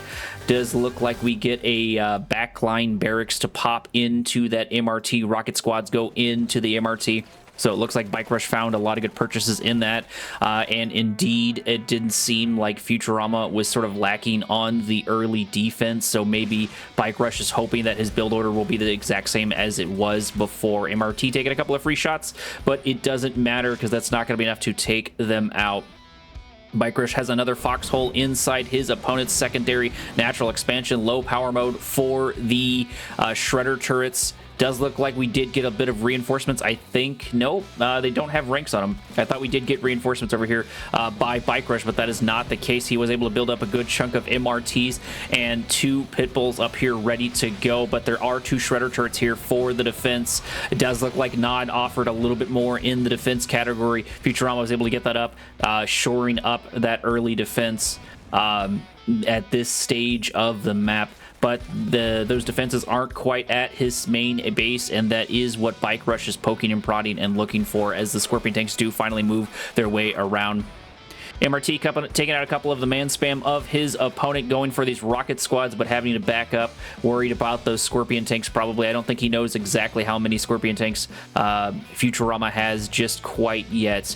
I don't know if he was able to get a good scout off on it. First Titan is up and moving its way down the center of the map. Bike Rush controlling the center of the map, getting that blue Tiberium, pulling one off over on Futuarma. Futuarma was able to do that to him, at least in the early stages, and harvest both sets of blue Tiberium. But now the tables have turned, as it looks like that Futuarma is being a bit more defensive this time around, trying to build up his forces and then slowly push his way into the center of the map, which he indeed is doing. More shredder turrets here for the defense to push out Bike Rush from the main base of Futuarma. All of the Tiberium is gone. Rocket squads moving their way in, but they're going to get taken out quick and in a hurry by the Wolverines and the other forces. Shredder turrets taking a couple of shots here and there, giving Futuarma some time to reposition all of his Scorpion tanks inside of his field, and indeed he is going to do that. They do move forward here for the defense, trying to save the Shredder turrets as they move through, as another Shredder turret pops its way on the map. Rocket squads moving their way in. That's going to be a good call. If they can kill these MRTs, if they can kill these Wolverines, then the Rocket squads can begin to mop up the Titans, and that does appear to be what he's going for. However, Bike Rush is going to put a couple of really good mine drops down inside the fields of his opponent. Scorpion tanks getting targeted down. Titans doing a good job killing these units left and right, looking for the crush, getting the crush on the Harvester, continuing to move their way through their opponent's base, getting another crush on the Harvester. It looks like these Titans are here to stay. There are a good chunk of rocket squads here, but they're not down just quite yet, and they're preventing Futuarma from harvesting. They are going to be slowly but surely dwindled down, but either way, this entire time, Futuarma has not been able to harvest his first natural expansion. Last Titan does finally go down. A good chunk of man spam is built up here for Futuarma, so they are up and ready to go. His Scorpion tanks do look worse for wear as another Titan moves its way forward, joined by another one. It looks like we've got 2 Titans here on the front line. Nothing really to defend them. I don't think Futurama's paid attention just quite yet, so he's going to have to deal with even more there. Bike Rush did build a, looks like an airfield in the background. He's got a couple of hammerheads ready to go. No SAM turrets out just quite yet to stop them. There are a couple of rocket squads here and there. First, SAM turret does pop its way out, taking one of the hammerheads down to half HP. Stealth tank is here, taking a couple of pot shots at one of the weakened hammerheads, but it is going to lose its life for it. Pitbull's moving their way in. Avatar is out. First Avatar for Futuarma is out. It does look like that is going to be his transition. Man Spam and Avatar can be good into a lot of these units, but these hammerheads are going to be hard to deal with. He's going to need probably a Mantis or something, or a couple of SAM turrets. They are slowly but surely dwindling him down, but it's only a matter of time. Good, healthy amount of avatars up here and ready to go. Mammoth tanks seem to be the name of the game for the Steel Talons factions for Bike Rush as he begins to build those SAM turret out on the front line, securing things just a little bit better for Futuarma. Futuarma trying to move to his secondary natural expansion if he can make it there in time. Does look like Tiberium Spike is grabbed by BikeRush over on that hand side, and we are going to lose a Harvester. Maybe? No. It does look like the forces for BikeRush were pushed out. He does not want that fight, but he did want the free kill on that Harvester. Harvester moving its way over to one of the other expansions. BikeRush focusing on a free kill, getting that Tiberium Spike of his opponent. We do get our first Venom out for Futuarma as the Nod faction begins to build up slowly but surely, getting a couple more units up and going. And I think one of those pads is up, so we might have a stealth bomber on our hand. If not now, probably in a bit. Scouts moving forward for BikeRush, followed by the Hammerhead. Sam Turks taking a couple of good pot shots as the Mammoth Tanks move their way in on the first natural expansion of BikeRush. More SAM turrets are out. Railguns are here for the Mammoth Tanks. They do not have adaptive armor just quite yet, but I'm sure that is soon to follow. SAM turret goes down almost for free.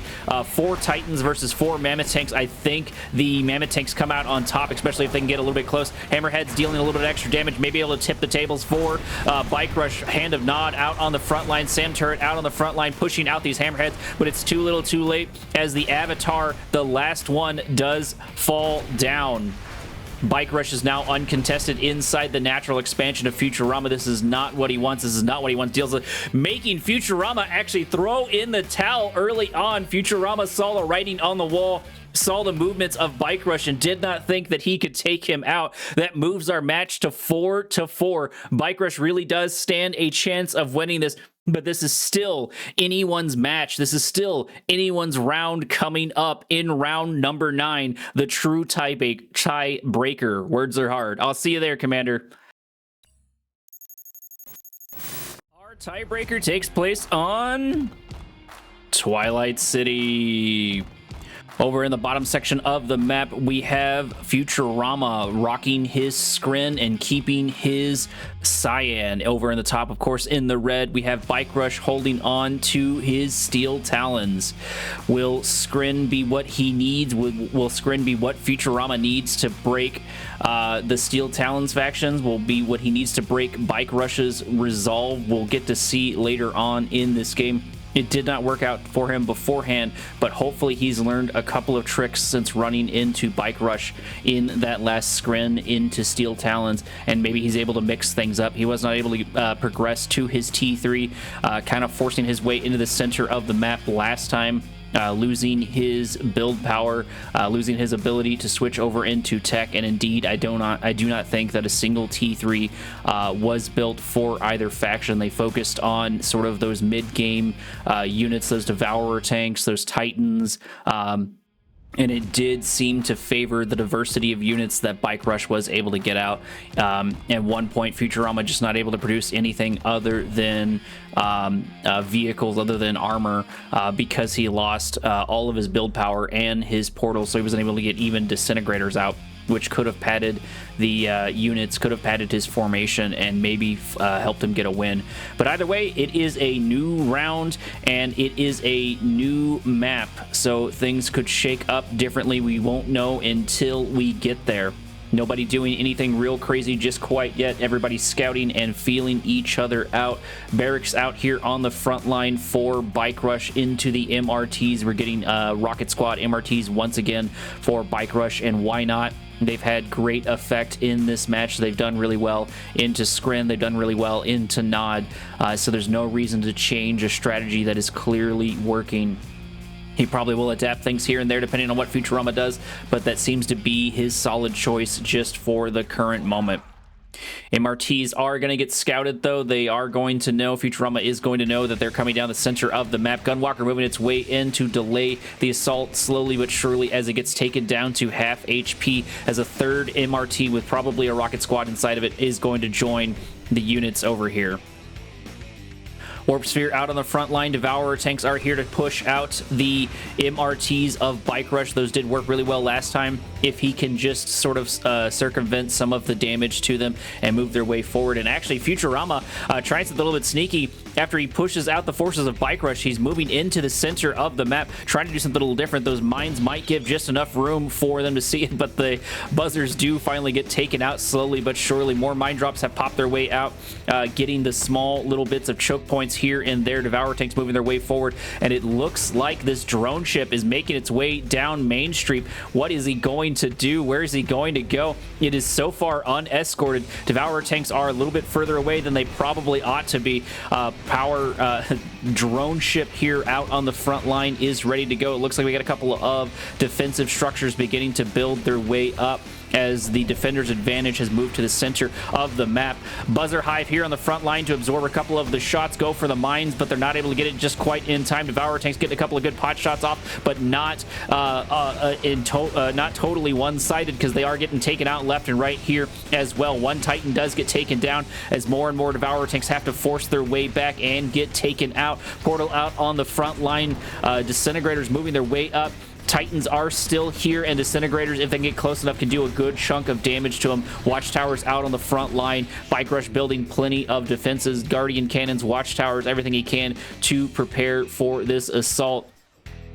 If Futuarma doesn't get himself some gains here in a moment, he's going to lose. And indeed, he throws in the towel. He was not able to get the advantage that he wanted. He was not able to get a pull one over off on Bike Rush whatsoever, throwing in the towel, making that sort of an unceremonious end to this match. Bike Rush did come out on top, but only by 1 point. Futuarama really did give him a run for his money, but did not have enough gas in the tank to continue, did not have the resources set up, and probably did not want to fight a losing battle, because it was definitely going to be uphill if he had time to turn it around. Either way, thank you so much for tuning in. More matches are on the way, Commander. Glad to see you are still with me, Commander. We are on match number 4 on Tournament Highlands. Starting us off over on the left-hand side of the map, wearing the blue robes, sporting the black hand gloves. Here is Tipz. His opponent for the moment in the top right-hand section of the map, wearing the cyan robes, rocking the steel talon gloves. Here for another round, Futuarama. Both fighters ready? Begin!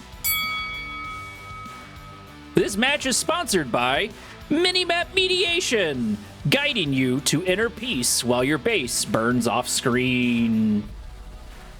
Hopefully, we are not going to have any off-screen base burning on my watch. With Fog of War, I have no excuse to miss anything, so I will do the very best I can to make sure we catch every little bit of action inside these matches. Tipz, once again, is another player I don't see too often. I'm not sure if he has another alias, another name he likes to go by.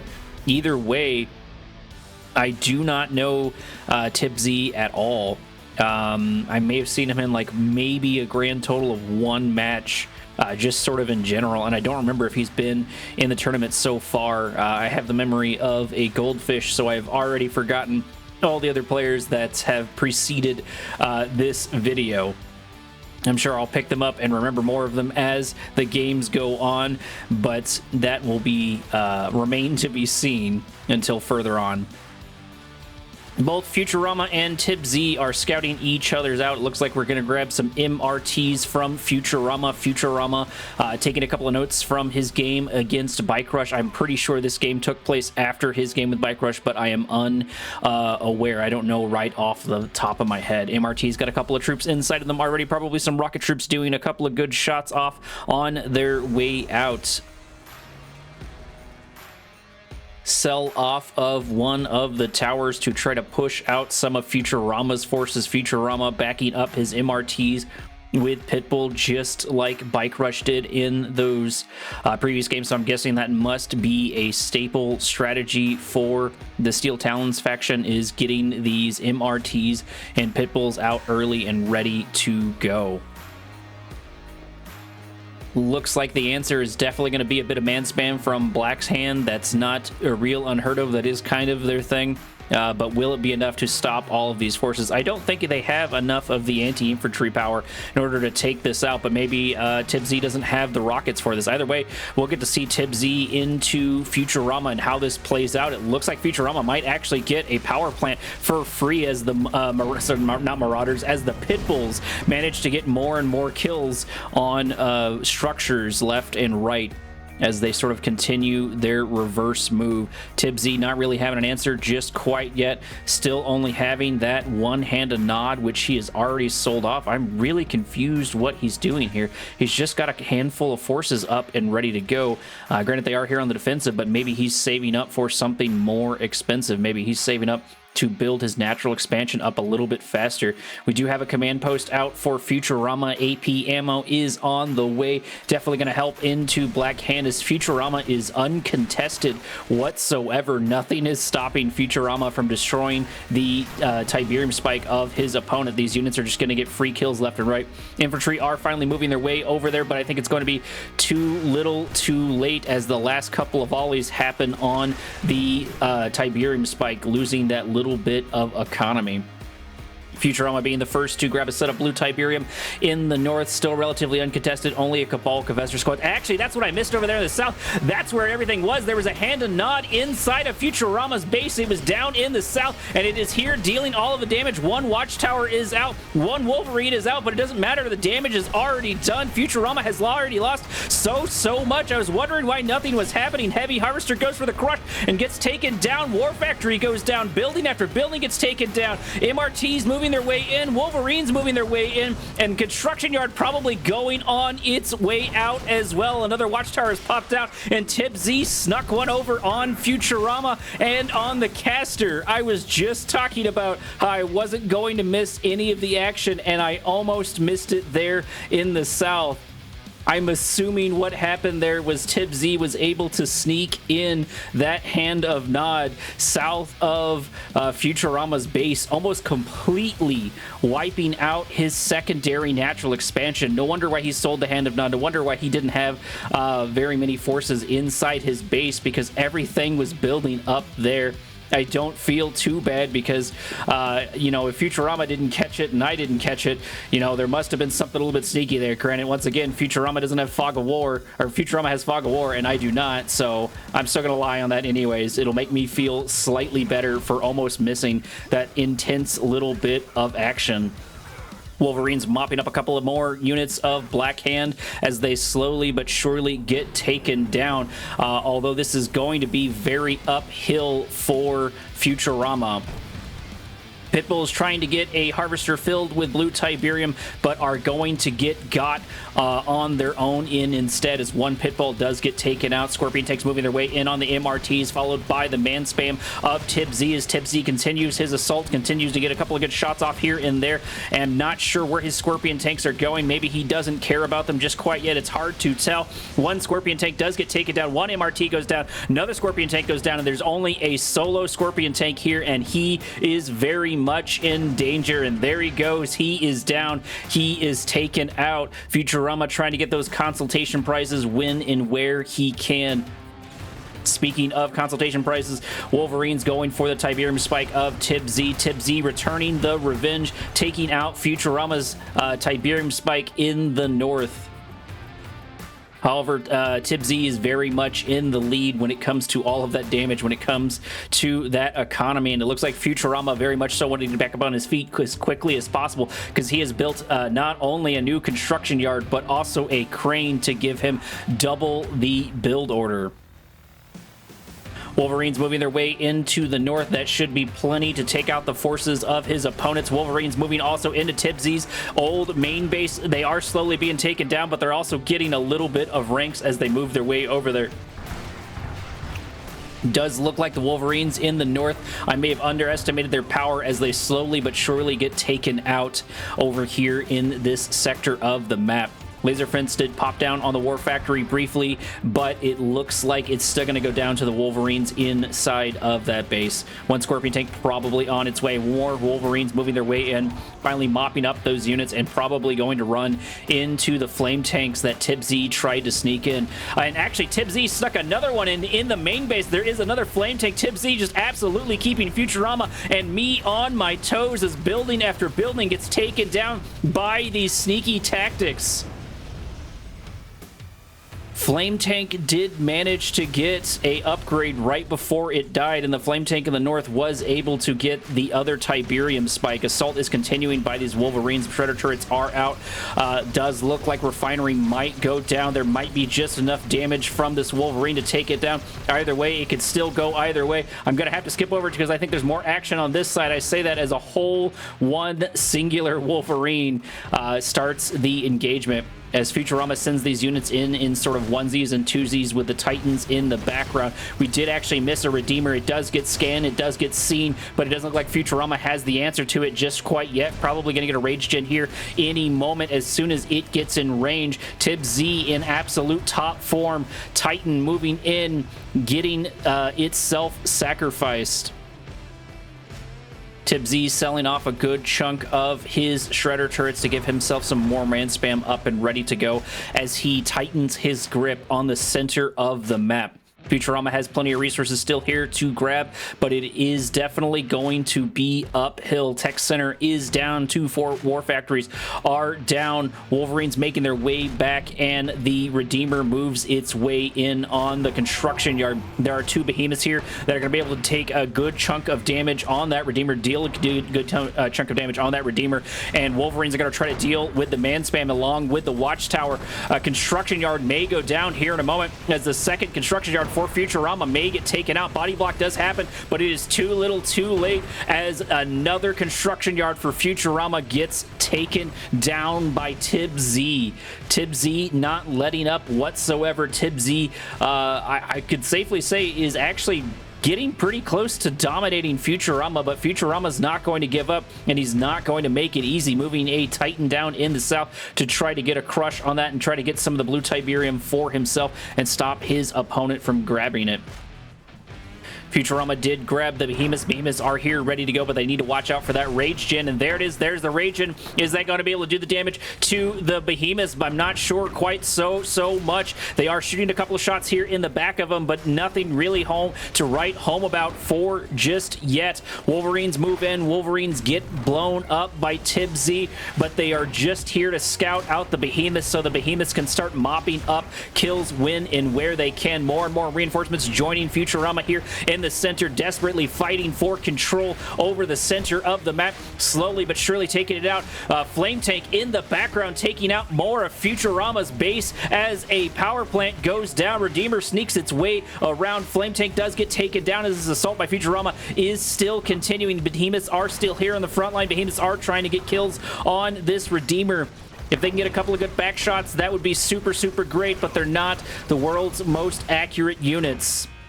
More Shredder turrets slowly but surely get taken down as Wolverines head out the front line. Steel Talons doing a very good job mopping up this massive lead for Tipz. Tipz got some really good moves off and continued getting some really good flame tanks off, but these Wolverines are just so powerful into Black Hand, especially once they are backed up by the Behemoths in this sort of mid to late game. Behemoths trying to get a little bit of revenge for Futuarama, taking out the construction yard of their opponent, and Tipz actually throws in the towel, giving it to Futuarama despite all of that, despite all of his advantage, despite making it as uphill as possible for Futuarama. Somehow Futuarama was able to turn it around right there in the end.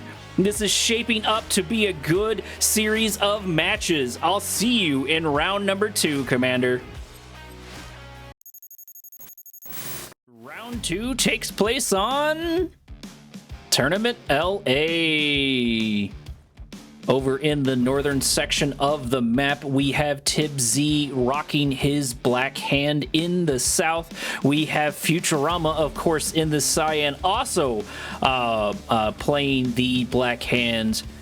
Only one player really mixing it up. Futuarama making a little bit of a change, preparing for a mirror match. Not sure what the reasoning is behind that. I guess he's just trying to keep his opponent from guessing, or maybe he was doing some complicated rock, paper, scissors for effect. Either way, we'll get to see here in a little bit how things pan out and who gets to be the better black hand player. Is it Futuarma? Is it Tipz? I very much so thought that was going to be Tipz's game. I thought he was going to be able to pull one off on Futuarma.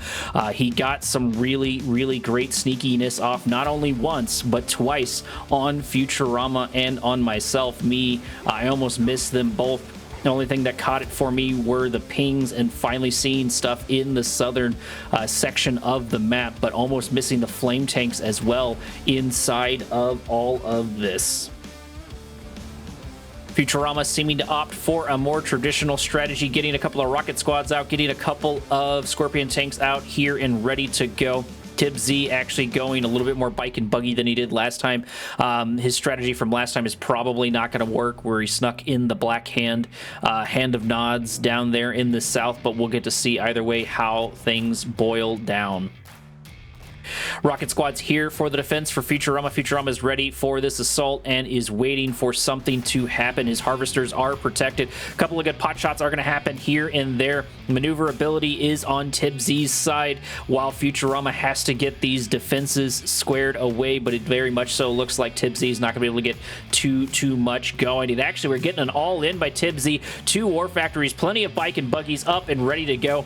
Seeing this rush executed a little bit nicer than we have so far in the game.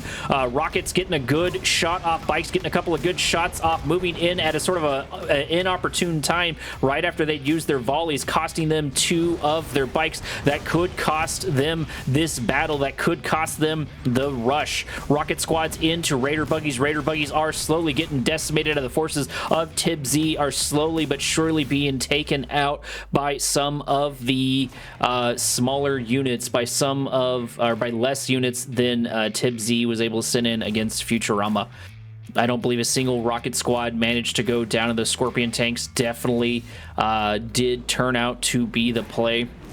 It looks like we've got 3 harvesters for the 1 refinery, which means that this assault is going to continue. This is a better way to execute a rush, to execute an all-in. You saw how many units he built up. You saw how many units he's still building up now.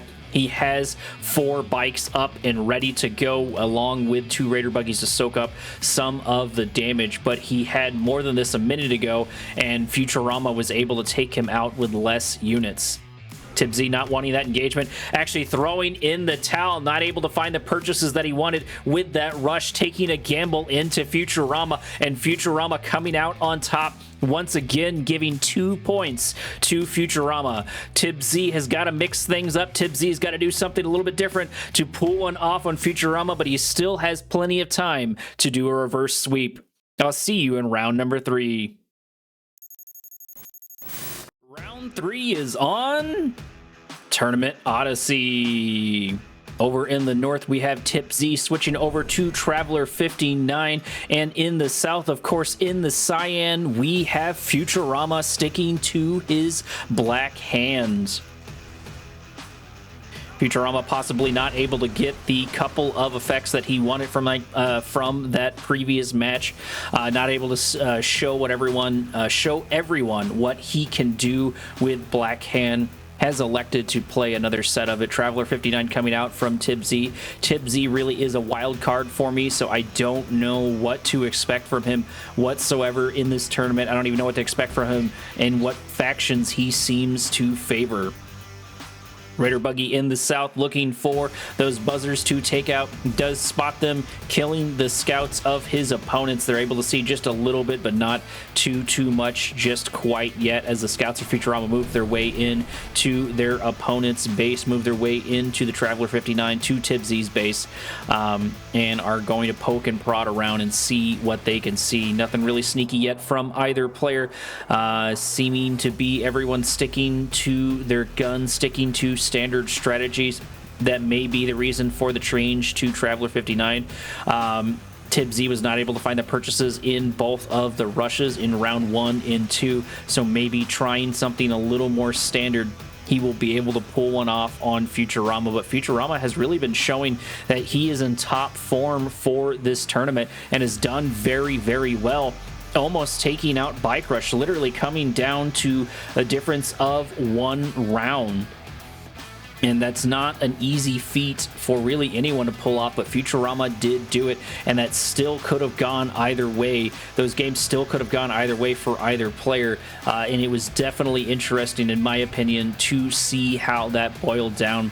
Futuarma is sort of worming his way into my heart as one of my favorites for this tournament, so we'll get to see how that boils down. I think we'll get to see him definitely make it to the quarterfinals and then maybe the semifinals after that, depending on who he bumps into. I don't think I've got to see him against Bart Jones just quite yet. I think that would be an interesting match to see who comes out on top, but we still have plenty of time in this match series between Tipz and Futuarma. Gunwalker moving its way in, getting a little bit of scouting out, seeing that there's nothing sneaky going on in here.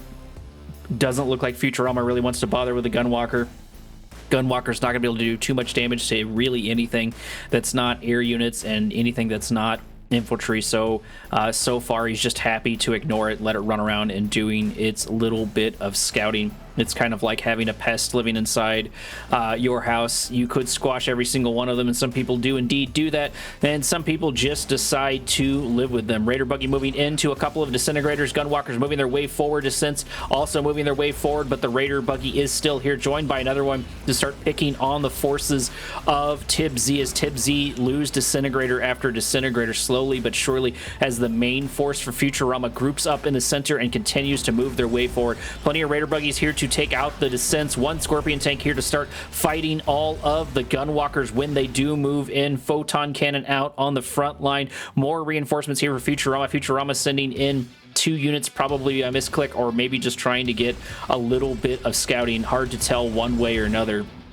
That Gunwalker that was on the scout did make his way down the center of the map, only to be taken out by the forces of Futuarama. Futuarama building up quite the healthy amount of Scorpion tanks and Raider Buggies here into Skren. I don't think I get to see Futuarama into other Skren factions too much because he seems to favor those quite so often. Raider Buggy's actually getting caught in a sort of unfortunate position as Futuarama sort of, I'm not sure what his plan is here, but this has got to hurt. This has got to sting as Seeker tanks destroy unit after unit. That is not going to be good for Futuarama. I'm not sure if he was not paying attention and clicked in the wrong spot, but that is a costly mistake as the majority of his Scorpion tanks get taken down with Raider Buggies, and that has now empowered their opponent, that has now empowered Tipz, marching his way down the middle of the map to Futuarama's base, saying, knock, knock, it's my turn. Here he is on the front line. Shredder turrets out on the front lines. Plenty of Raider Buggies to help push this back. Plenty of forces for Futuarama have begun to group slowly but surely. More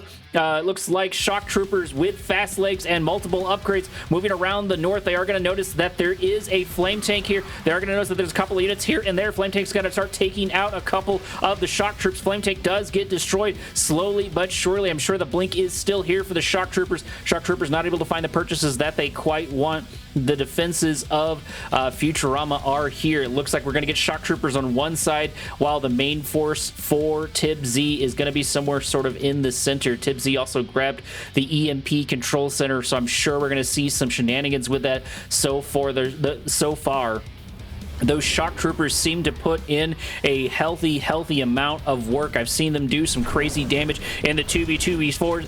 And there it is. There's the blink forward. There is a destroyed harvester, followed by another destroyed harvester. Probably getting another one here. There is 3 harvesters down, followed by a 4th harvester. Those shock troops are worth their weight in gold. One singular blink is not going to save the rest of these shock troopers as they begin their retreat. Tipz positioning over on the right-hand side. Blink backwards does save a couple of these shock troopers as they get away relatively unscathed. Flame tank for Futuarama making his way inside his opponent's base, trying to get some revenge for the last game for the flame tanks that ran into his base, but not able to find the same kind of purchases that Tipz did. Cabal Cavester Squad's doing a good job chunking these units, chunking these shock troopers for Tipz.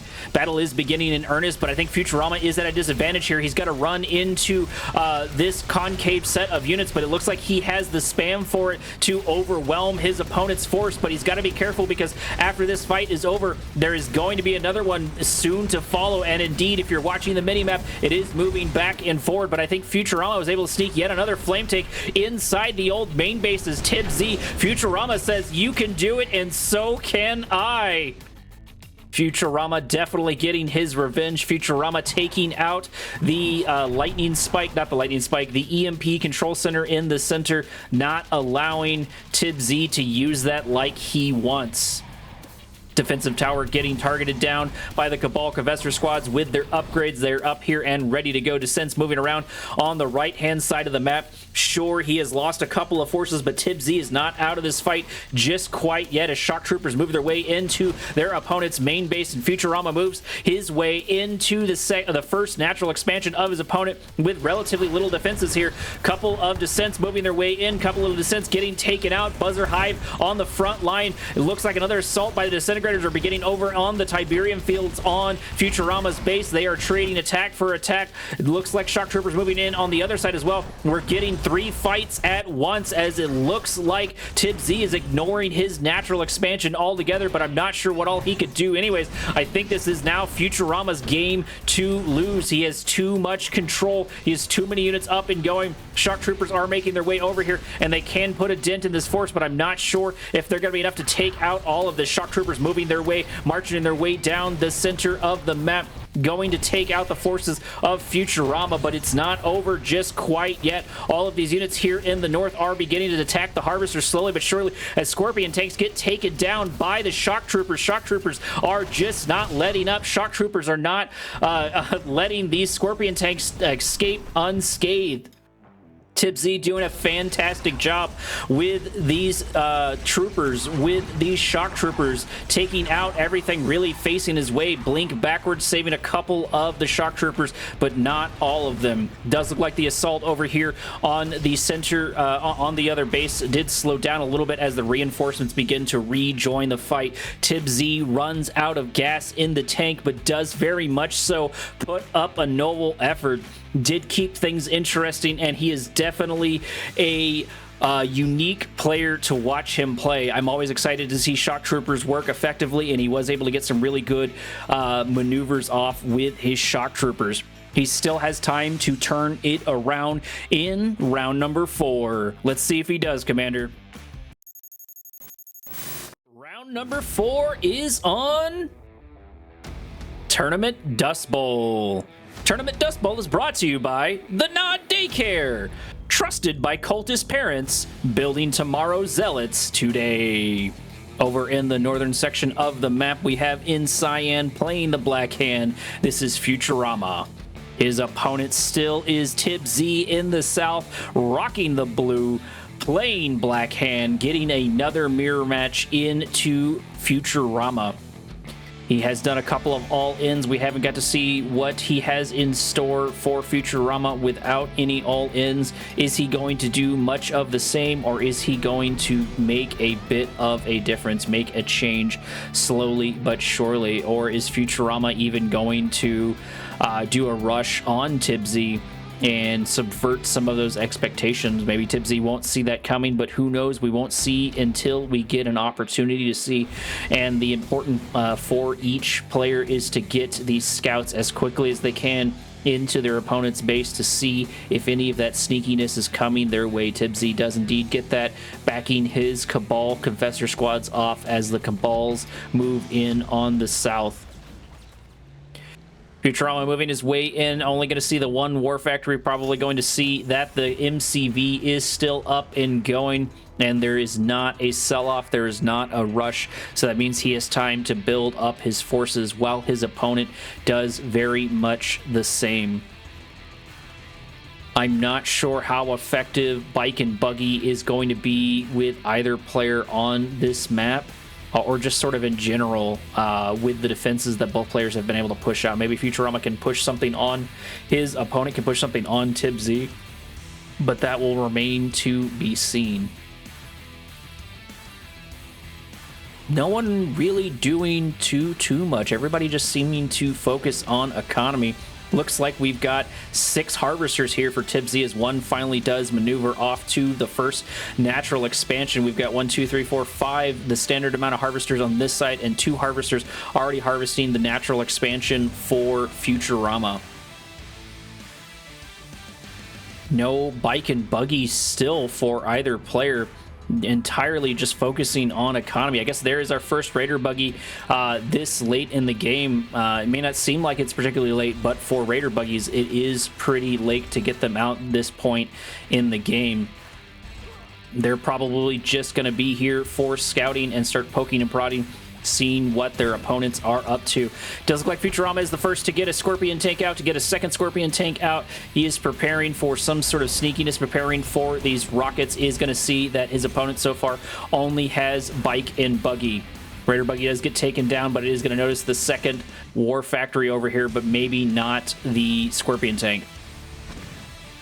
Scorpion tanks for Futuarama. I'm going to take a couple of good pot shots off on the Raider buggy, taking it out, ending the scout, but I'm not sure Tipz cares. That is a small consultation prize. He got what he wanted. He got his scouting, and it does look like Futuarama is going to slowly but surely move down the center of the map, running into these Cabal Cavester squads, not doing too much, and it looks like Tipz is sort of just happy to let that happen, maybe trying to find some sort of hole with these bike and buggies. Tipz switching into Scorpion tanks, and Futuarama padding his formations with rockets and Cabal Cavester squads. Sell off of the Shredder turret gives him another scout. Tipz playing it safe, building up more and more Scorpion tanks, preparing for an assault operations center out on the front line. Maybe gonna get a flame tank here in a moment to move its way to do some sneakiness onto Futuarama. That may be the strategy. Save your sneakiness for later on. Either way, we'll get to see. That's the only reason I can think he would have an operations center up and ready to go. Scorpion tanks moving their way down the center of the map. Cabal Cavester squad still somehow alive after all of those assaults. Scorpion tanks backing their way up, not wanting to do anything just quite yet, meeting a couple of the reinforcements of even more Scorpion tanks. Tipz playing it a bit more cautious. Futuarama playing it a bit more aggressive, moving down the center of the map, taking control over that center section of the map as they take a couple of pot shots at the garrison Cabal Cavester squads inside of the buildings. Rockets should be able to clear those units out of the buildings quick and in a hurry, and indeed they will do so. Tipz still not wanting to leave the safety of his base, maybe trying to wait for Futuarama to move into his base so he can get that defender's advantage and start turning things around. T3 Tech Lab is up. Looks like we're actually getting a rush on the base of Futuarama, but Futurama's already ready for it. Futuarama has a good chunk of Scorpion tanks here, and they might be ready to stay. MCV moving its way in, needs to deploy quickly, or it's going to take a whole bunch of unnecessary damage. It does take about a 6th, maybe a 7th of HP. Scorpion tanks for Futuarama moving their way in. Tipz moving their way in, taking out the forces of Futuarama. Futuarama losing a good chunk of Scorpion tanks almost for free. Majority of Futurama's forces seem to be on the right-hand side of the map. They might just be trading natural expansions here, as Tipz is set up here to say, and that is indeed what is happening. Futuarama has already planned to move to his opponent's first or secondary natural expansion. Redeemer Engineering's facility out on the front line. Redeemer is on its way and should be out here any moment. Man Spam is here and is ready for this assault, but they can get ran over quite easily and quite quickly by all of these Scorpion tanks. Tipz still playing his cards close to his chest, still trying to work on that defender's advantage, except for the one little bit of aggression that he did there. I'm guessing he made a couple of more mistakes than he wanted to in his previous rushes, in his previous assaults, and is trying to compensate, maybe double down, or maybe hoping that Futuarama can be baited into a fight. Redeemer out on the front line, slowly but surely moving its way forward. Futuarama scouting out the competition, seeing that there's a couple of turrets there and waiting for him, ready to go when they are ready, or when they move up.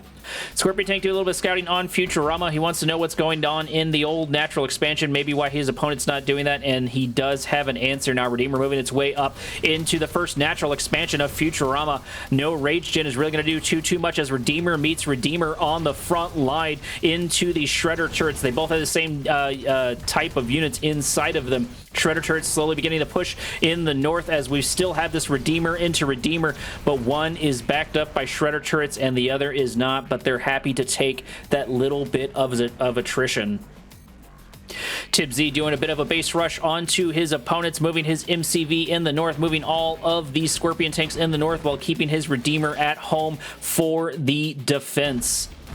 Scorpion Tanks moving their way in. They're going to need to get a couple of really good crushes here. There is the Obelisk of Light on the front line. There's a second Obelisk of Light on the front line. Futuarama was prepared for it, but he is losing a good chunk of his forces. Futuarama might be in trouble with all of these Scorpion Tanks here on the front line. However, he has moved most of his stuff to that first natural expansion. Obelisk of Light getting kill after kill, doing what it can. Nothing happening on the right flank just quite yet. Scorpion Tanks killing some of the infrastructure of their opponent, killing some of the infrastructure of Futuarama. That T3 is exposed, but there is an Obelisk of Light here on the front line as well, as the Scorpion Tanks have to back out, destroying the refinery, destroying what kills they can get for free. Obelisk of Light still on the front line. Another one being placed a little bit further south to start taking out the Shredder turrets of their opponent. Futuarama actually beginning his assault in earnest over here on the center of the map, but I think he's outnumbered as Tipz has produced mass amount of Scorpion Tanks, which will be good or okay into the Redeemer, but not super great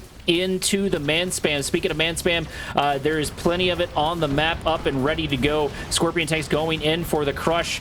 Redeemer taking shots to its rear armor, which is going to help those Scorpion Tanks do even more. More Scorpion Tanks join the fray as they're not letting this Redeemer get away. Taking that out could be huge for Tipz. That could give him the game. It would definitely be a nice advantage that he wants to try and get his hands on. Redeemer turns its way around because it is going to get taken out. It's not going to be able to continue his assault as it finally does go down. Redeemer for Tipz moving into the natural expansion of Futuarama, his old natural expansion. Obelisk of Light on the front line, and this might spell the doom for Futuarama. Futuarama beginning to assault over on the other side, killing the infrastructure of his opponent. But his opponent is up on units. His opponent is up on kills in general. And so that might spell the doom for Futuarama. Obelisk of Light once again back on the front line. Looks like Tipz wanting to focus down that construction yard. Not a bad strategy. That would stop the Obelisk of Lights from spawning, at least over on that side. It at least will cut down some of the production. Futuarama actually throwing in the towel, thinking maybe that he does not have enough gas in the tank, and that Tipz now controls both sets of secondary natural expansions, sort of forcing him out of the game.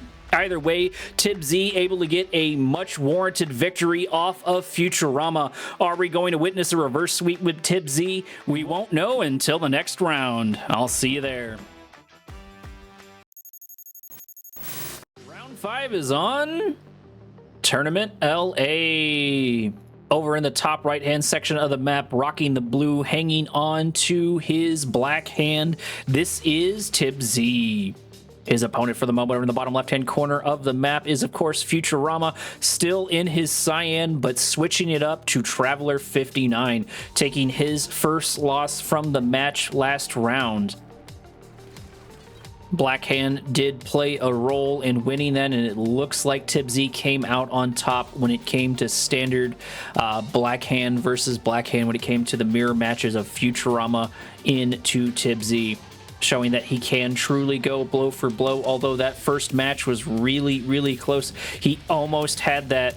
If he just had a little bit more in the tank, he'd been able to keep things going. He's able to get a good chunk of damage off on Futuarama, but Futuarama being one of these more experienced players, somebody who is definitely practiced and ready for this tournament, did not allow it to tilt him and continued on with the match, continued on with the fight. Nobody is developing their natural expansion just quite yet. It's probably a little early for that as Harvesters continue to pump their way out. 4 Harvesters on the field for both players, it looks like, with the 5th one more than likely on its way. Futuarma sneaking in a singular Seeker tank there, and scouts for Tipz are finally beginning to make their way into Futuarama's base. But the buzzers have been here for quite some time, being pests on top of these harvesters. Nothing really to write home about, but it is a free scout, and it is going to just continue to hang out for the time being. Futuarma producing a couple of Seeker tanks, moving their way down the main side of the map, down the center of the map, slowly but surely moving their way to the north into the natural expansion of their opponent. They want to see how Tipz is developing, how his natural expansion is going around, and they are indeed going to see that. Scouts for Tipz are going to get killed over in the south. It looks like we're going to get a refinery out, but that is exactly what Futuarama is waiting for, as the Seeker tanks are here to start destroying the harvester. Power plant is on its way out too, and probably followed by a couple of shredder turrets. There are the shredder turrets, but I think it's too little too late, as losing that harvester has definitely got a sting this early in the game. Raider buggies moving their way in, but Raider buggies make poor defense against Seeker tanks. They will slowly but surely deal damage, but Seeker tanks definitely have the advantage, even if they are the weaker. Futuarama getting a good early game, killing that first harvester is definitely going to help him out. Tipz does have plenty of time to rebuild his forces, rebuild his economy, but that is going to delay him. And the more you delay your opponents, especially the more you delay your opponent's economy, the better things will be out for you later on. Buzzer squad still inside all of these harvesters over here. Nobody really wanting to deal with them. Disintegrators are out for Futuarama as they make their way around the map, probably going to grab this Tiberium spike for free. Never a bad strategy, especially if you're just using a couple of descents for that. 4 Seeker tanks moving, 5 Seeker tanks moving into Tipz's base. Only a cabal of Esper squads are here on the front line. Tipz did not build up any Scorpion tanks. He did build up a couple of attack bikes, which, if positioned right, can get a couple of really good shots off on the Seeker tanks, but he's going to need more than that. He needs more on the defense. He needs Scorpion tanks, not bike and buggy into all of these Seeker tanks. I mean, maybe the buggies can soak up some of the damage, but that will remain to be seen. And it also depends on the concave. Bikes moving their way in, looking for their kills, popping off their volley, popping their way back. One bike staying here on the front line. One Seeker tank going down for Futuarama. Futurama's assault is not over, as he's moving a mass amount of forces in the center of the map on the right side, maybe going to sandwich this first natural expansion, getting a couple of no structures just quite yet, but those are descents. Lightning spike out on the front line. Things are not looking great for Tipz. He's got a lightning spike, he's got Seeker tanks, and he's going to lose more economy even if he fights this off. Shredder turret down and Shredder turret taken out by these disintegrators. The disintegrators kill a harvesters, kill a power plant, and are finally getting chased down, but the main action is over here on top of Tipz's natural expansion, where he's losing harvester after harvester slowly but surely. The forces for Futuarama are beginning to dwindle over time, and it looks like the harvester was able to get saved. Lightning spike still here on the front line, taking out a couple units here and there. Volleys should be ready for these bikes as disintegrators move their way in, dealing more and more damage to these harvesters, taking out another harvester. Tipz can just not keep a harvester alive whatsoever. His economy has got to be hurting, but Futuarama has also invested a good amount into this, but he can still continue to develop, and he's about halfway through his own Tiberium, while his opponent is maybe, if he's lucky, a fourth. Tipz throwing in the towel, losing too many resources, too many harvesters against a player like Futuarama can spell your doom. Hopefully he can get his game together, get his strategies together, and maybe we'll get to see a reverse sweep from Tipz onto Futuarama. I'll see you there, Commander. Round 6 is on. Six City. Over in the north, we have Tipz hanging onto his blue, but switching to Skrin. In the south, of course, is Futuarama in his cyan, and also switching to Skrin. We're getting another mirror match, as it looks like Tipz throws in the towel immediately, maybe just not feeling it, giving a one of the fastest rounds in the IES Invitational, a whole 1 minute and 5 seconds, just giving up into Futuarama. He did make an admirable effort, but maybe he just was not feeling it into an opponent like Tipz. I was not expecting for that to end so abruptly. Either way, this concludes this match. Futuarama getting definitely one up on Tipz and progressing further on. One more match coming up, Commander. I will see you there. Round 1 takes place on Tournament Odyssey. Starts off over on the top right-hand side of the map, wearing the blue robe, sporting the Traveler 59 gloves. Here he is for another shot, Tipz. His opponent for the moment in the bottom left-hand side of the map, wearing the purple robe, sporting the Zocom gloves. This is MasterLeaf. Both fighters ready. Begin. Sponsored by Save Scum Club, because one reload always fixes poor decisions. Hopefully not a poor decision for Tipz. Over in the top right-hand side of the map, we do have a all-in and 3 portals on the front line descents marching their way down to MasterLeaf, who is not prepared for it, has an airfield out, has a couple of reinforcements. He's going to need to get some watchtowers up and going in order to fight this. He needs to back up and just accept the loss of the airfield, because all those descents are going to take it out here any moment. There it is. Airfield is getting targeted down. APCs can't really do anything to stop it as the airfield does get taken down. MasterLeaf already losing the money for that. If he's not careful, he's going to lose his base as well. One watchtower out, one barracks out, and it looks like they're going to go for the throat to begin with. The rocket harvester is already taken out, leaving MasterLeaf no harvesters whatsoever to get any resources. This is going to boil down entirely to their Tiberium spikes, as both players have neither developed refinery, or I guess the money has been developed for the refinery on the side of MasterLeaf, but it didn't matter because he wasn't even able to get a load of Tiberium from that harvester. The assault is not over as Tipz begins to march even more units down the center of the map. MasterLeaf sneaking an engineer, trying to get grab the Tiberium spike of his opponent, moving rifleman squads up. Rifleman squads are going to focus on the buzzer squad, but it doesn't matter because it's too little too late, because the descents are now in range and they're going to mop up what's left of MasterLeaf's forces, if you can really even call a couple of troopers forces. Probably engineer inside the ox cart. Yep, that does appear to be the case. MasterLeaf hasn't decided where he's going to put that. Only rocket squads and one rifleman squad are left. Upgraded power plant is going to get taken down. Watchtower is going to come out, followed by another power plant. These descents, their numbers should begin to dwindle down slowly but surely, but they're still here to stay, at least for the moment. Another power plant is on its way out. Watchtower behind the construction yard, pushing the descents, slowing down this assault slowly but surely, but another power plant does get taken down as Tipz's rush truly is working out in his favor. Rifleman squad's getting taken down.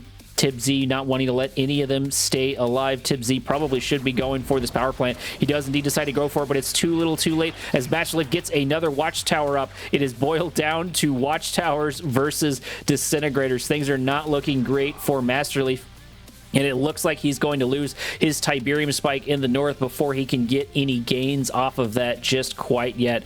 He did lose a Tiberium spike over on the left-hand side, but it looks like he's going to try and go and recapture it, maybe try to recoup some of those costs.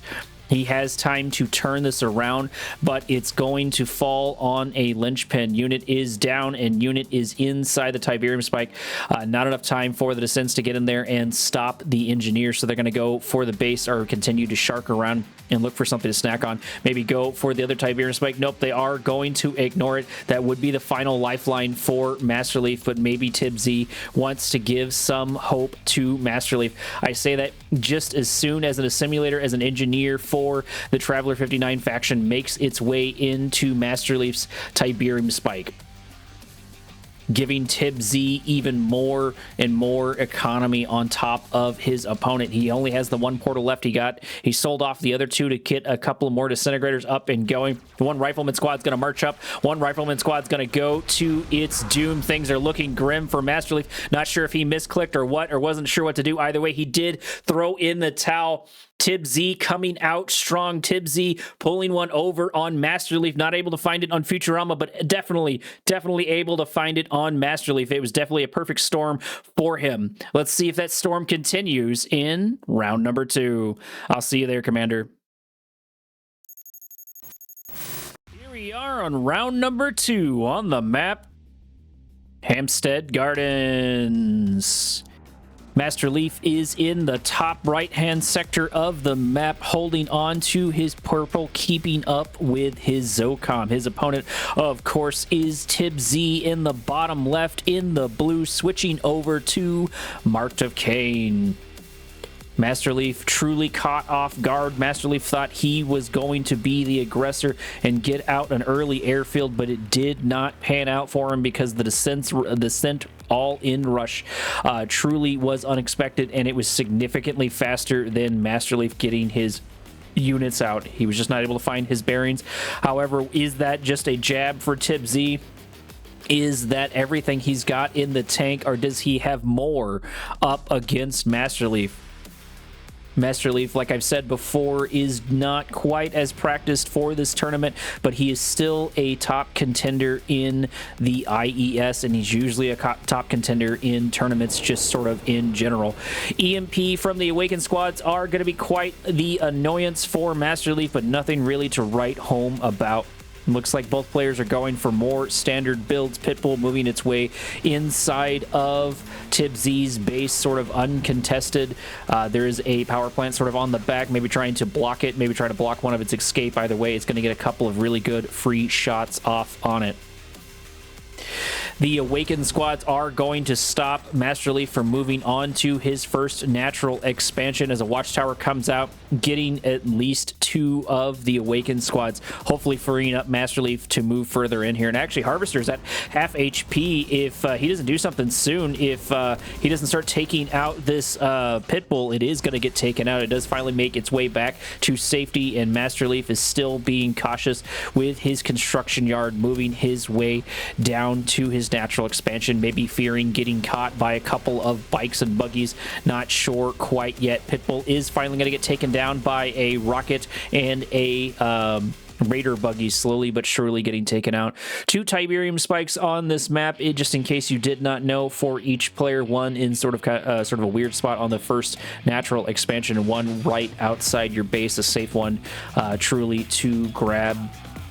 MasterLeaf moving a couple of scouts, looking for something sneaky, trying to stay on his toes against Tipz because he can't afford another loss.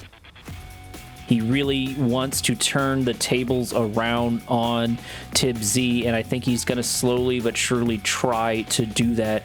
We'll get to see how it unfolds as the games progress. 3 Pitbulls here, joined by a 4th. MasterLeaf's got a good chunk of Pitbulls up and ready to go. And most importantly, he's keeping Tipz back at his base. He's keeping Tipz's forces where he sort of wants it. He can't be as aggressive as he wants. He's not able to find the holes that he needs, but at the very least, he's able to control the center of the map and keep the pressure off of him, keep the rushes off of him that Tipz has been so far successful into MasterLeaf with. Scout moving its way in, going to see all of the bike and buggies of his opponent, so MasterLeaf now knows the measure of Tipz's forces. Couple of APCs being produced, no rocket squads or anything like that in them just quite yet, no AP ammo. We do actually have a Kane that I missed over here by MasterLeaf. MasterLeaf doubling down maybe on his economy as the bike and buggy move their way across the map. Is MasterLeaf going to have the forces to defend against it? He's got a couple of Pitbulls and a handful of APCs. Is that going to be enough to stop all of this? As an Awakened squad goes in and gets a good EMP, at least on one of the Pitbulls, but it was not good enough to grab the other ones. One does get taken down, though, for it as the bikes get a really good shot off on it. But however, MasterLeaf does finally recover just a little bit. One more APC probably going to get taken down by those rockets. There it goes. It is taken down. Things are looking favorably for Tipz into MasterLeaf. One bike going off on its own, getting caught by the auto-pathing of the game and almost getting taken out. Nobody wanting to fully commit to this assault. Tipz happy to just move his way in and out. If he's not careful, though, he's going to end up in a pincer move for MasterLeaf. MasterLeaf does have to run into this decoy army as they're going to be able to absorb plenty of these shots. Pitbull's moving their way in. Pitbull's getting taken down. It looks like Tank's moving their way in to start wrapping up a whole bunch of this damage. One Harvester is going to get taken down by Tipz. Small consolation prize as more and more of these Predator tanks try to cut off the retreat of these rockets. Two more Predator tanks are here to absorb and destroy more and more of these rocket squads. Rocket bikes are going to take a couple of pot shots at the rocket harvester, but it's not going to matter as the majority of their forces are taken down. That's going to be a good chunk of money down for Tipz. MasterLeaf going out in the economy quite strongly, popping down an armory, getting some upgrades, maybe some armor for his infantry. Who knows? We'll get to see here in a little bit. We do have AP ammo out on the APCs as they move their way into the secondary natural expansion of Tipz. The assault has begun in earnest over here as MasterLeaf pushes out the bike and buggy, or at least what remains of the bike and buggy of Tipz.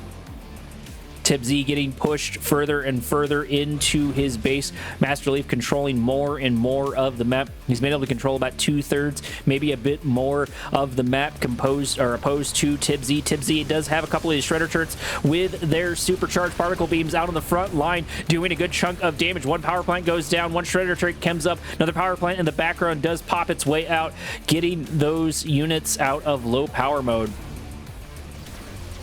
Tipz popping his own MCV out on the front line, contesting MasterLeaf's secondary natural expansion. Reinforcements are going to be here, but they're going to get focused down by the charged particle beams of these units. However, they do have a good chunk of AP ammo, and they do have armor, so they're going to be able to absorb some of these shots. And here is the cavalry as MasterLeaf moves his way in. Things are not looking great for Tipz, as Tipz might lose this base, might lose this rush over here. He is doing a couple of things over here with his bikes over in the north, but the real action is right here. The important fight is right here. If Tipz can mop up and get a couple of these harvesters, he does get one harvester, I think. There it goes. It does finally get taken down at the cost of most of his army and at the cost of his construction yard. More supercharged particle beams out on the front line, but it's not going to be enough. Sell off of one of the particle beams, and here are the avatars actually moving their way in. Those are going to help. There are 3 avatars, however, they are not concaved, and they are going to be focused down and slowly but surely destroyed along with the base, along with the push and the hopes and the dreams of Tipz. Tipz trying once again to pull one over on MasterLeaf, getting a bit of confidence from that first game, but MasterLeaf is saying that he is not going to put up with it, that he is going to fight till the bitter end, and he is going to be a top contender in the IES. He's hungry for that prize money. He's hungry for the victory. Another supercharged particle beam shredder turret out on the front line, but it's going to get destroyed just as quickly. 3 avatars with another shredder turret out on the front line. One avatar getting focused down, but the power, the damage, I don't think is quite here yet. There's no railguns for these units, as I think one avatar just barely manages to live. More supercharged particle beams and a couple more of the armor of MasterLeaf gets slowly but surely pushed out of the secondary natural expansion as of Tipz. Tipz hasn't had time to harvest his secondary natural expansion, where on the other side of things, MasterLeaf has gone through half of his Tiberium. He's got to be up a significant amount when it comes to the resources. Garrison unit is finally going to get taken down in the center of the map, and the armor, I should say, for MasterLeaf has slowly but surely built up to quite the number. Moving like a rolling storm, slowly but surely finding their position. I suspect we're going to get a march on Tipz's base, and I don't know what Tipz can do. Stealth tanks are out here, going to get a couple of really good pot shots off on a Predator tank, but have to back their way out and probably going to run into a chunk of these Pitbulls. Pitbulls are going to spot them. One is going to go down. Stealth tank is hurting pretty bad. One does finally get taken down. Another Pitbull to follow that. Couple more shots. That looks like a 3rd or a 4th Pitbull that did happen, as another one moves in and runs into the avatars as these Pitbulls get killed left and right, but MasterLeaf wants that thing dead, and indeed he does get it slowly but surely. Avatars here for the defense for Tipz, as Tipz does not want to lose this secondary natural expansion, but I'm not sure it's going to matter because 2 avatars do not make the best defense into all of this armor. especially accompanied by all of these pit bulls, actually with the mortar upgrade, which is going to make a big difference because that avatar is a slow moving target, and it is going to slowly surely but get taken out like the one over on the right. Only one avatar remaining. Things are looking grim for Tipz. MasterLeaf moving his Predator tanks through the southern section of Tipz's base, dealing even more damage. This isn't the only assault, as another avatar does get taken down. Harvesters do get taken down. Things are not looking good for Tipz. Sonic Emitter out on the front line. MasterLeaf is here to stay, and there it is. Tipz is thrown in the towel. MasterLeaf got his revenge, moving the score up to 1-1. One win for Tipz and one win for MasterLeaf. This is shaping up to be quite the match, Commander. I'll see you in round number 3. First tiebreaker for this match takes place on Tiberium Rift. Over in the top right-hand side of the map, or I guess I should say the right-hand side of the map, we have MasterLeaf hanging on to his Zocom and keeping up with his purple. Over on the left-hand side, of course, is his opponent, Tipz, mixing it up once again, switching to, it looks like, Black Hand for the moment from Traveler 59 to Marked of Kane to Black Hand. He's trying his hardest to keep MasterLeaf on his back foot. Is he going to be successful on it? MasterLeaf is prepared. MasterLeaf knows that Tipz has these sneaky strategies and that he's going to come strong outside of the gate. Airfield is out again, once again, for MasterLeaf. Probably going to see some hammerheads, maybe with some rifleman squads or some rocket squads inside of them. It looks like it is going to be rocket squads in this. Engineers are out and about, probably going to try to grab the Tiberium spikes of Tipz as quickly as they are able. Blue Tiberium slowly but surely building its way up as hammerheads move in to escort these engineers, hopefully trying to push out this Raider buggy. Raider buggy does get targeted down. Hammerhead can do a good job of taking it out. He does almost take it out. It looks like it just leaves with barely any HP. However, if MasterLeaf is not careful, he's going to land. There it is, ox cart right into the Raider buggy. That poor, unfortunate engineer man is just trying to do his job and getting killed for it. Hammerhead's trying their best to get a bit of revenge on this Raider buggy, and they do indeed take it out, but that is not an equivalent exchange whatsoever. Engineers are about 500, and Raider buggies are, I believe, half that cost, if I remember correctly. Hammerhead's taking a couple of good shots from those bikes on their way out. They're poking and prodding and trying to make their way out of it. MasterLeaf's doing a little bit of microing here to try and catch what he can and see what he can. At the very least, he's getting some decent scouting off, but these hammerheads are hurting. They need to go back to base to get a bit of repairs. They did take a couple of shots at the refinery, but still nothing to write home about just quite yet. MasterLeaf has 3 Tiberium spikes. Hopefully Tipz can turn that around and send an engineer down to the south to retake that deal. He is going on the aggression, I should say, towards MasterLeaf, going on the offense to try to take out a couple of shots here. Do take a couple of good shots at the rocket harvester, but not enough to take it out as hammerheads and watchtowers and tanks push out the forces of Tipz. MasterLeaf seems to be a little bit behind when it comes to the development of his first natural expansion, but maybe he's just buying his time with these units. However, he has not been able to get really any good gains yet from the hammerheads just quite yet. Rocket bikes moving their way in, taking a couple of good shots at the Predator tank. Predator tank having to reverse move to save itself. Watchtower out on the front line to absorb a chunk of the damage. Tipz probably has the forces to be aggressive, but maybe he's worried that MasterLeaf has built up a good chunk of Predator tanks, and indeed he does have 2, possibly 3 up and ready to go. MasterLeaf finally moving his way down south, beginning to develop his natural expansion a bit behind Tipz, who already has 2 harvesters and 1 refinery down at that base. Two Predator tanks moving down to escort their MCV, followed by a third. MasterLeaf deploying a little bit further out just to be safe, just to be cautious, not wanting to lose those units. Hammerheads are uncontested right now, as I think a couple of bikes move their way in. One Harvester does not get taken down, as it barely lives, but the Hammerhead might go down for it. There it goes. It is taken down at the end, cutting MasterLeaf's whole two Hammerheads in half, cutting down his Air Force in half.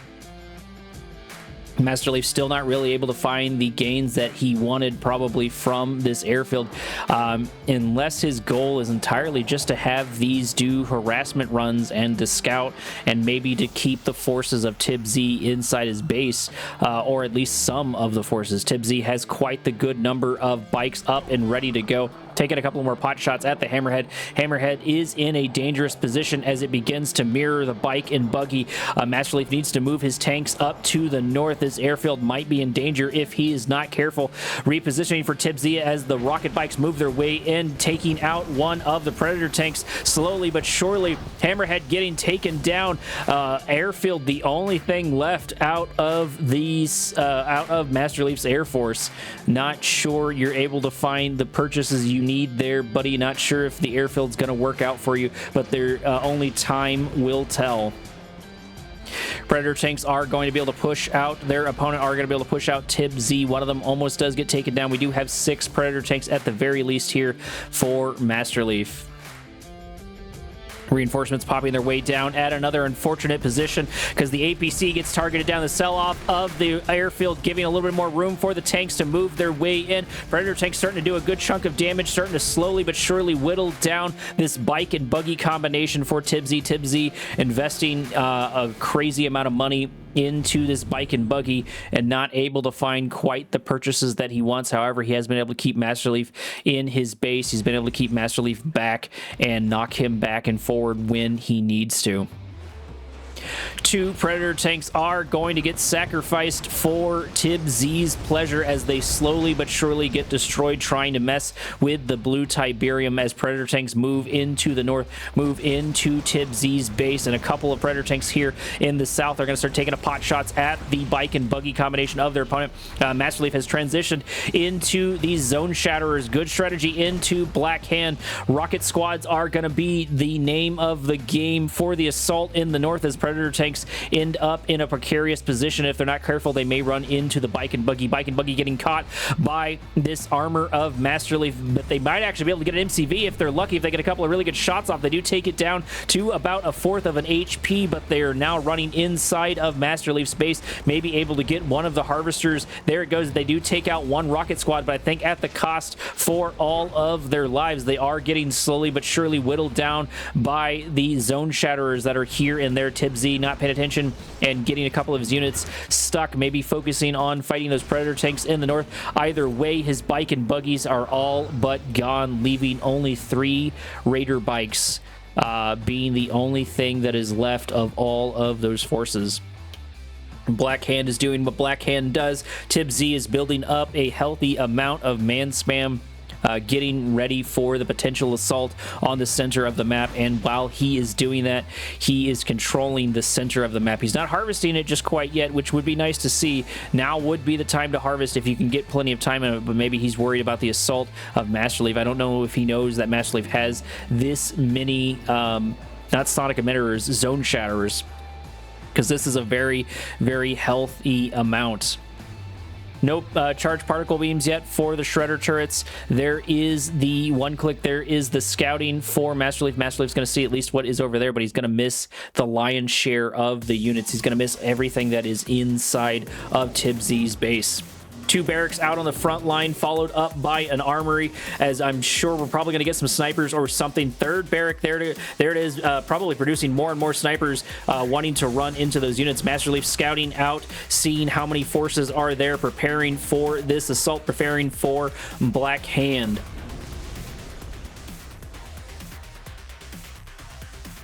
Sell off of the watchtower to get a couple of more scouts moving into Tipz's base. Tipz still has not yet begun to harvest his unit as the assault begins in earnest.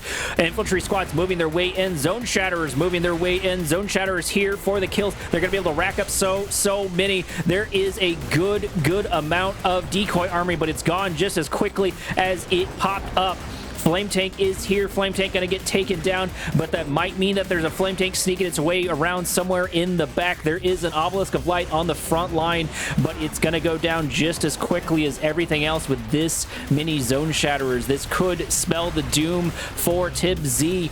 He might be in a precarious position here any moment. Those Predator tanks are still alive, probably trying to join the fray as soon as they can. Obelisk of Light is up, and it is going to take out a Zone Shatterer as the forces for MasterLeaf slowly but surely begin to dwindle down over here. Predator tank goes down almost for free. A couple of snipers are still here and ready to go. Predator tanks are taking a couple of pot shots where and when they can, but they do not have railguns just quite yet. There's only so much that they are going to be able to do. MasterLeaf moving down to the south to the blue Tiberium, maybe trying to keep Tipz off of it. He is going to move his two own heavy rockets in there, and he's also going to notice that there is a Flame Tank here on the front lines as all of these units begin to focus them down and try to take them out. Actually, a Flame Tank has snuck inside of MasterLeaf's base, getting a couple of the infrastructure taken out, causing the sell off of the War Factory and the destruction of at least one power plant. Tipz trying very hard to pull one off on MasterLeaf, trying to pull out all the stops, trying to be as sneaky as he possibly can, as distracting as he possibly can. We did get a decoy army of, I think, what is probably the Predator tank. I wish as the observer I could figure out which was which, but we won't know until they get shots. Two Obelisk of Lights at the very least on the front line. We do get our charged particle beams over here for the Shredder turrets, but it doesn't matter because these Zone Shatterers are going to do exactly as the name says on the 10. They're going to focus on this Obelisk of Light as it gets taken down. Couple more, it looks at least one more Purifiers join the fray, moving its way to the center of the map, but MasterLeaf is here for it. MasterLeaf is ready for it with all of his armor as they begin this slow march into his base. There is a Redeemer out on the front line that could spell the doom for this assault. It's got two engineers up in it and ready to go. It's here to absorb damage, and it's here to pop off its rage gen. There it is. Is that going to do a good chunk of damage to all of his Zone Shatterers? It is indeed, as Friendly Fire takes down 3 Zone Shatterers and an APC. Those are losses MasterLeaf cannot afford to take, but it doesn't matter as an Obelisk of Light moves out on the front line to support this Redeemer. War Factory gets sold off. Another good one click, putting another nail in MasterLeaf's coffin. If he's not careful, he's going to lose this. Purifiers moving their way in with their blue flame upgrade, and MasterLeaf decides to throw in the towel. He's lost too much infrastructure and too many units, and he needs to conserve his strength because this is shaping up to be a long one, Commander. Round 4 is on the way.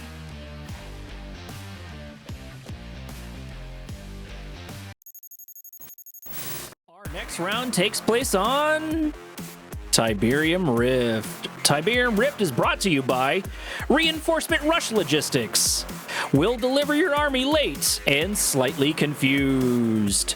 Not slightly confused over on the bottom right-hand side of the map. We have MasterLeaf in his purple hanging on to his Zocom, and of course his opponent is Tipz in the top left, sticking with his blue and wanting to go down the entire rainbow of factions, now switching to Nod.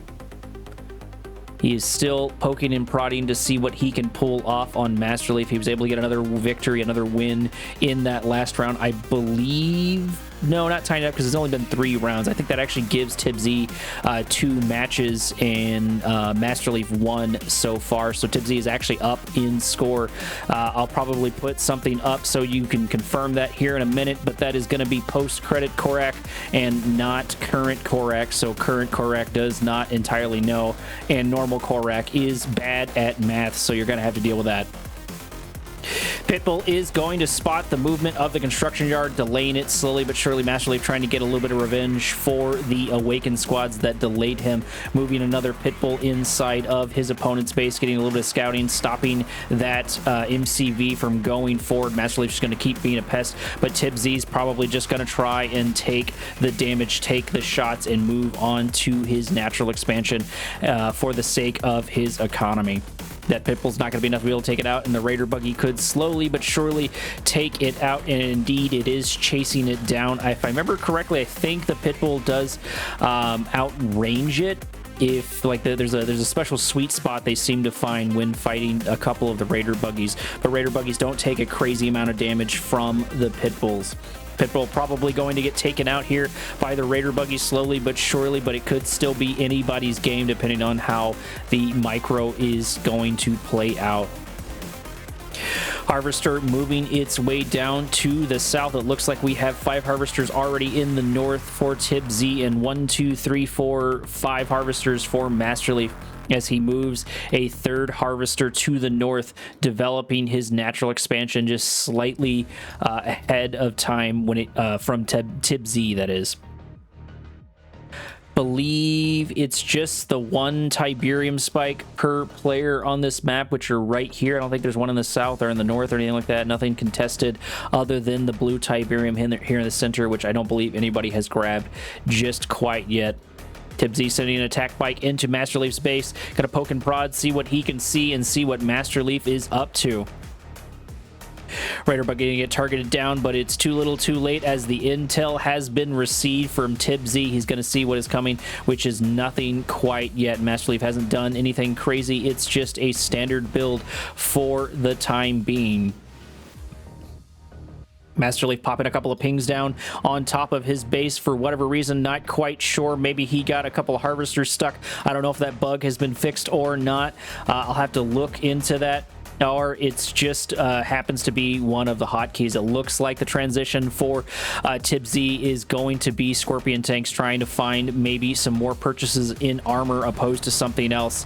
Pitbulls are going to get caught in a rather unfortunate position. They're going to launch their volleys as 2 go down, and 3 Pitbulls go down, probably followed by 4 here in a minute. Only 1, maybe 2 Scorpion tanks are going to go down in this engagement, and they're going to be able to take out all of those Pitbulls slowly but surely. Raider buggy still continuing to scout out MasterLeaf's base. It does finally get taken down slowly but surely as more Scorpion tanks move their way into the center of the map, protecting the harvester, giving Tipz a bit more resources, a bit of a head start on his opponent, and most importantly denying that blue Tiberium for him.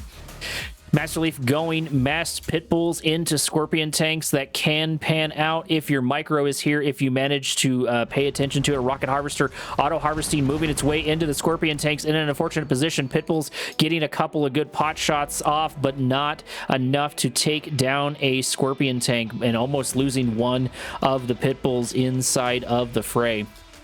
One Scorpion tank getting forgot about as the Pitbulls move their way down to the south to maybe to try to find some softer targets, but they're not going to find it. They're just going to find more Scorpion tanks. Scorpion tank still here, isolated by itself, but it is going to be enough to take out this undefended harvester if they're not careful.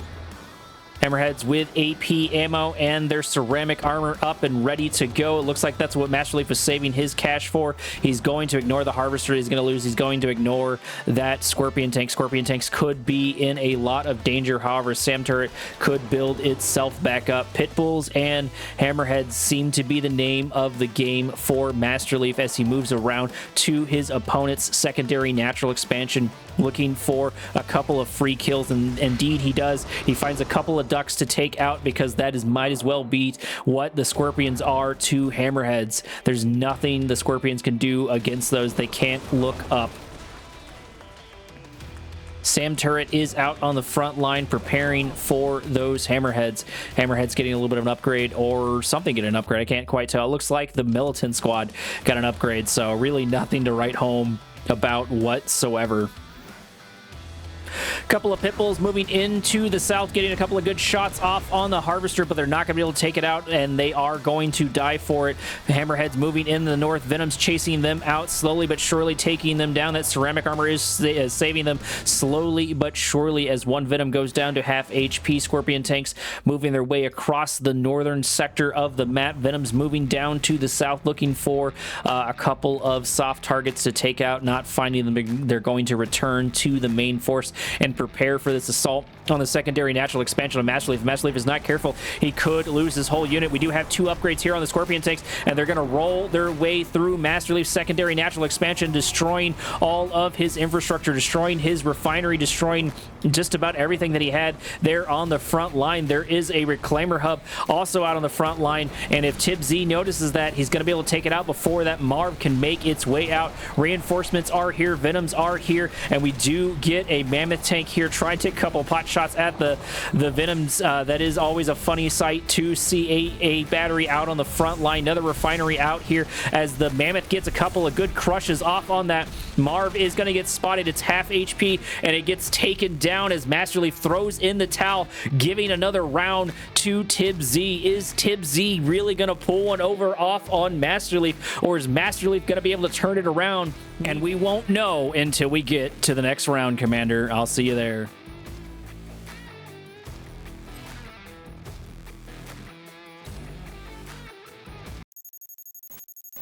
Round 5 is Toxicity. Over in our top right in the purple, we have MasterLeaf switching over to Steel Talons from Zocom. Over on the left-hand side, his opponent, of course, is Tipz, trying to pick everything in the book, but moving back to Black Hand, not having the quite success that he wanted with Nod, unless I'm misremembering how that last round went. It is all kind of a blur at this point, so you will have to forgive me, Commander.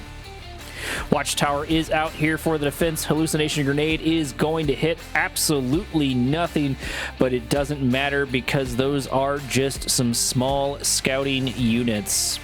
Tipz popping some units down in there to get a garrison up and going for the later game, or to see if MasterLeaf tries to sneak something around the bottom and do a little bit of cheekiness.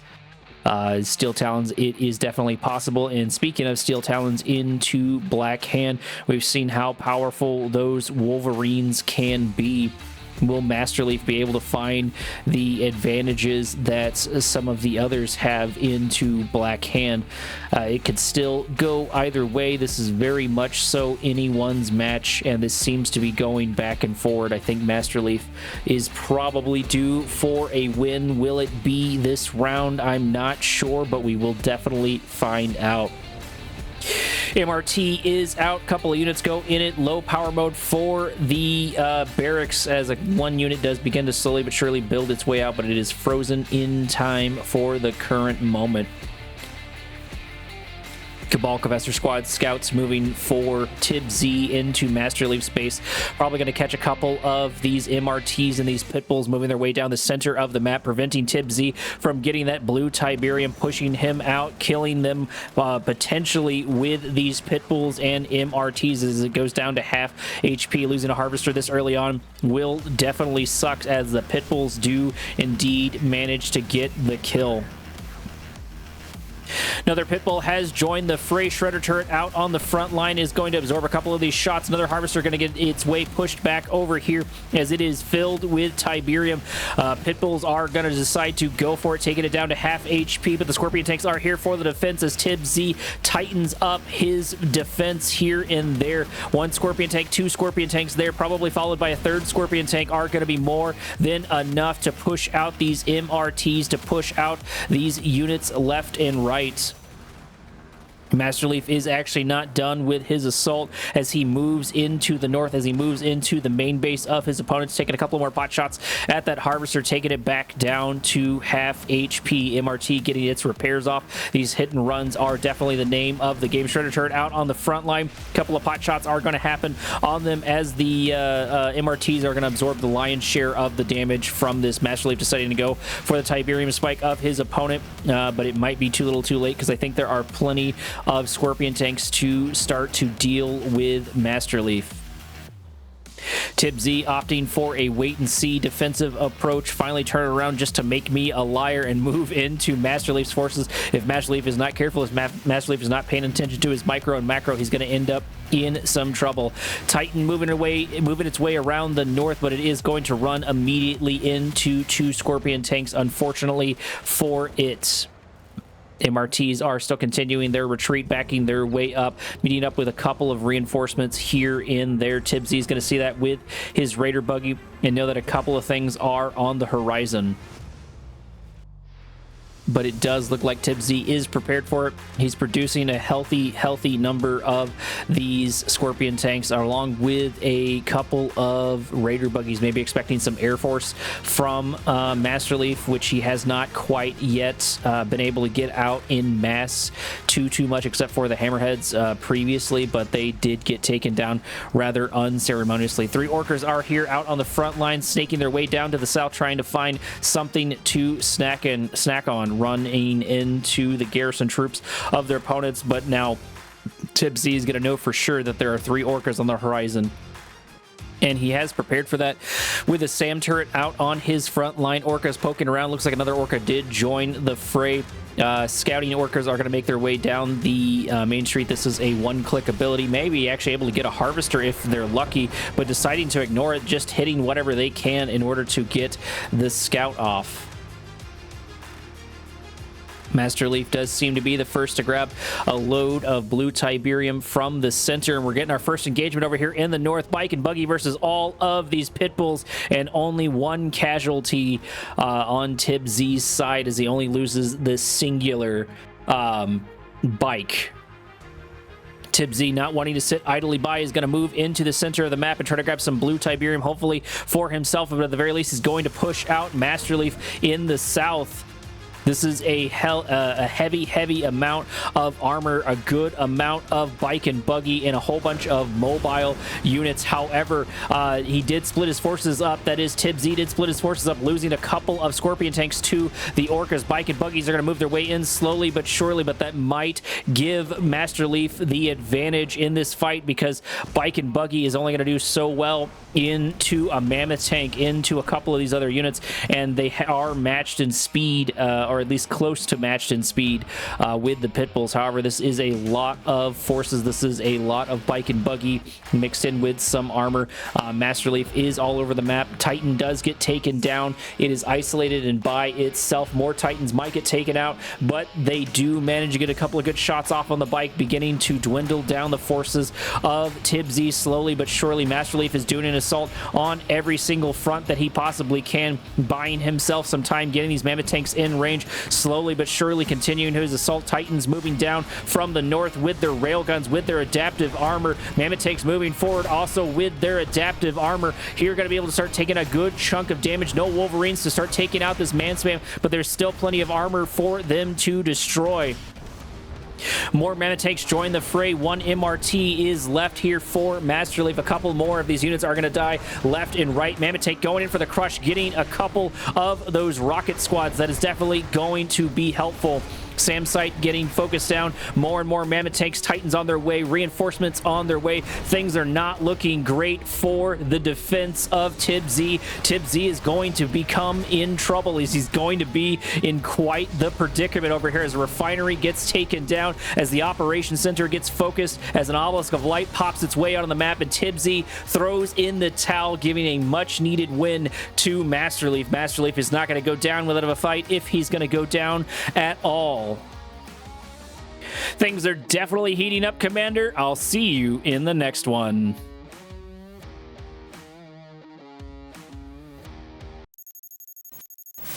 Round 6 is here on Tournament Dust Bowl. Over in the bottom section of the map, we have Tipz, of course, in the blue, moving on to Marked of Kane. His opponent sticking to his color, sticking to his faction, which is Steel Talons. We, of course, have MasterLeaf sitting pretty in the north.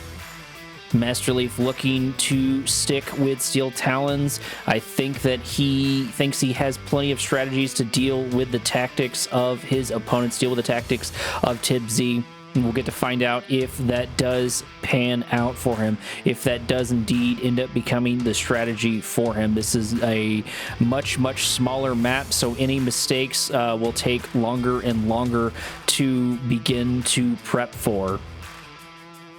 As in, if you do make a mistake, you have less mileage in between you and your aggressor to deal with it.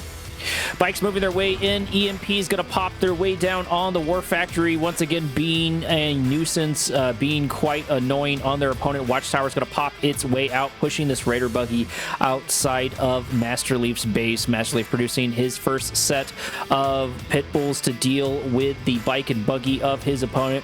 I'm not going to be surprised if we get an MRT here in a moment, but it is going to be a third pit bull for the time, which means that Tipz does not want this fight just quite yet, unless he can find something to snack on, but that might be a little tough. One Harvester is at half HP, but they have to make it to him as another Watchtower pops its way out. Pitbulls move their way in. One does get taken down, leaving only 2 Pitbulls left and 2 Watchtowers. That means that Tipz has a little bit of advantage in this fight, and he might indeed. Yes, he does. He gets one of MasterLeaf's Harvesters despite all of this defense on the front line, and they're not done. They're moving back in. They're trying to get a couple more pot shots. They do get another Pitbull. Harvester does come out, giving MasterLeaf 4 Harvesters here on this field. And that is why we have so many numbers on Tipz's front. It looks like once again he has alled in. He has sold his what's it called? He's sold his MCV, his construction yard. It has been a long day in order to give himself a little bit more resources. He does have 2 Harvesters out, which means that he is going to be able to continue this assault. It would be nice to see 3 up and going, but he was able to take out 1, I think 2 Harvesters for MasterLeaf, so maybe that's going to balance out slowly but surely. MasterLeaf building a Titan and 2 Watchtowers, definitely prepping for the defense, probably anticipating. And unfortunately, there is low power mode as the command post pops its way down. However, the Titan was here for the defense, and it was not quick enough for them to get really any kills on anything. Harvester in sort of an unfortunate position as it goes down to half HP. Tipz trying desperately to take out more and more of these Harvesters, because over time he's going to be behind, and he did rebuild his MCV back over in the background. Does look like more and more Watchtowers have popped their way down as MasterLeaf prepares his defense and slowly pushes these bikes out to protect his Harvesters. 2 Pitbulls out in order to accompany this Titan. Titan not able to quite reach the engagement, very much so trying to get a couple of good pot shots off on all of these bike and buggy. MasterLeaf almost completely chewed through his set of Tiberium on his main base. Does look like Tipz is a little bit behind his opponent when it comes to that, and he was not able to really find a crazy amount of purchases for that all-in for that rush, but he has time to recover. He does have his second refinery out on the front line, which means he's now going to have more time to build things up. He's probably going to have transition off of the bike and buggy. I'm not sure it's going to work at this point at MasterLeaf, especially with Steel Talons. Steel Talons is only going to build, is only going to snowball harder the longer and longer you leave them alone. And we are transitioning into the middle phase of the game. Plenty of Raider buggy, or plenty of bikes here in order to get 2 volleys off to kill one of the Harvester, even the heavy Harvesters, and that is probably what they're looking to do. Pitbulls may or may not see them. They do move in, and they do get a little bit of reinforcements. One Pitbull does get taken down, but the volleys have already been spent for the bikes as the bikes take out another Pitbull. 1 Raider buggy does go down, but that's why it is there, and bike after bike does get taken down. It looks like MasterLeaf has the advantage in this fight as he begins to push his opponent back into his base. Couple of Scorpion tanks out are on the front line. That does appear to be the transition for Tipz. Tipz already moving in to the Scorpion tanks. Good call by him. Couple of rocket squads popping their way out, and more Scorpion tanks join the fray and prepare for battle. Scorpion Tank's taking a couple of really good shots off on these pit bulls. One does go down, one goes to half HP. A little bit of skirmishing here and there with MasterLeaf scouts, and they did catch a couple of these bikes in the north, turning around to avoid that. And actually, we're getting a little bit of screwiness over here. MasterLeaf has a surveyor out on the front line, and he's going to make his way down to his opponent's natural expansion and begin to set things up if he is not careful, if Tipz is not careful. And the other thing he was able to do in the background was take the Tiberium spike back from Tipz, who I guess snuck a engineer in there from MasterLeaf. Scorpion Tanks moving their way in. Guardian Cannons here for the defense. Titans joining the fray in order to protect MasterLeaf's base. Surveyor is going to get deployed, but will it be enough time? A couple of pit bulls sort of moving down here for the defense. Another Guardian Cannon out on the front line. Watchtower on the front line. Heavy Harvester getting taken down. Heavy Harvester getting focused. Mammoth Tank also getting focused, as both the Mammoth Tank and the Harvester do get taken down. Those are going to be some good gains for Tipz. That's what he's looking for. That's what he wants to grab. But MasterLeaf is going to go shot for shot, as his pit bulls are now uncontested inside of Tipz's base, which means things have really turned on him in this match. EMP only catching one of the pit bulls. Pit bulls getting a second Harvester, trying desperately to get a third, but are finally going to get taken out by the bike and buggy and these forces that are moving their way down back for the defense, as more and more pit bulls do get taken down. 3 manage to make it out slowly but surely, and most importantly, MasterLeaf's outpost has yet to be discovered. MasterLeaf trying to grab both sets of Tiberium, trying to be a little bit greedy. Hopefully he will have the forces to defend this. If he's able to get a couple of units out here and there, he's going to be able to have the defense. He definitely has the defense with these 3 Mammoth Tanks for his secondary natural expansion, and he's moving a couple of more forces into Tipz's natural expansion. Tipz is very much behind on the economic front. His first set of Tiberium, sorry, his second set of Tiberium for his first natural expansion is only about halfway chewed through, which could spell a problem later on. Guardian Cannon out on the front line. MasterLeaf beginning to establish himself inside of Tipz's natural expansion and choosing to expand primarily over there rather than his own. However, he's prepared for that. Scorpion Tanks moving their way in, as the Guardian Cannons with their railguns upgrades are going to do a couple of really good shots into the Scorpion Tanks. Adaptive armor is out here for the Titans. Adaptive armor is out here for the Mammoth Tank, as Titan gets caught in an unfortunate position and may get taken down by the Scorpion Tank, but it's not going to go without a fight, as it takes out the lion's share of those units. Things are looking grim for Tipz. Tipz did produce a good chunk of militant rocket squads. That is going to be the name of the game, as they take one of the Titans down and begin to focus down a Mammoth Tank. But while this whole thing is going on, MasterLeaf is absolutely unabated. MasterLeaf is not being stopped whatsoever in this base over here. He's able to start taking his opponent's resources when and where he can, and it looks like he has a refinery on both of these fields, increasing his economic lead even more so. That rush for Tipz did manage to get him some gains, but it was really nothing to write home about. Rocket squads moving into Mammoth Tanks, taking a couple of really good pot shots off on them. Maybe able to get a Mammoth Tank for free. Mammoth Tanks don't do super well into rocket squads, and rocket squads are indeed designed to take them out.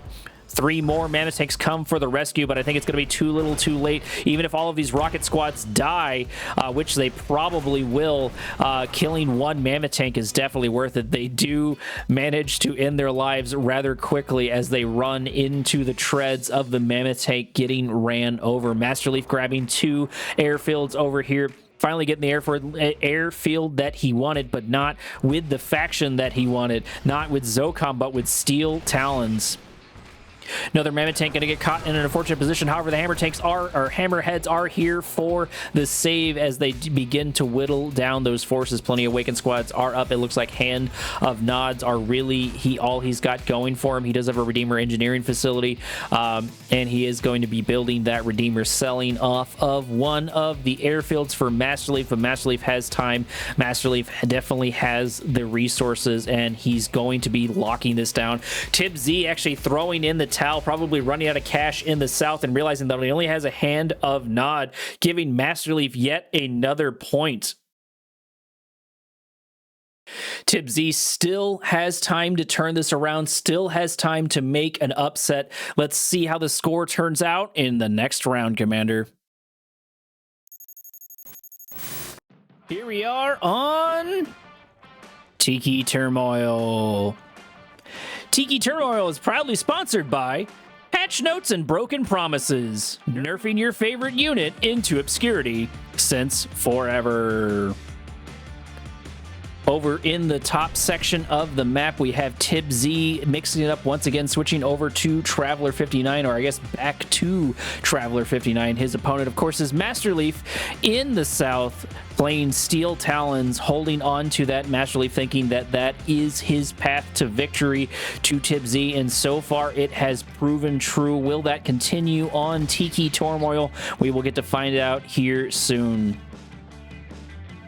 I do enjoy what I get to see from Traveler 59 from Tipz. I don't think he's going to do a rush like he did last time. MasterLeaf is probably going to expect that, probably going to see that coming, but that doesn't mean that he doesn't have some sort of secondary rush up and ready to go. For those of you who don't know, Tiki Turmoil does have a set of blue Tiberium for both players to grab with a chasm or a valley for them to sneak their way into. Secondary or first natural expansion is being moved on by both players at about the same time as they get deployed about the same time. Nothing really happening from Traveler 59 yet. No real Seeker tanks. It looks like he's focusing on his economy, getting out those 5 harvesters into his main base, and he's got time to do that because it doesn't look like MasterLeaf is going to do anything sneaky on his end either. No refineries just quite yet on the first natural expansion for both opponents, but I'm sure they are soon to come, and I think that's what is building in the build order for each of them. It does look like MasterLeaf has 1, 2, 3, 4 harvesters, so maybe he's down a harvester over here, or maybe one's producing and then one's going up over here, giving 2 harvesters to that first natural expansion. So MasterLeaf slightly ahead of his opponent. Tipz did manage to slap down a refinery there in the end, building up his resources even more so. Long distance harvesting from a Tiberium, from a harvester, making its way over to the blue Tiberium probably. I don't know if MasterLeaf has elected to go down there just quite yet. He has not. I think there's at least 1 load of full Tiberium in each one of those little fields. Well, I guess it would be 2 loads, technically. 1 load of blue Tiberium and 2 loads of green Tiberium.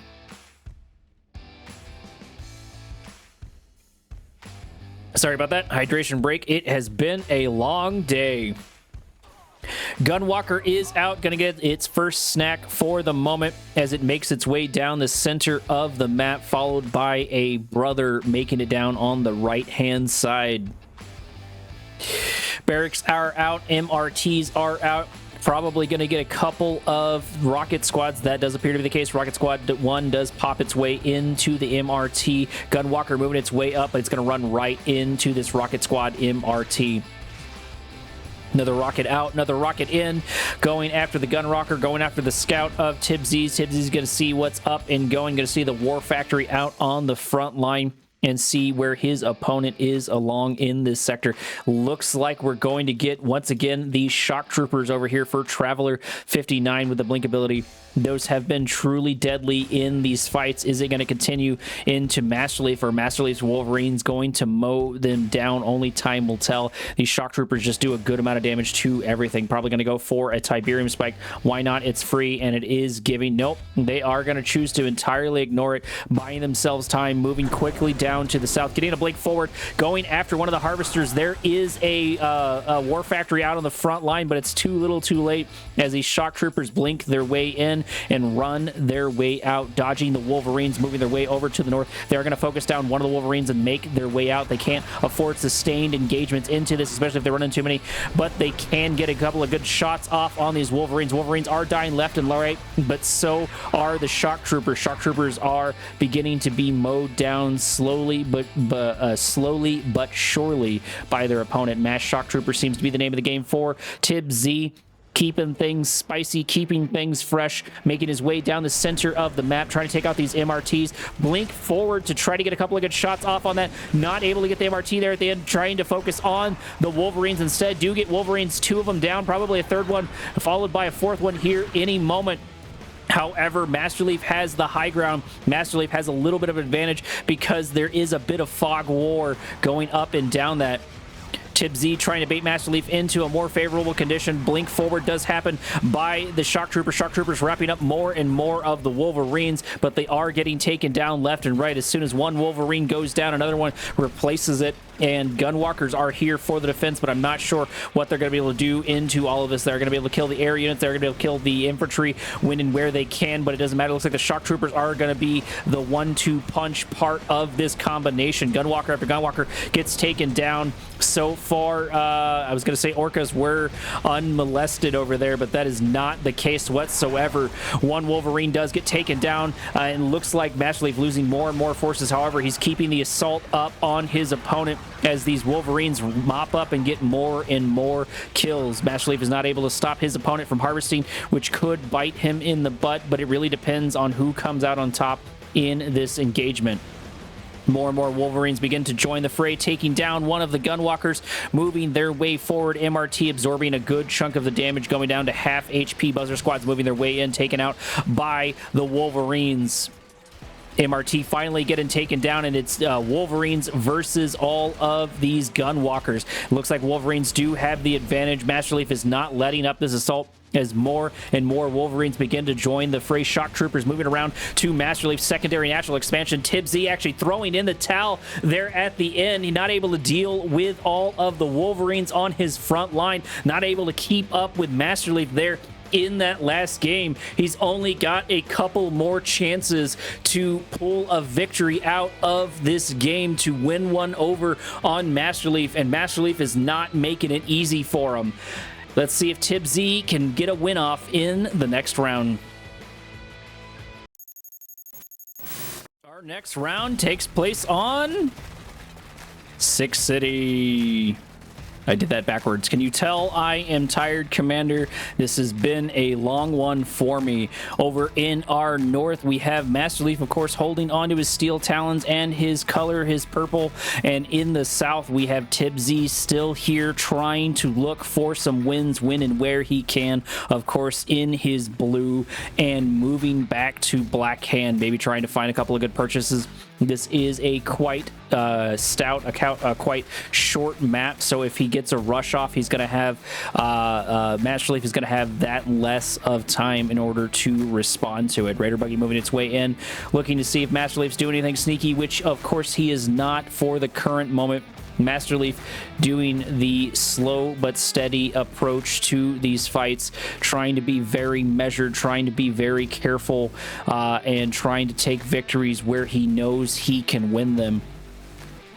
Not a bad strategy considering how much money is on the line, how much this prize pool is going to go to the first, second, and third place players. I think it's $700 in total, and I think the first place prize, words are hard, is $350. So that should tell you what even the second and third place prize would be. And I don't know if they award players below that level, you know, below bronze. I've got to re-look at that in order to figure out for sure if that is indeed the case. First Pitbull is out for MasterLeaf. MasterLeaf probably going to get a couple of MRTs. He actually already has an MRT up and ready to go. Pitbull doing a little bit of scouting out, noticing his opponent's natural expansion is not developed quite yet, so he's going to make his way down to the south, make his way down to, it looks like Tipz's main base.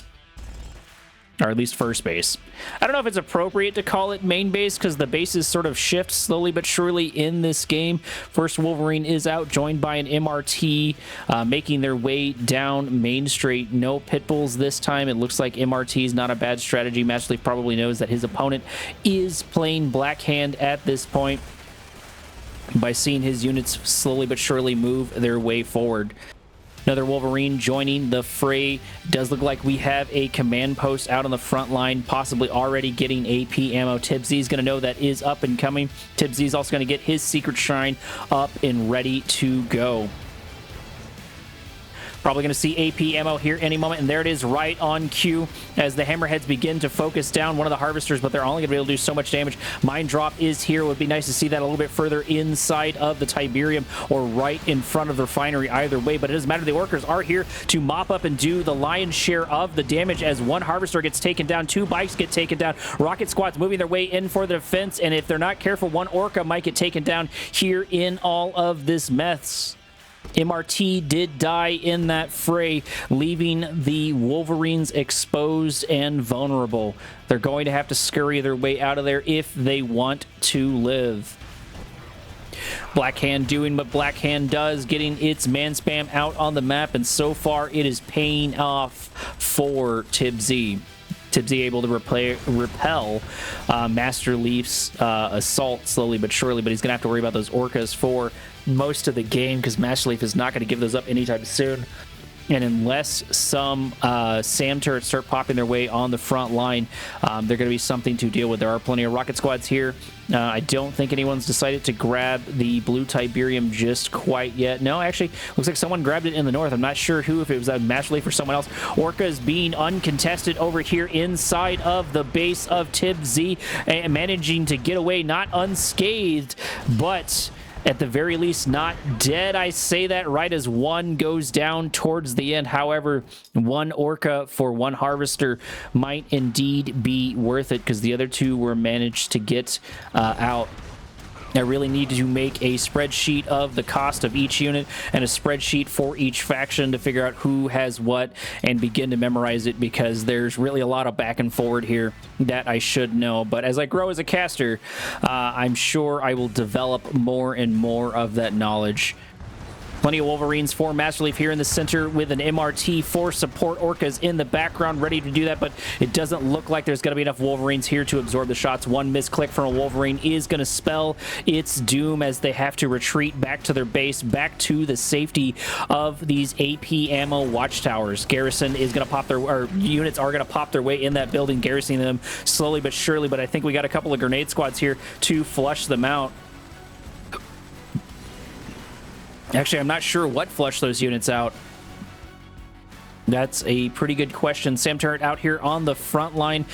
Does look like Blackhand garrisoning troops is the name of the game for Tipz. Not a bad strategy. It's a free little bit of extra HP. MasterLeaf grabbing the blue Tiberium in the north, trying to get a little bit more of a lead on his opponents. Wolverines making their way down Main Street into Tipz's base. Tipz is losing more and more units left and right. If he's not careful, this could already be over for him. Shredder turrets out on the front line. More Shredder turrets out on the front line, but low power mode happens for them just as quickly as they pop their way up, and they're not able to outrange these Wolverines. The AP ammo Wolverines have taken down a refinery. That is a good kill from them for that distance. SAM turret is going to kill one Orca, but I'm not sure how much it's going to matter. There is the charged particle beam for the SAM turrets, able to increase the range just a little bit.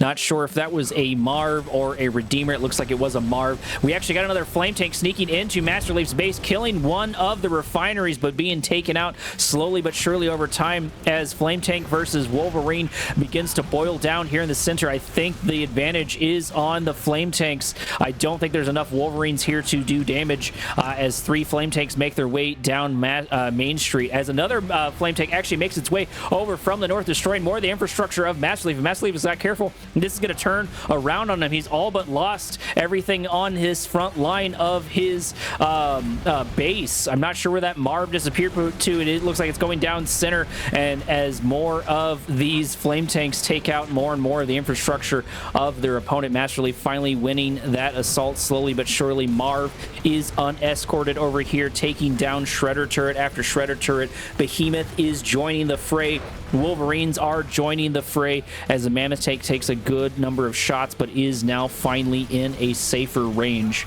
Shredder turret with those particle beams is going to be quite the threat, quite the challenge to deal with for the Wolverines and a couple of other units, but the answer is definitely going to be a Behemoth. MasterLeaf keeping the aggression off of him, moving in on his opponent's base, getting that Marv out, pressuring his opponent, keeping the flame tanks, keeping everything off of his base so he can continue to redevelop it. Defender's advantage actually is here. And speaking of defender's advantage, we do get an obelisk of light that pops its way out, and it is able to get the behemoth in an unfortunate position, which means that this Marv is now by itself. This Marv is now vulnerable, and it has gone full attack. It does not have any engineers in it whatsoever, so it cannot get any repairs unless it runs to its repair facility, unless it runs to a reclaimer hub.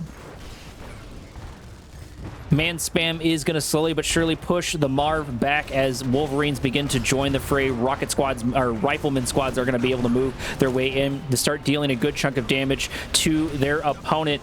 Construction yard here on the front line, probably followed by an obelisk here any moment. Obelisk into or behind the Marv would be super great. SAM turrets, nope, no, not SAM turrets. Shredder turrets actually here on the front line. Nothing to deal with the Orcas just quite yet. SAM turrets sort of in the background, but the damage is done as two harvesters go down. Hand of Nod for the body block, protecting the construction yard as the Marv finally gets pushed out of the center of the map. This is still anyone's game to win or lose. Another Hand of Nod out on the front line as the Marv begins to focus it down. Marv is so close to being taken out, but it looks like the Wolverine might be here for the defense. Marv has one upgrade. Shredder turrets are here. MasterLeaf needs to keep backing that unit out because it needs some much needed repairs.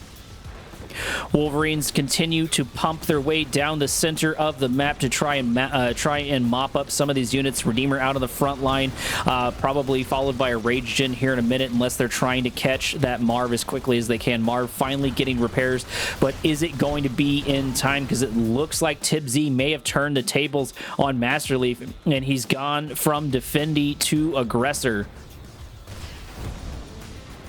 Marv still taking a couple of good pot shots off here and there, but Redeemer is returning fire. Orcas moving their way forward, taking a couple of good pot shots at the Redeemer. There is the Rage Gen to start dealing a whole bunch of damage. Marv is going to hurt its own base, but it's not going to get taken down. It is going to get a little bit of repaired as this Redeemer is still up and ready to go. SAM turrets here to protect it on the front line as this base rush slowly inches towards MasterLeaf's main base. MasterLeaf's first and only natural expansion.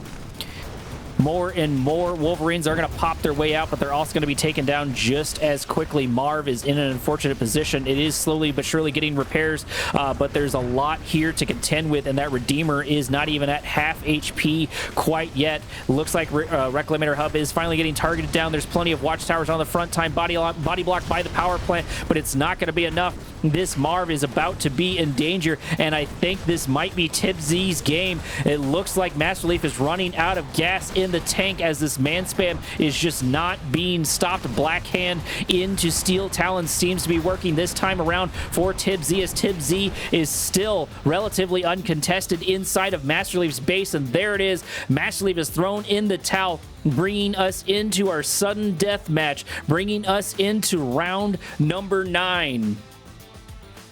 That will truly be our tiebreaker. Once again, post-credits, Korak will have to make the score for this because I've not been keeping track of it in my head. It has been very much so a long day. Either way, we'll see how things shape up in the last round. I'll see you there, Commander. Here we are in our tiebreaker on Badland Hills. Over in the right for the last time, this is going to be MasterLeaf rocking the purple, hanging on to his Steel Talons. His opponent, once again, for the last time in this cast, is going to be Tipz in the purple, playing with Black Hand. Is Tipz going to be able to dethrone MasterLeaf, or is MasterLeaf going to be able to turn things around? I'm excited to see the conclusion of this round. I do not watch these in advance, so I'm just as surprised as the players, or just as surprised as the viewers. I think that's a more organic way to cast, and I do enjoy it quite more. I do poke my head in to see if the games are running and not corrupted, because at this day and age, corrupted replays unfortunately happen more than I would like to admit. Nothing real sneaky yet from either player. No double war factory, no early airfield or anything like that. Everybody's just slowly but surely developing their first natural expansion and scouting each other out. I'm not sure if any one of them wants to take any risks in this, considering this is their last round, this is their last chance, and how this shapes up will really determine the tournament and will determine who goes forward. The brackets are getting tighter and tighter, and we're getting so close to the quarterfinals. I probably need to start linking the bracket in these videos. My only problem with doing that is I'm worried about hitting you with spoilers, because the primary caster for the IES is actually Green Zero, who is not playing this, but he is casting this, and I believe he did put all of this together as far as the IES tournament goes.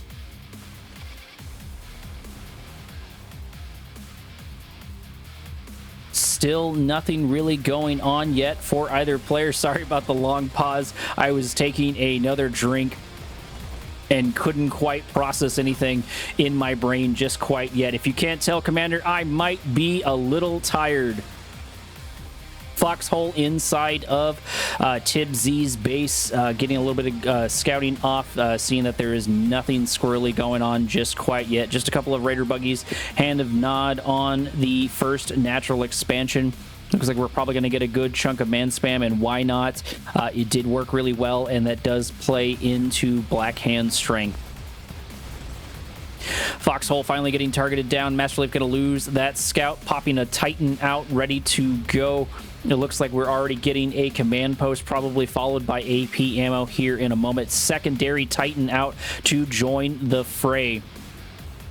That's going to be pretty decent into the bike and buggy if they can catch them, if they can get their shots off just quite right. Man spam in the north, couple of units in the south. It looks like bike and buggy, the lighter units, are going to move into the south, but they are going to get spotted by the Pitbull as it dies, relaying its final message. Wolverines joining the fray to pad the Titans out, to help them out in their formation and hopefully deal with the man spam that is coming their way. The biggest thing that Tipz is going to have to play with here is mobility with those bike and buggies, so he can tie down the slower moving Titans, maybe take a couple of pot shots from range or something to that effect. Titans are going to run, unfortunately, into the man spam, which is not what they want to do, as one of them already down at half HP, getting taken out slowly but surely. Wolverines moving their way around. The Wolverines need to be moving in front of the Titans, but Titans move forward, putting their nose where it doesn't belong, which is ahead of the formation. They need to be in the background in order for something else to absorb those shots. It does look like MasterLeaf has slapped down a crane. I think he might be alone in that. That does make sense with all of his build power over here. Bike and buggy moving in on the south, getting a couple of good pot shots off on the air forces of their opponent, as MasterLeaf slowly but surely marches his way into Tipz's base with all of these Wolverines and with these Titans. Speaking of Titan, one does get taken down there at the end. Hammerheads joining the fray, making their way down the southern section of the map. Another Titan getting targeted down. These Titans just cannot catch a break as Titan after Titan begins to fall. Wolverine trying to push out the bike and buggies of their opponents. Harvester getting targeted by the Wolverines. A couple other things. Titans might be able to get a good shot off on it. There it goes, as a Harvester gets killed relatively for free. MasterLeaf already moving into this sector of the map with his build order, getting an air pilled out on the front line, getting a couple of these Hammerheads mixed in with all of the Wolverines. It looks like the bike and buggies are finally going to get taken out by Tipz. Tipz losing that faster moving force, only having the man spam in the north and the man spam in the south. His forces are looking pretty anemic to MasterLeaf. One click on, I believe that was a refinery taking out a Harvester as well. That's going to slow MasterLeaf down a little bit. MasterLeaf not grouping his units, maybe being a little bit aggressive, maybe being a little bit tired. This has been a long match for him. Wolverines moving their way in slowly but surely, running into the charged particle beams of the Shredder turrets. Another another Hammerhead sent to its doom into this fray. Wolverines continuing to assault, Titans moving their way up. The concave is not here for MasterLeaf. MasterLeaf is sort of sending his units in at onesies and twosies as actually Tipz moves in on the south. This may turn around to be the upset. Tipz might be able to pull one off on MasterLeaf and take him out of this section over here. Maybe able to get another win here at what I believe is the tiebreaker. Like I said, post-credit, Korak will have to let you know here in a moment how this boils down with a score as the War Factory gets taken down. Behemoth does pop out just in time, only to die, only to get taken out. MasterLeaf is very much so in trouble as an Obelisk is on the front line. I don't know if MasterLeaf knows this, but I think he has lost this fight. There it is. He's thrown in the towel. He's giving yet another win to Tipz. Tipz very much so being the wild card of this tournament, getting a couple of wins where I don't expect him to get wins, and I think actually winning that whole little bracket against MasterLeaf.